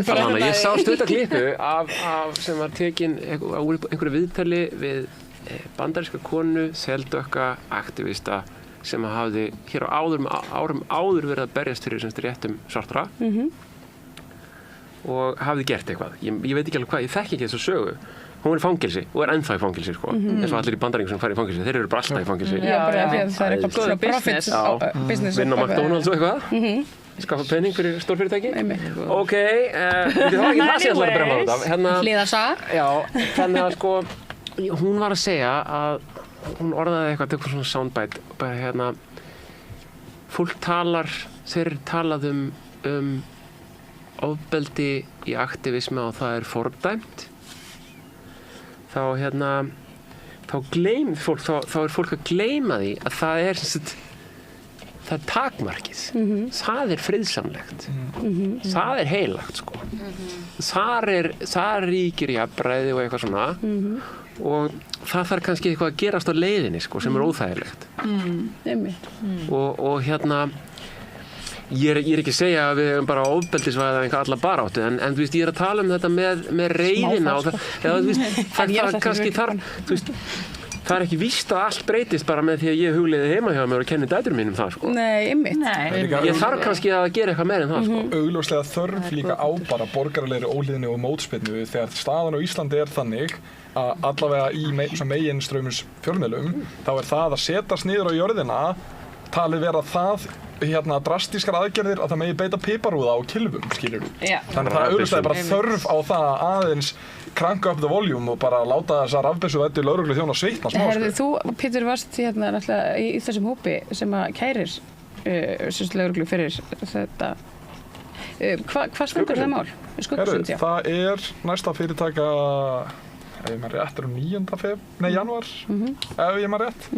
En þetta var tekið fyrir, fyrsta fyrirtæka var fyrir mánuði síðan og já, þú veist, við erum núna, lögreglan hefur ekki ennþá, þú veist, hún neitaði að gefa okkur búkmyndavélarnar og dómarinn skilst mér hafi svona verið að krefjast þess að ef þau ætla að beita því í sinni vörn þá verðum við að fá aðgang að því. Já, þá verðum við að fá að sjá öll mál. Já, ég meina ef þau beita því þá verðum við að fá að sjá þau og það náttúrulega bara mjög óeðlileg, vörn lögreglunar í alla staði óeðlileg og ekki að ég sé bjartsýnn á að þetta mál verði sigrað, skilurðu, það kerfið ekki þekkt fyrir það, en það bara strax off the bat bara allir rauðir fánar lögreglunar eru orðnir mjög sýnilegir og já, svo sem ekkert mikið meira að segja, okkar vörn mjög vel uppsett. Hvernig líður þér, þú veist, svona núna, þegar þú lítur tilbaka og þú veist, bara núna síðustu mánuði, ég veit það, því að ég veit hver þú ert, þá að þú veist, þú ert augljóslega búin að skipta svolítið kúrs bara hreinlega í allum þínum presens á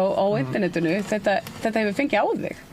Já, það hefur gert það, vissulega, en ég veit ekki, ég segi stundum, kannski ég bara í áfallaviðbragði og ég sé þetta betur eftir 5 ár, skilur við, þannig að þú veist, með það, with that being said, að þú veist, ég allavega ekki í æpandi áfallaviðbragði og lífið hefur bara verið mjög stormasamt fyrir þetta og þú veist, ég hef bara verið orðið fyrir ólulegri handtöku sem var ekki dæmd óluleg og það eru bara, þú veist, alls konar sketchy hlutir sem að ég hef séð lögregluna gera áður og vorum einmitt að ræða þetta við hittumst svona hópurinn sem að varð fyrir þessari árás lögreglunar sem að notabene, þú veist, ég mætti þarna fyrir vinnu, við þekkjumst ekkert fyrir þetta, þetta er bara handahófskennt og mjög áhugavert, þú veist, hún einarna Krista sem að verður fyrir, kannski vest fyrir Arnari, þarna fyrir neðan, þetta var sko fyrsta skipt á ævinnar sem hún mætir á mótmæli. Já, sturlað sko. Rosalega hart maður. Þetta er bara kólólulegt.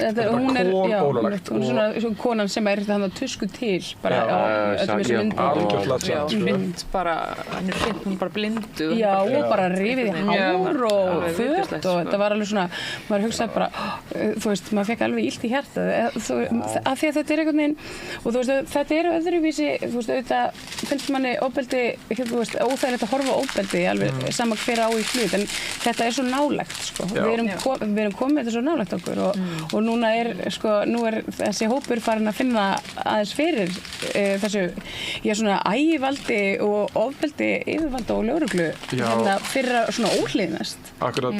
Já, og líka bara þetta svo augljóslega innan skilgreiningar borgaralegra óhlýðni og þetta bara frekar mild borgaralega óhlýðni og þú veist það bara í alla staði, það ekki hægt að horfa á þetta án þess að bara vilja vera delusional eða skilur og það bara æpandi augljóst að bara ok, ef þið finnst þetta í lagi þá ættu bara að horfa fram hjá öllu sem að eru svona grundvallar undirstöður samfélags. Það vil, líka engin ógn af lögreglu. Þú veist, það hefur aldrei verið neitt ofbeldi gagnvart lögreglu. Sko, mesta leiti kannski smá málningarslettur, þú veist, that's it. Það er aldrei verið að setja lögreglumenn í hættu. Ég sá nú bara myndband í dag að hann skalla lögregluþjón á Íslandi. Já, ekki beitt piparúða á hann er bara tekinn af 2 lögreglumennum. Var þetta Mónakó? Já, ég held að. Já, ég sá þetta áðan. Þetta var frekar brútal, sko. Já, bara glápa ömurlegt fyrir lögregluþjón. Já, alveg óþolandi, sko, að bara vera í vinnunni og verða fyrir þessu. Og það náttúrulega algjörlega ótengt aktivisma, en þú veist. En bara svo, þú veist, að velja sér þessa vinnu svolítið. Ég held að, sko, ég ætla bara að nenni ekki að vera sjálfsritskoða mig hérna eitthvað. Nei, það bara er ekki boðið. Óþarfi, sko. Málið það. Ég er búinn að vinna eitthvað sem svona blaðamaður og blaðaljósmyndari og bara, þú veist, lengur en ég ætla að segja, sko. Svolítið lengi.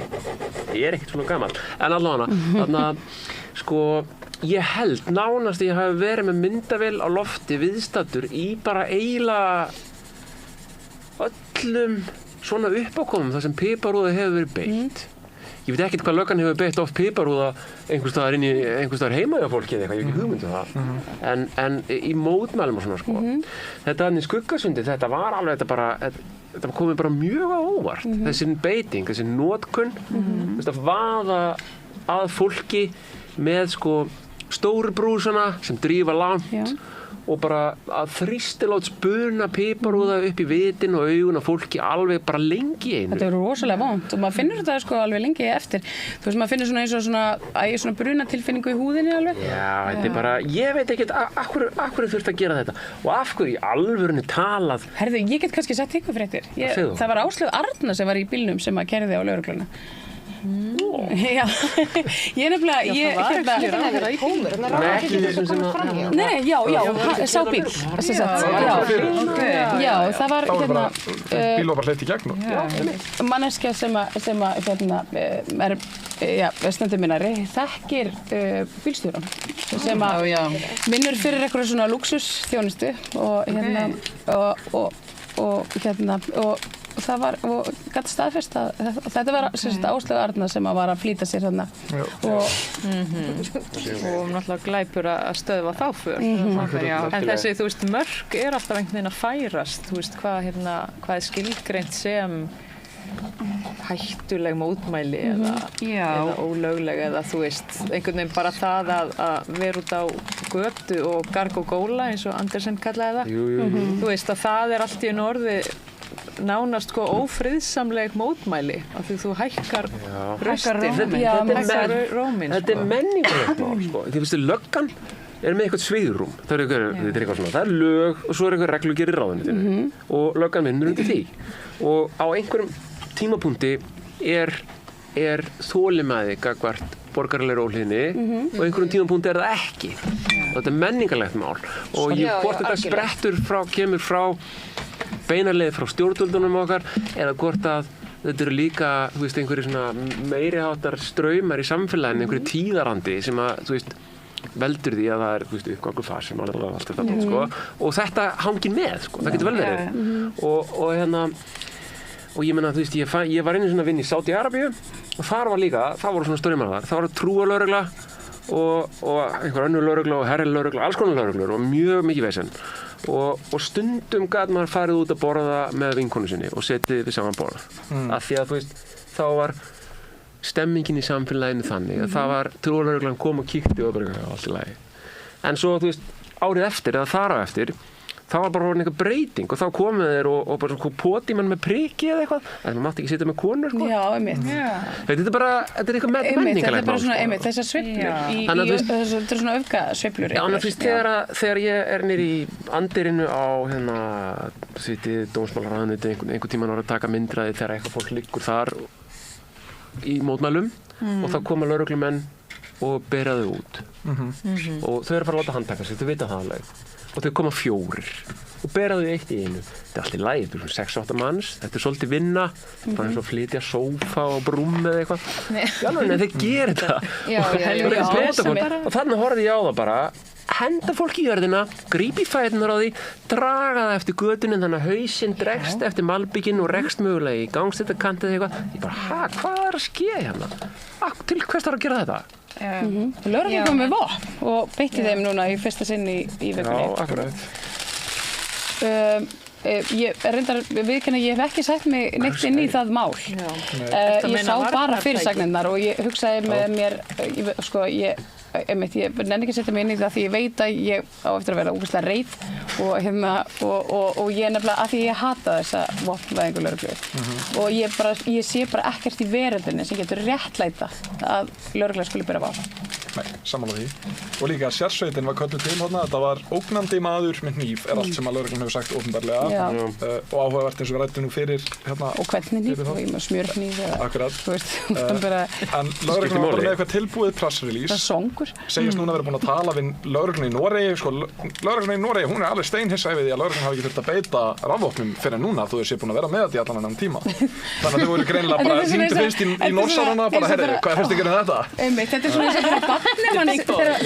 þegar barnemann segir svona, það með allir innan krakkarnir í skólanum gera þetta nema ég. Þú veist, þetta er svona sama meiði. Þetta er svona, allir í heiminum, Noregur og þeir segja bara, við eigum að nota þessi vopn meira.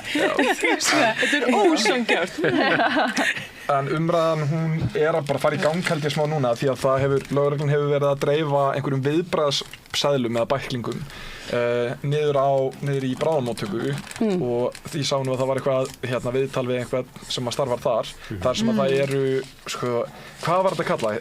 Samkvæmt þessari grein þá er hvað kölluðu þið þetta? Eitthvað æsingsviðbragð sem á að vera þegar fólk sem að beitt rafbyssu verður svo æst að það var hjartastopp. Já, nákvæmlega. Það er þetta, einmitt, það er þetta ofsa, einmitt, eitthvað svona öfgaæsings eitthvað. Já, þetta er bara augljóslega ekki þeng og kemur frá lögreglunni. Já, þetta er bara eitthvað, þeir sprengið í hjartað og kenna þér um það. Já, og við skulum bara, fólk getur bara kynnt sér, það er umfjöllun dauðdaga í Bandaríkjunum út af Taser 10 sem er sama opn og við nota hér og það eru einhverjir 1000 dauðsfalla sem að hafa verið held ég á ári í Bandaríkjunum, þar ef maður googlar bara Router og Taser Death. Þetta var Reuters, er það ekki, nokkra ára tímabil, en þetta voru þau dauðsföll sem að Reuters gat með smá rannsóknarvinnu og blaðamenn gátu fundið sjálfir, það er náttúrulega ekkert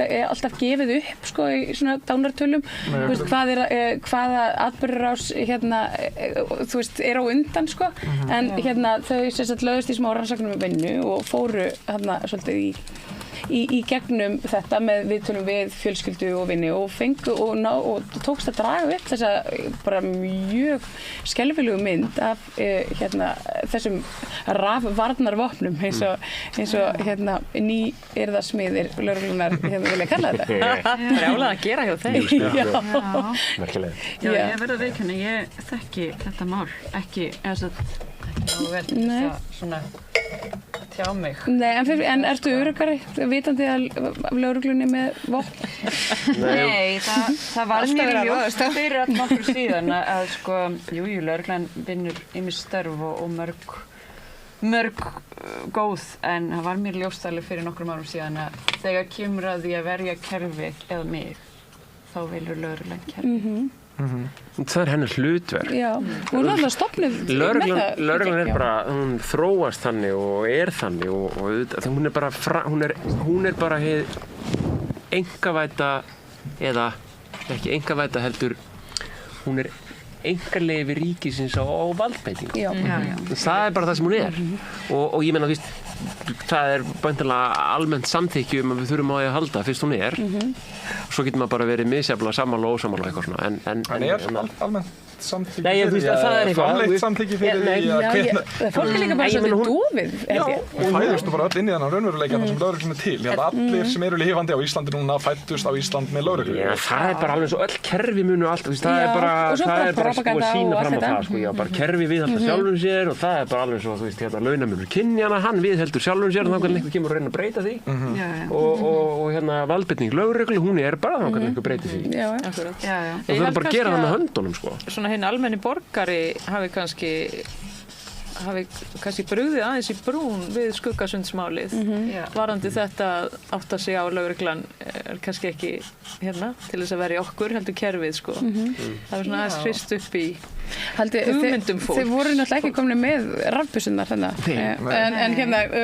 þú veist þú veist nú ætla maður ekki að fara að búa henni til en ég meina þeir hefðu allt eins getað nota rafbyssurnar vegna þess að í reglugerðum beitingu þessara vopna þá þeim bara í sjálfvald sett hvort þeir taki upp kylfu brúsa eða rafbyssur. Ef þú átt annars svona núlbjór, það skulle koma með samsæri Herðu, ég bara, ég skal vera svo snöggar þetta Nei, ekki þennan, þetta tökum þessi með áfengi, smá Já, nú þessi með svona hinn Ég þarf bríóinn, sko Hann á next Hann á Djók, allt í góðu, ekki stress En komdu samt með samsæri Já, komdu samt Ég er mjög spennt Á meðan ég þegar uppi Nei, þið veitir sko, þetta momentarnir Skuggasundi, þetta var náttúrulega slíkar voru byrðirnar að piparúða þannig að og einhvern veginn fleira sem þarna framfór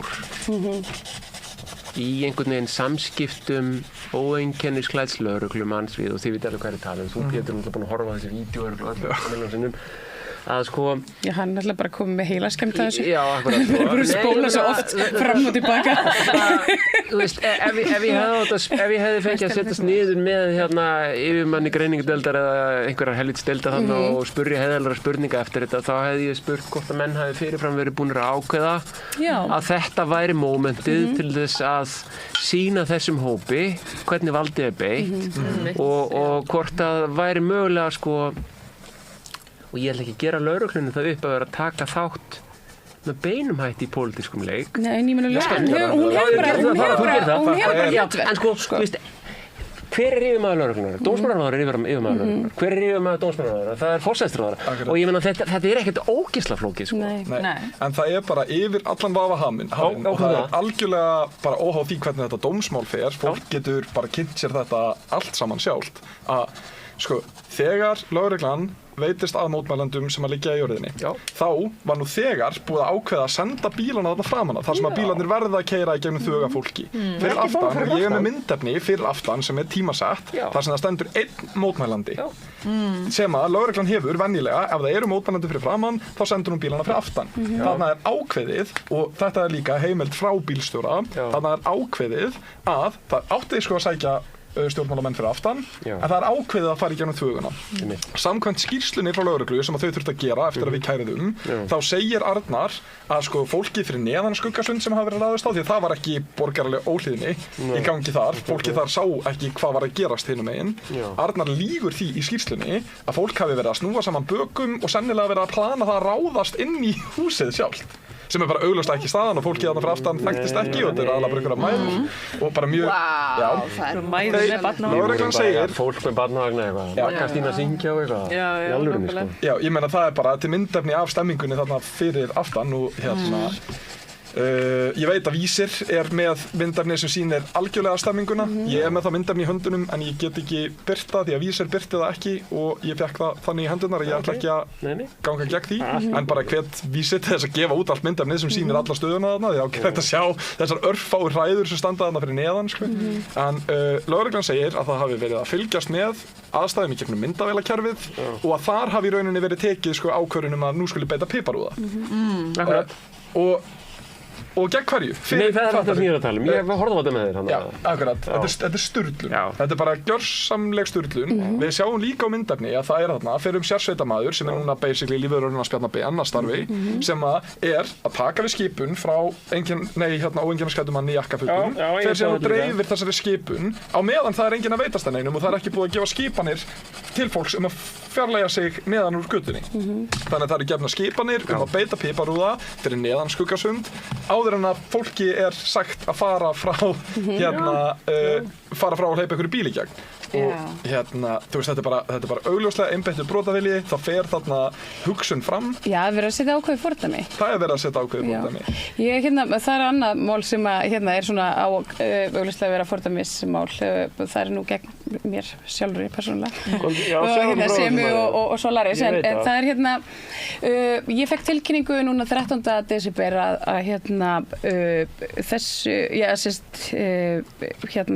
maðurinn sem að kærði mig, Einar S. Halldórsson, pabbi Diljár Mist, sem engin og bara hefur enga aðkomu að þessu máli whatsoever, þannig að mjög undarlegt að hann hafi síðan ná að draga þetta svona langinn, en hann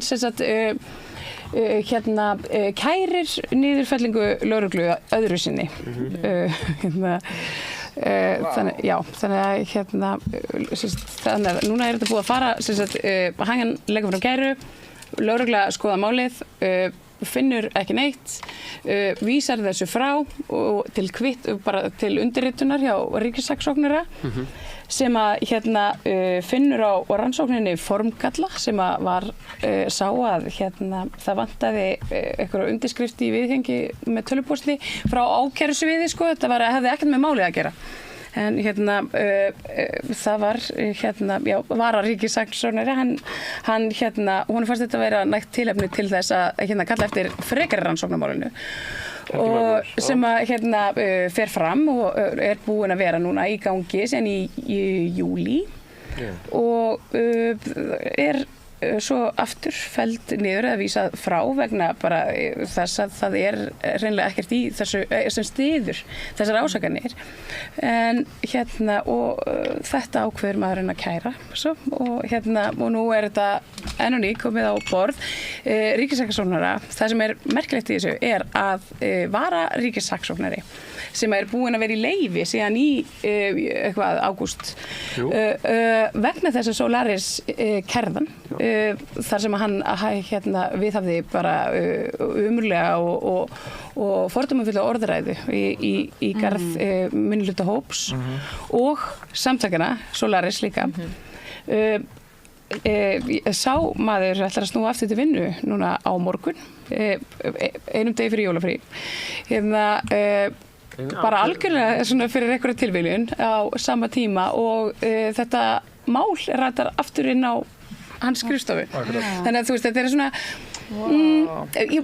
þú veist, ég ætla ekki að gera neitt upp eða þú veist, en þetta ég klóra mig í kollinum yfir þessu, Og fyrir þeir sem ekki þekkja, þá er þetta vegna fjár... Já, þetta er sem sagt opinber fjársöfnun, bara sjálfboðaliða og Solaris, sem og fjármunir sem fóru í að sækja fólk út af Getur við er einhverjum hagsmunum spilt með því að segja bara mjög stuttu máli frá því hvernig þessi peningar voru notaðir? Nei, það hefur alltaf legið fyrir. Ég veit, það bara, þú veist... Já, þetta var náttúrulega bara þannig að þeir fóru allir í það að bara greiða fyrir einhverjum þjónustu aðila fyrir fólk sem átti rétt að fjölskyldusameiningu og við erum ég og þú fórum þannig réttur og þú varst helling í þessu einhver fleiri fóru kannski líka komst þú hvað það? Allavega þetta var þannig að það er ferðaskrifstofa í Egyptalandi sem hafið það í valdi sínu að geta sótt fólk til Rafa og fyrir þessi þjónustu þurfti að borga. Þetta eru lúksusferðir þessa þjónustu gilda lögmál framboðs og eftirspurnar. Já, ég meina þessi þjónusta hefur verið til í mörg ár. Já, frambúðið á því að koma fólki yfir þessi landamæri á þessum tíma var mjög takmarkað. Þá voru fégráðugir kallar inn á skrifstofu sem að gátu hækka verðið á þessu. Og það er fólk hinum yfir landamærin sem að er verið að drepa með sprengjum. Þetta er nú enga framkvæmdtækið, við skulum vel átt okkur á því. Jú, akkurat. Segjum við skjóta. Það er svona, þú veist það. Og þá var safnað peningum hérna heima og það var kallarnir á ferðskrifstofunni, þeir segja nei, við erum ekkert að fara að taka við einhverjum money transfer eða einhverjum skítugum $20 seðlum. Nei, þú veist, þetta var að vera eftir bara ákveðnum kúnstarinnar reglum, þetta var bara allt mjög, þú veist, það voru bara... Þannig að þú ert að safna peningum. Við vorum með gjaldkera, þú veist, og... Setja á umslag, fljúa með þetta á Kaíró, þar var fólk á ykkar vegum sem tók á mótið þeim, fór og talaði við þess að kalla, borgaði peningin fyrir ferðina yfir og með öll gögn og allt þetta með kvittanir og nafnalistar og allt til.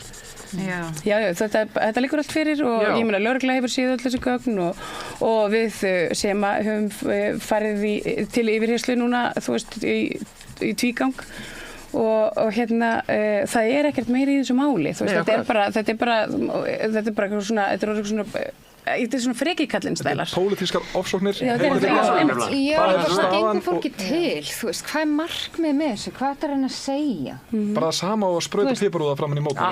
Þetta er bara rasismi, þessu bara hvernig, þú veist, múslimar að komast til Íslands, þetta er bara það, þú veist, það er kjarnin í þessu. Svo er svolítið merkilegt á sama tíma og þetta er þessi stað, þá var hún Bergþóra okkar, hún var tilnefnd sem maður ársins, þannig að við fórum þú veist fólk skilur þetta líka alveg, það er fullt af fólki sem fattar og ég meina, þú veist, það er alltaf almenningur skilur þetta, en það eru yfirvaldið sem að virðist ekki alveg ná þessu. Skilur þetta alveg, fólk er bara að misnota stöður sína. Mér finnst það að ég halda mönnum eins og honum ábyrgum fyrir svona ofsóknir. Þetta á að vera glæpsamlegt og það að lögregluembættið sjálft og bara dómstólar gefi eftir þessum djöfisins yfirgang þegar margsinnis búið að sýna fram á, bókhaldið er löglegt, það er engan ólöglega mútugreiðslur að ræða og þeir eru bara að fá að komast upp með þetta og við sjáum öll umræðina inn á stjórnmálaspjallinu það sem fólk er að safna saman og þetta er bara til þess gert að reyna að fá rasista Íslands upp á móti þér og sem og það er útspilið og það tekst að einhverju leyti. Við náttúrulega bara raskaldum svolítið Bjarna Benediktsson sem utanríkisráðherra þarna með því að fara út af því að hann var búinn að tala þennan pólitíska ómöguleika það væri svo óbúslega erfitt þegar það lá fyrir að Ísland hafði ekki aðhafst bara eitt á landamærarafa. Við vorum auðvitað í sambandi við diplómata frá öðrum Evrópuríkjum á þessu tíma þannig að það kom og frá þeim, bara frá fyrstu hendi. Það er nú líka engin skortur á því núna íslenska ríki og stjórnkerfið berið sér frá brjóst fyrir að hafa gert framkvæmt þetta sko. Nei, það er bara, þú veist, þegar þú gerðu það sama og þið, nema þið voru búin að borga. Það var búið að borga með söfnunarfé fyrir þorran af því fólki sem komst í gegn og ég meina, það getur vel verið, ég ætla ekki að taka, þeir voru þarna niður frá erindirekar frá utanríkisráðuneytinu og unnu eitthvað svolítið sko. Já, ég meina það var almenningur var búinn að gera bara þorrana því sem þurfti að gera. Það er nefnilega málið sko. Og ekki finnst stjórnvöldum þetta það slæmt að þau eru til í að taka á sig krediti fyrir að hafa gert þetta. Svo að kæri ykkur. Já, mitt auðvitað. Við sem bara almenni borgarar eigum bara ekki að sætta okkur við þetta og mér langar að segja, varðandi hann, hvað heitir hann aftur, pappina Dilja mest? Einar S. Halldórsson. Já, og dóttir hans, þau eru sko mestu svona xenofóbísku bara múslima hatarar sem ég veit í alvörunni talað og þau eru sjálf að reyna að byggja eitthvað svona theokrasi, eitthvað trúaríki þar sem að þá bara innleiða aftur kristni í grunnskóla og þau vilja bara sjá Ísland sem eitthvað kristið Íran. Já, og bara evangelista. Já, svona bannárastemning, þú veist, það er að segja þetta blátt bann og hærri og þyngri dóma fyrir fíknefna neyslu og þetta er svona, þú veist, þetta er svolítið skrítin orðræða. Þetta er bara hættulegt fólk sem er að reyna að hræða minna fólk, núna verum með eitthvað örlítið hlutfall Íslandinga sem að kemur frá Miðausturlöndum. Hugsa ykkur líka vera bara svona leiðilegur. Ég er að hugsa að pælta það bara andlitið er alltaf bara eitthvað svona, þú veist eitthvað, allt sem er gaman er bannað og eitthvað svona, þú veist, að það bannað að vera góður við aðra, eitthvað svona, þú veist, þetta er eitthvað svona allir meira því á öfgahægrinu líka verið bara ok, that's too much bara þar, þú veist, ég myndi skammast mér svo mikið að vera pabbi minn, ég myndi bara, hvað við mér Nei, mér skilst það, hérna, hún sé bara mjög sátt við hann, sko. Þetta er hægt en er ekki bara andkapitalist að vera góður? Er það ekki held þessu Jú, það er náttúrulega, þú veist, einmitt, að gefa með sér. Það þú ánum alltaf að það er mjög hættulegt og dreifa þessari hugmyndafræði að það, allir geta átt sér líf og svona. Það er bara mjög stór hættulegt fyrir fólkið við völdin, sko. Og ég vil segja, sko, þetta með skuggasund og svona, þú veist, ég held að sé bara orðið fólki meira og meira ljóst af hverju, nú er ég fyrir að finna orðið fyrir það, hvernig sko hlutirnir hanga saman, af hverju það er ekki góðmennska eða einhver svona ölmusa og sko ég hata góðgerðarstarfsemi sem hljómar alveg hræðilega en bara en sko góðgerðarstarfsemi yfirleitt, þú veist, það þýðir svona ölmusa, skilurðu, ég er svo góð og þess vegna leyfi ég þér að vera til og ég svona gef aðeins af en það að ölmusa þurfa að vera til þýðir bara að við búum í rigged kerfi, skilur þýðir bara það er mjög góða punktur og hvert ætla ég að fara með það að það, hvernig allt er einhvern veginn, þú veist tengt, og af hverju það að standa með öðru fólki er ekki ölmusa, af hverju það að standa með öðru fólki er ekki góðmennska það er nauðsyn vegna þess að það er bara solidarity að standa með, út af það er það sem maður gerir út af því að líka ef að við normaliserum fasisma út í heimi hann mun alltaf koma hingað hann er hérna og einhverjum tímapunkti hann er hérna, skilur en sko ég líka að tala bara full blown, skilur á einhverjum tímapunkti verða bara börnin okkar og barnabörn og við sett í fangabúðir og okkur bara útrýmt án þess að nokkur segir neitt út af því að það er ekki þjónar ekki hagsmunum meðvaldsins eða þú veist að segja neitt þetta er bara þetta er allt heilt og það að sko, einmitt, og þetta er svona viðburðir eins og skuggasund er svona blaut tuska í andlitið á mjög mörgum að bara, við erum ekki safe og þú veist, og þá er ég ekki að segja endilega þessi sjálfselska að standa með öðru fólki en maður bara stendur með öðru fólki fyrir fólkið og fyrir sjálfum sig og fyrir bara heildina að það er, ef það meika sens þetta er bara grunn þarfir okkar eins og ég hatti góðgerðarstarf sem að voru allir séu mjög sammálaðir það er alveg sko, það er svolítið þetta er ekkit þessi pæling er alveg gömul sko í búddismannum er hún alveg svona það er þetta með frá hvaða stað ertu góður sko Ertu góður að því að þú ert skörinni herra?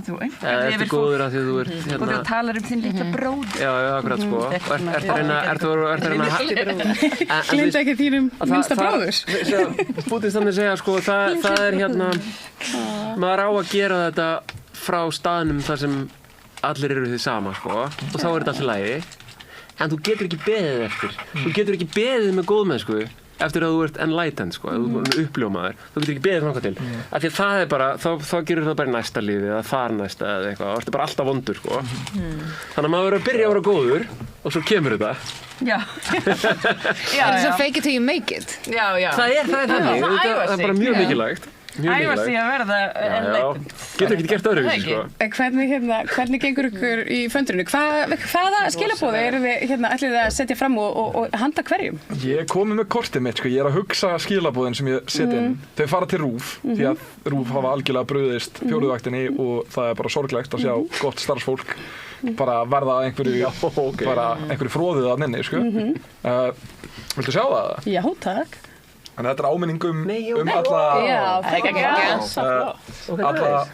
blaðamennina sem að RÚV hefur ekki fjallað sem eru 191 núna og ég var einmitt bara í gær það var sem ég var að segja ykkur fyrir þáttinn ég mæli með að allir fari á YouTube og finni Channel 5 með honum Andrew Connegan, nei, ég man ekki alveg hvað hann heitir. Það var að koma út sem sagt klukkutíma langur heimildaþáttur átökin þá milli sko með áherslu á Ísrael og Lebanon og þau eru þarna báðum megin við landamærin og eru að tala við, þú veist, eru að tala við herstjóra IDF, Ísraelska hersins og eru líka að tala við almenna borgara í Líbanon og eru að tala við Hezbollah, leiðtoga og þetta er bara taka brjála gott coverage og eru að tala við vestrænan blaðamann sem var þarna með, hvað heitir þau, fréttamiðl Jóð Al Jazeera, já.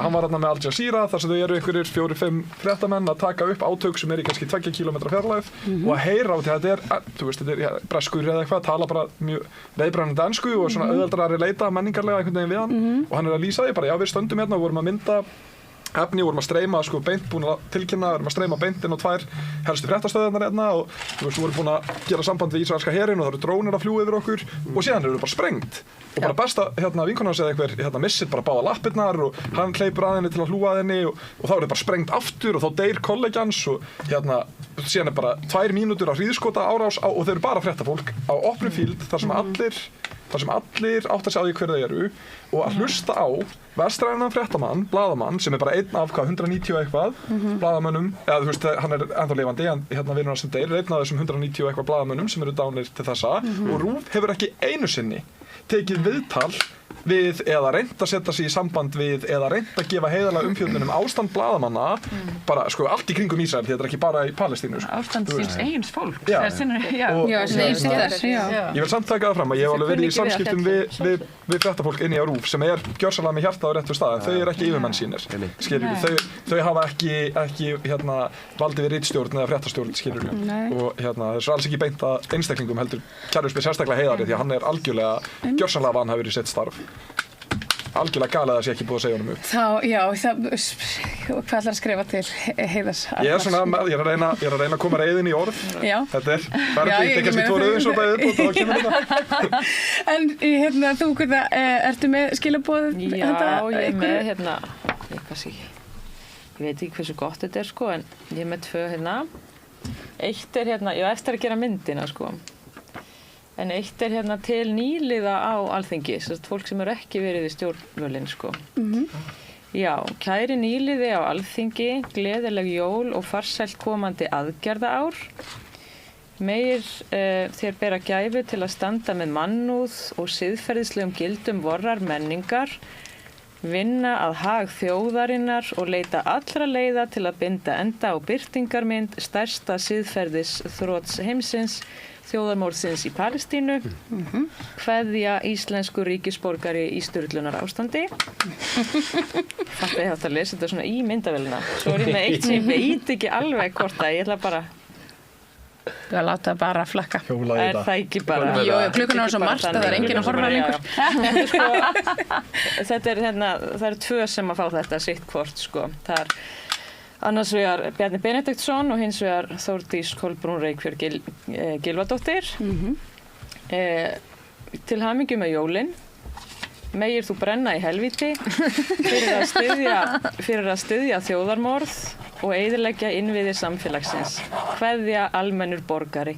Þetta er kannski aðeins eftir að breyta svona Þú ættir að gera svo undirskriftarlista með fyrir okkur til að vera með þér í þessu. Já, svona kollektir, svona hópkveðja. Er þetta svona eigum við núna að segja að skammast þín fyrir að vera svona reið, ekki vera svona reið, hættu að nota orðinu þín. Þú brosir. En hvað segir þú til því? Ég er hérna með jólakort, það er ekki neitt svona textu af því, þetta er svona kids þetta er svona kids glimmir útgáfa af hvort þetta er sami maður en ekki, þetta er sem Santa og Satan. Þeir eru báðir Þetta er svona, það er svona andkapitalískur undirtónn í þessu aðeins, sem var svona hugmyndin. Þessi rauði. Þetta sem ég gerði. Já, og það tala svo mikið, ég hef ekki alveg náða að sinna þessu. Nei, það virkilega. Það er bara riks og svo eftir það. Já. Við finnum út úr því bara eftir. Þær eru rosa duglegar með rykksuguna hérna í Veröld. Já, húsi Vigdísar. Húsi Vigdísar. Til þess að bregðast við. Já. Einmitt, já, glimmerinu, já. Já, ég skil. Já, þetta var svona mjög óskil. Ég náðu þessu ekki. Við erum sérst að tala um glimmerkastið á Bjarna Ben. Já, glimmerkastið á Bjarna Ben er náttúrulega eitthvað svona sem að... Einmitt. Það eyðilagðist lyklaborð. Það er þessu sniðu. Er þetta eyðilegja hluti með glimmer? Já, ég veit það. Ég veit. Halli á ríkisjóði. Það var að gríða þetta. En hvað segir hérna Tinna, hvað ætlar að segja okkur? Ég er í þessari jólaskrýtingu hér sko. Já. Einmitt, svona borða hérna með palestíska fánanum sko. Svona eins og ættu Danir gerir þetta oft svona skreyta jólatré með fánanum svona þjóðirnis. Og þessi svona sería, ekki að kalla þetta sería, fánasería, en ekki jólasería, mun sem sagt skreyta ákveði jólatré hér á landi. Já. Og nákvæmt. Þeir eru búin að búa til svo mjög spennu í kringu þess að borða hvað var ekki en unnur hvað ert þú að bjóða upp á? Ég er nú bjóða upp á hérna bara svona hvað heitir þetta svona hvað heitir þetta? Svona nælur. Já, vá. Og að því ég var að gera svona myndband fyrir Bjarna Ben. Stór brjóst. Það sem að hérna, já, ég pínu bana að fokka sér. Að láta hvalveiði í leifunum en líka út af mörgu öðru. Þetta var ekki nefnt. En hérna ég ákvað að horfa svona fram á veginn og þetta var svona skilaboð til komandi ríkisstjórnar. Og í það minnsta viðskiptabann 2025. Já, ég er svolítið svona manifesting. Já, einmitt. Þannig ég er bara svona að reyna að sjá eitthvað jákvætt, ekki að vera alltaf svona reið og leið og þetta mun. Sko, ég trú að þau muni vera skarri. Ég trú að þau muni gera eitthvað. Og ég mun fagna því, þótt ég veit ég muni samt ekki vera 100% ánægð. Ég er svona bare minimum. Bare minimum, já. En þú, hvað ert þú með? Herðu, ég er nú bara búin að búa til svona gjafaöskju sem að ég hugsaði mér að sko, ég annarkvort utanríkisráðherra fráfarandi Þórdís Kolbrún eða Bjarni Ben gætu, þú veist, vel fengið eitthvað svona, ég myndi kannski, veit ekki, kannski setja eitt svona konfektmóla í eða eitthvað og hérna, svo stendur nefnilega hérna innan í, sko, eru skilabóðin I know what you did last genocide. Það er stórkostlegt. Já, þetta er svona jólandi, 90s hryllingsmyndaða jólandi. Sko, ánægður með þetta. Af því að er þetta ekki lögbrot að bregðast ekki við? Jú, það er það vissulega, jú. Við hefum eina skyldu í yfirstandandi þjóðamorði sem borgarar og yfirvöld og það er að stöðva það með öllum okkar ráð. Nú eru 2 forsætisráðherrar sem hafa gerst sekir vanrækslu og þessu ábyrgðarhlutverki.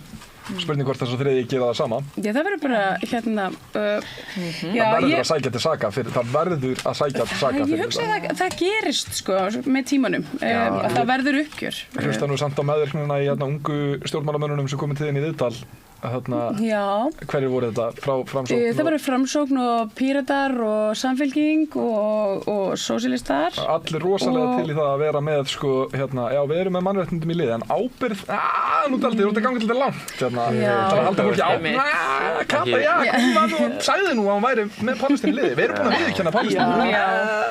Hún Kata, hún svo frábær. Já, hún er voða góð stelpa. En þetta er allt bara voðalega flókið samt. Já, þetta er allt voðalega. Fyrst og fremst er þetta mjög flókið, já, og þú ert eitthvað að miskilja. Sko, diplomasía er listform og þú kannt það ekki. Og hérna, við kannski ég þarf að fara að slúta þessu því að hérna, annars verðum við hérna fram á nótt og hérna, og það er ekki hótt fyrir neitt. Já, þú veist, jú, það er alveg bara mjög mikið stuði og taka hérna marathon. Ég veit bara ekki alveg hvað hérna Laufey Líndal hérna tækni konu finnst það. Hún svona þarf kannski að fara að leggja sig bráðum. En hérna, ég bara þakka ykkur kærlega fyrir elsku besta fólk. Þetta var alveg stór skemmtilegt. Mikið er gaman að búa til jólaskraut með ykkur. Er þessu út sjónvarp á nýárskvöld? Ég var að telja niður núna. Já, herðu, við verðum bara að koma aftur á nýjárs. Nei, þetta var nú bara, þetta var svona laufléttur jólafundurstáttur. Alveg mjög laufléttur. Erum við í beinni? Nei. Við erum Nei, við erum ekki beinni. Við erum einhvern veginn eftir. Við erum bara, já, einmitt, við erum fortíðinni. Við erum í framtíðinni. Ok, hér skulum við setja punkt. Þakka ykkur kærlega fyrir komuna og þakka ykkur fyrir aktivisman á árinu. Og bara það búið að vera alveg frábært að fá ykkur og fylgjast með ykkur og öllum hinnum og við ætlum bara að ljúka þessu á svona nokkuð góðum nótum í kvöld. Hér búið að vera líf og fjör og við bara óskum ykkur kæru áhorfendur og hlustendur nær og fjær gleðilegra jóla og þökkum ykkur kærlega frá Rauða borðinu. Segðu það á Samstöðinni. Samstöðin í eigu hlustenda, áhorfenda og lesenda. Sláist í hópinn og gerist áskrifendur.